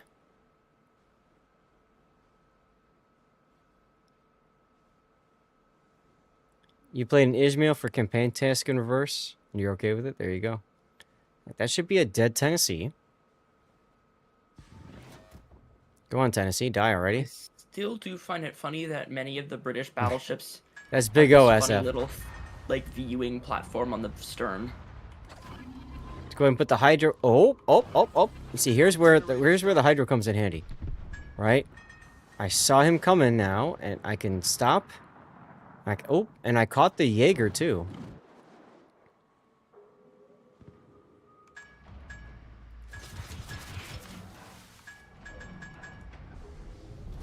Our victory is in sight.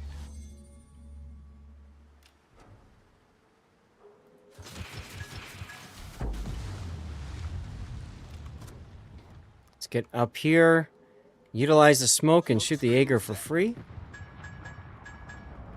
Big O sounds cranky. Yes. Well, he just died, so you know, there's that. Concentrate fire on the And of course, this Jaeger knows I there's mean, only one way. We had two DDs still alive, and neither spotted the Jaeger. torpedoes to port. And now you're gonna die to torps. Problem solved, sir. Technically, no. Yeah, got the Jaeger. Let's go. Let's go. There you go. There you go. Now all that's left is the Hawk. He's about to get Jaeger torped himself. And he took flood, so he's probably DCP'd that flood, which means that'll be a sticky flood, and we're probably going to win this game. I'm okay with all of this. Just saying. It's a good battle. Cheers, SF. How you doing? Aloha. You still over in Hawaii, I'm assuming? Well done, Commander. Yes, I have dirty water today. Well done, Commander. Yeah, nice. I've killed 2 destroyers today. Feels good, huh? Yeah. Who did I kill? I killed 2 things. I killed 1 destroyer this game. Battle ends in 5 minutes. What was the other thing I killed? Oh, a cruiser. That's right. What the hell? They landed was it like a medevac thing or something? Or was it like your did you like summon that helicopter? Was it like an app for it? It was like, do you have like Uber helicopter or something where you're just like, you know? He probably just bought an RC helicopter. You got a helicopter in your backyard. Okay. That's awesome. Helipad, I mean. Colonel! Got back from the cigar bar about 800 yards from the chateau, having dirty water and a stogie. Nice. Uber helicopter is called Blade. Ah, okay. Sorry, I'm only hip to the to the car kind of Uber so far. Best way to go from Newark to downtown New York City, because I know you're a United fan like myself. So, speaking of which, I'm really excited. My wife and I, as you know, we're flying to New Zealand in a month, and we put in for a upgrade to first class. Probably overspent because we started with Premium Plus as a way to ensure that we got the upgrade. But in any case, I called United yesterday, and we are number 1 and 2 in line, and there's only 5 people waiting for the San Francisco to Auckland flight, and there's like 9 to 13. I think there's like 13 or 14 seats open. So, my gosh. I want her to experience Polaris. I want her to experience it, you know? I'm really looking forward to it. I'm geeking out about it, frankly. Anyway. 613. Let me check with the wife and see if there's time for one more, okay? Give me a sec. Let me check with her real quick. Because you guys are all, especially SF's here, so let me check. Oh, we lost Big O. Be right back. Can I join in then?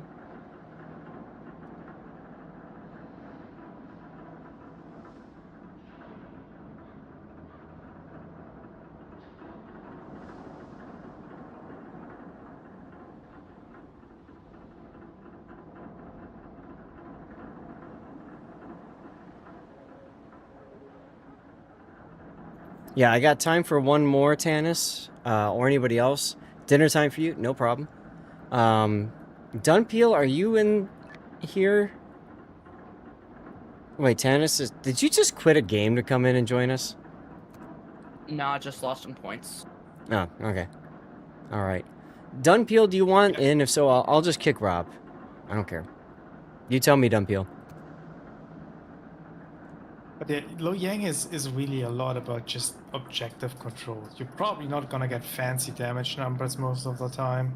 No. It's just like And having a cap, sit on it, defend it. And you'll notice I came in second place that game, and I only did 76,000 damage, you know? Because you're exactly right. You don't play Lo Yang like a ship that's just going to go and wreck things. You play a Lo Yang as, I'm going to hold this territory and make sure that it's mine, so... Tanis, Rob, pick a ship. Actually quite high for a Lo Yang. I know, right? I don't think I have 76,000 damage on average in my Lo Yang.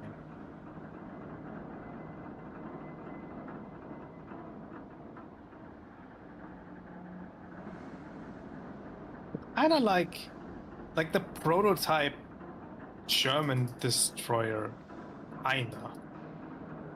And in some ways it's better than the German destroyers, especially for its tier.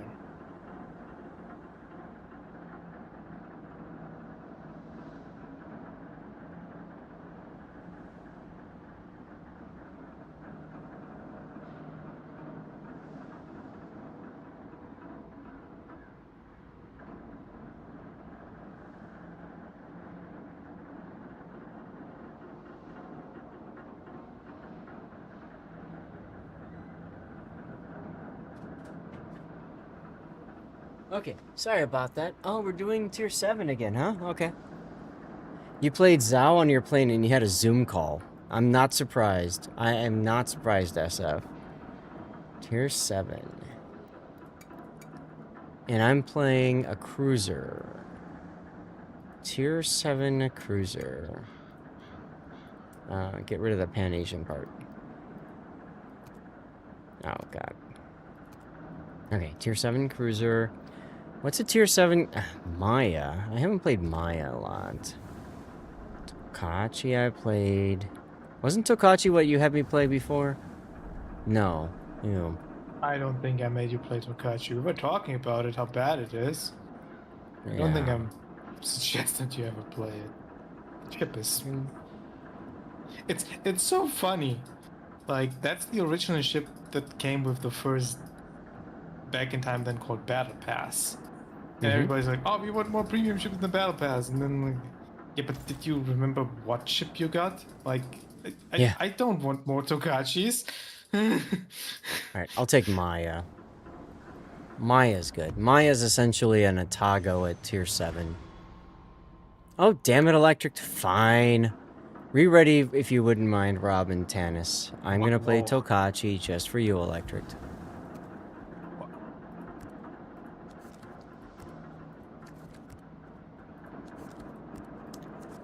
Do I want to just throw Yamamoto on? I thought I had already read it up. Yes, and I had to go back to port because somebody forced me to play a Tokachi. I don't even have modules on. Have you never played it? I guess I haven't played it. I thought I have, but I guess I haven't. But you don't even have any experience on it. I have no experience on it, so I guess I've never played it before. Oh, I have. Well, that first ship time too. for everything. Oh, there you go. First time for everything. You want to do double Recommended. Tokachi? No, I don't. Get your ass back in that ship. Gotcha. Oh god. Hold map control, bully out destroyers that try to exactly, CC. That's exactly what you do with the Lo Yang. Tannis, really? No, no, no. What were you playing originally? Z31. I mean, you Why might don't as you? well play a Tokachi in that case. Don't have the Tokachi. No, why don't you play Z31? Chip is still bad, even after all the buffs. Z31 is terrible. Really? These are I thought the what the hell Elbing is line was this? good. 120. These are 127s. Oh my god. On a light No. cruiser. The Elbing is good. The Schultz is okay. The Merker is okay too, but a lot of people hate it. And that 31 is, before it got buffed, it was probably tier 4 tier 1 of the worst chips in the whole game. Oh lord. This looks terrible. Maybe I should play the Moss then. No. Nope, too late. Like, You committed. Z31 is like a tier 7 destroyer with the DPM of a tier 5 destroyer. Better than double triple Tokachi? Oh my That's god, not I very. like it. That's not like very different. Electric is what is like, Zath, you have won too many games today on this session. Therefore, you must play Tokachi and fail. I see what you're doing there. I don't agree with it, but I see what you're doing there. All right, How do you not play chat. I am Tokachi? completely out of dirty water, Sag. Oh, well.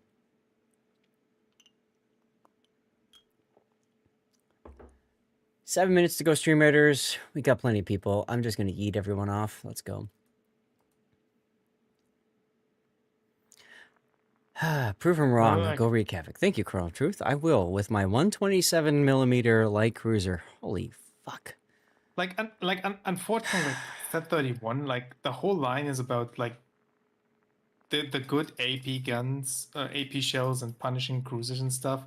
And the Z31 is just not there yet. The guns and the shells are not good enough on it. What the This thing looks terrible. I mean, like, the 5-inch secondary guns here look better, like more powerful, whatever, than the frickin' primaries. Should we do it? I mean, the camo is probably. We have two the carriers nicest- on each side. I probably wouldn't go through mid. Alright. So what? A, B? Armac, you're in this game? Sorry. Oh, there you are, in the Huron, of course. I was gonna go D, but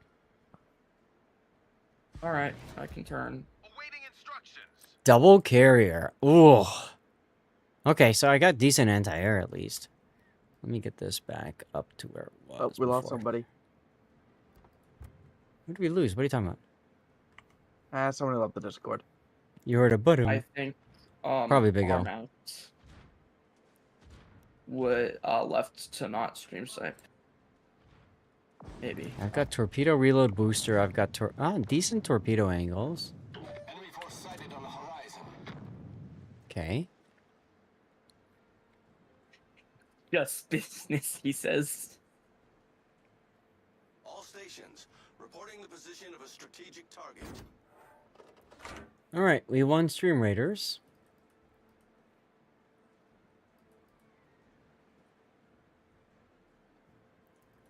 SF, I keep meaning to reach out to you. We got to meet up.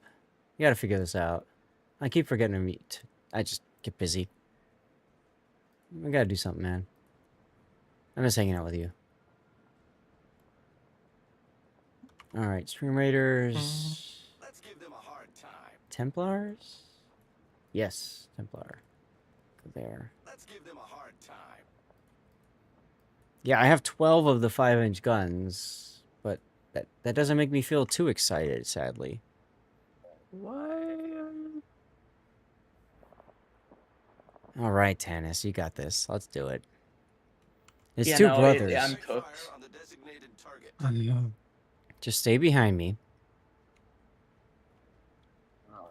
Imagine, imagine if the light cruiser line actually had this torpedo reload booster. Mm-hmm. Oh, look at that. There are 360-degree turrets. That's exciting. Oh, that's nice. Yeah, comfortable. Oh, look, nothing over here. So they Tannis, don't we're not have- going... We're not going past the extreme edge of the B-cap. You understand? Yeah. Okay. Oh, look, we have Oh, 5 hey. pound. It's Armact. I just saw enough HE in the barrels. Hmm. Because I Unfortunate. first reinstalled my operating system. Well, I was shooting at Armact, so it's fine. Okay. Was I'm I gonna using need the smoke pretty soon as well, Alright. Tannis. So Say see when. where I'm at? Head towards me. In a moment, as soon as the underwater world lets me move forward, I will get in the cap. There we go. Done. Once you cap, start smoking, or what? Not just yet. Just wait. I'll call. I'm waiting to see if a carrier spots me. Oh, the carrier is attacking me. You can get right next to me if you want. Yarsveld coming this way. Like, literally, like, just right next to me, like, scraping me. I really don't care. Our goal is to just cap this, and then we're going to back off. You understand? Yeah.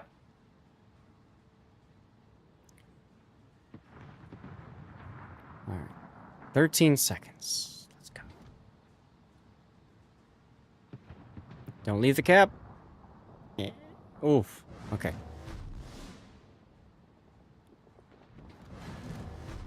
I am hard spotted by Okay. something. Now we reverse.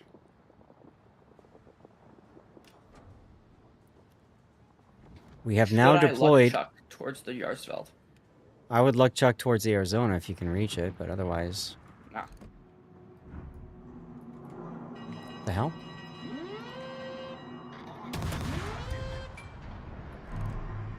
Look at that gun arc. Oh my god. Look at that gun arc. Intercontinental ballistic guns? Yes. ICBMs. ICBGs, I suppose. Oh god. Tannis, can you get out of your smoke to spot, please? You know I'm here. Then again, they've known I'm going this way for a while now. All right. Prince Heinrich is coming this way, so we got to be ready to back off. We lost both of our Harlems, which is really sad.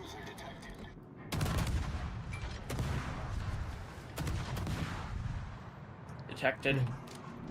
How are you detected? I don't know, but there's something within 7 kilometers. Obviously. All right. Plane is up. Armact is coming for us. Why is your concealment 7 kilometers? Oh no, yeah, never mind, said that anymore. Even if you spec concealment, your concealment is bad. It is garbage. Dennis? Yeah, I'm so tired of being constantly detected. I think you're playing the wrong line if you're tired of being constantly detected. to be Well, I honest. mean, Yeah. yeah, but just destroyers in general, I feel like I'm always detected. I was just gonna pop my hydro. Go figure. Torpedoes, dead ahead. Torpedoes to starboard. We're hull below the waterline. We're flooding quickly. Torpedoes Oh, front. nice dodge. Problem solved, sir. I got a bit of a disappointing hit on that carrier. Oh, Right, something so that's I'm Armact spotted. out there. Yeah, it is definitely Armact. Fighter destroyed. Detected now. Arizona has decided to play the game. Hydroed. Yeah, that's gonna be the Prince Heinrich that's coming. There's the Huron. He's gonna start going forward. Main turret critically damaged. Tennis.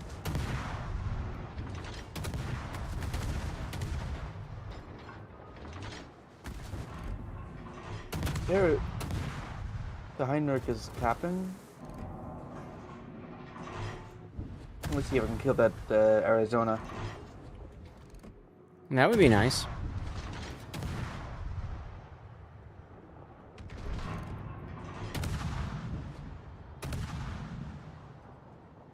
He shot at tennis. And completely missed, thank God. That's neat. What the hell? This is the second time now I've gone to shoot something, and my game's like, oh, you want to click on something outside of your game and the stream, huh? No, I do not. I've gone to shoot and had it completely like minimize my game. I'm like, or I go to move my camera and it's like, Rob, that hey, Prince Heinrich's you, by the way. That's all you. You know, just saying.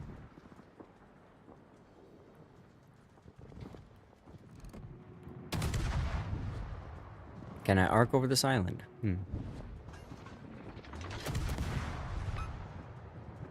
look, torpedoes that are running out. What's my secondary range? 5.9. Look at that. Okay, I can arc over this. Hey, Jake. Oh, I disabled the high-nox torpedo tubes. Well, that's the power, Jake, of having 5-inch guns. You can't do shite with them. Yeah, you're dropped too close.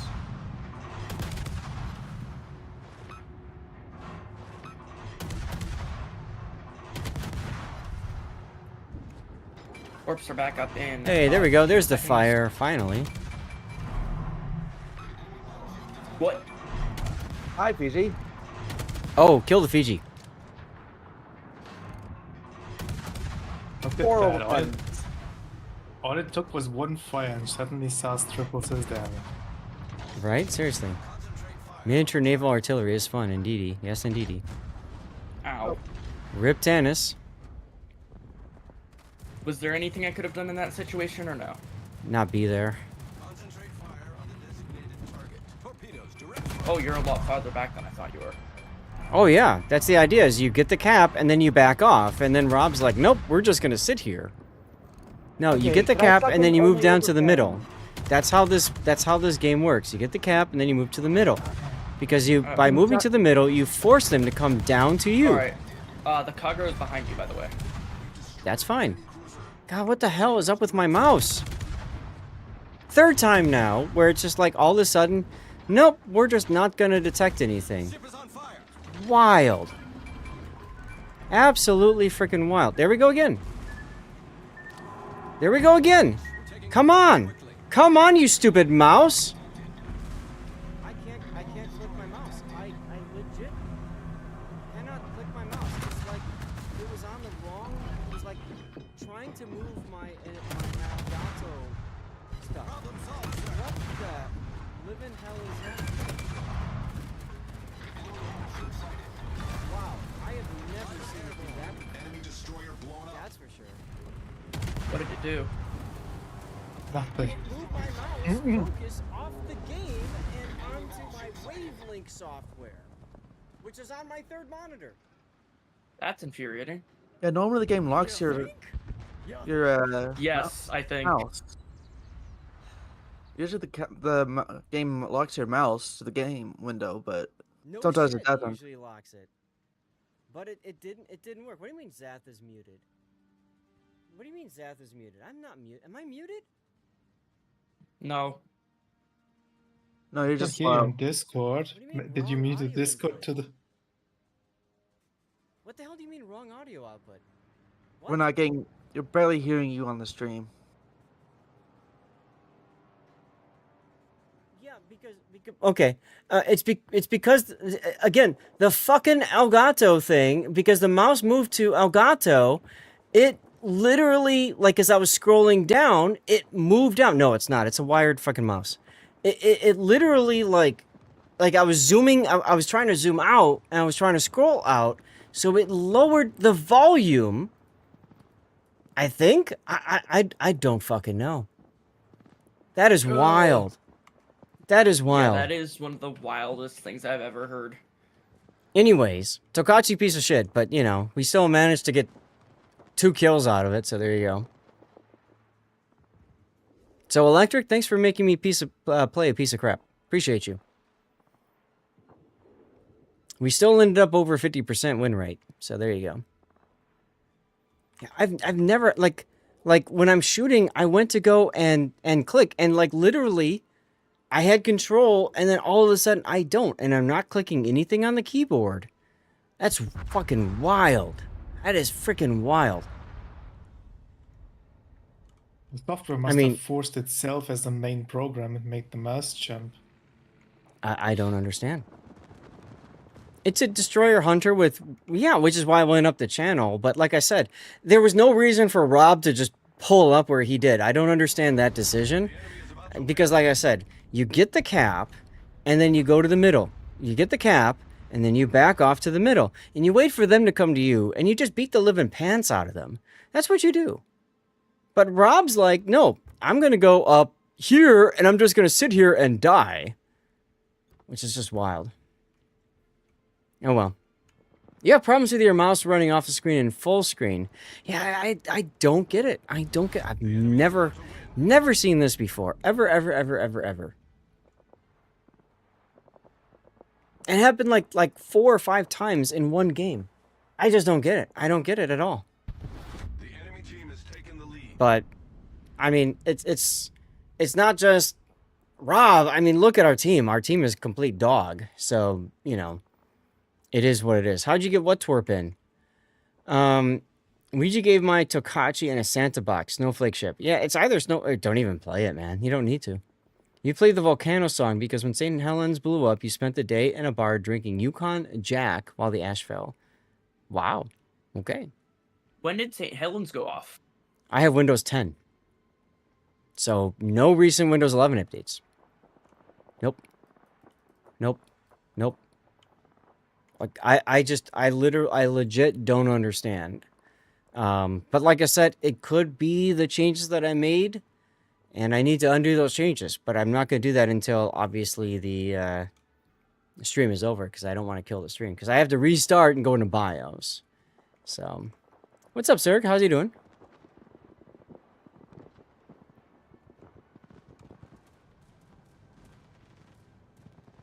Oh, wow. Ryujo actually got you with the Torp. Look at that. Yeah. I don't think Armac's going to get the kill. We have 19 seconds to go. The only thing that could possibly happen is Armac dies to Ryujo's secondaries. Yeah, that's the Magi. Yeah, Magi gets the kill. There you go. So. Oh, well.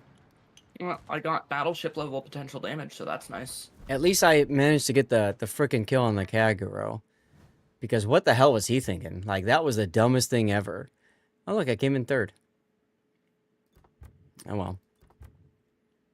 I mean, just a lot of bad play on the team. But it's a random battle. It is what it is. It is what it is. I kept getting overpassed on that Fiji. 1, 2, 3, 4, 5, 6, 7, 8. 8 wins and 3 losses. I mean, I will take that to the bank. That works for me. I've got 33% win rate today. Yeah, I had a Logitech mouse, Jake, and then I changed it. I had a 502 Hero, and then I changed that out to something different. Ben Nimitz is looking for a clan. You can just keep replacing switches, replacing the battery forever. Yeah, I'm using a, what is this? This is a Razer Basilisk version 3. I got it on Black Friday. Good mouse, good sale price, good, you know, whatever. But it is what it is. All right, well, that's going to do it for us. We're going to have to move to the stream ending screen here. Thanks, everybody, for tuning in. And, whoa, I lost my vertical scene over on OBS. What the actual fuck happened? Yeah, what is going on today? Because the mouse went free, it just looked at whatever the hell it wanted, I guess. I don't know. Can I... where's my vertical screen? Oh my god. Where the fuck is my vertical screen? This is ridiculous. Never had this happen before.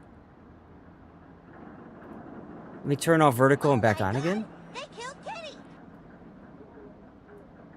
Okay, I got my vertical back. God, that scared the shit out of me. Okay, now I lost it again. What the hell?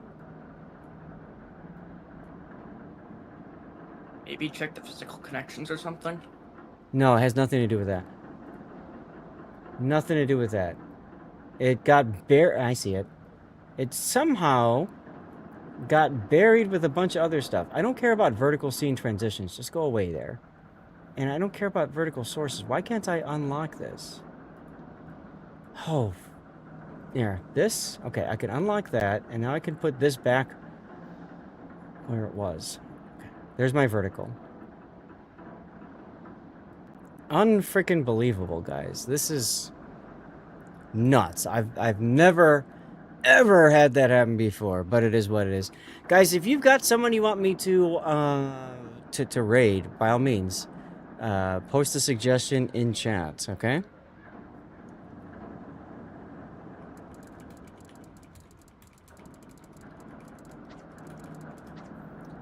And I think I'm gonna go ahead and exit out of the game before any other stupidity happens. You're going to see some links in chat. Go ahead and click those links if you want, like the Fabletics link that does support me as a streamer. I also have the Patreon there, which is a great way to support me outside of Twitch.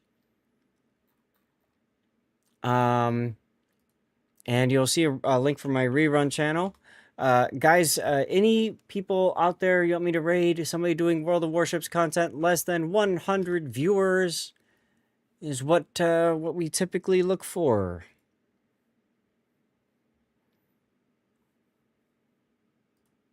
Unique Bovine and Fufu are both good choices. Okay, let me add that to my poll.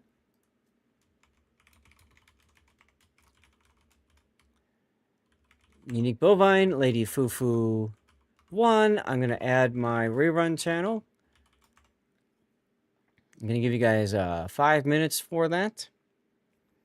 Chief Benjamin. Okay. Room for one more in the poll. If you guys can see something else, by all means, post that in there.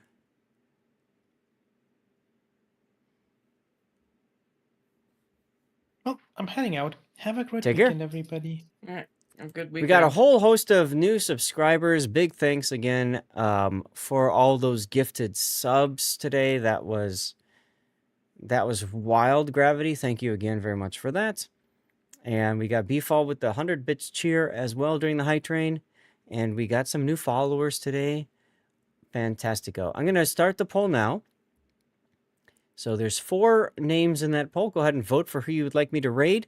As always, you each get a vote. Chicago-style voting. You can use additional... you can use channel points for additional votes if you'd like. And a commercial break is about to start. So I'm going to run a commercial break now. And then I'm going to say goodbye to YouTube and to Rumble and to Kick. And then I'll come back to all of you on Twitch and say goodbye and all that good stuff. All right? So I'm going to run that now. Go ahead and vote. Who do you want me to raid?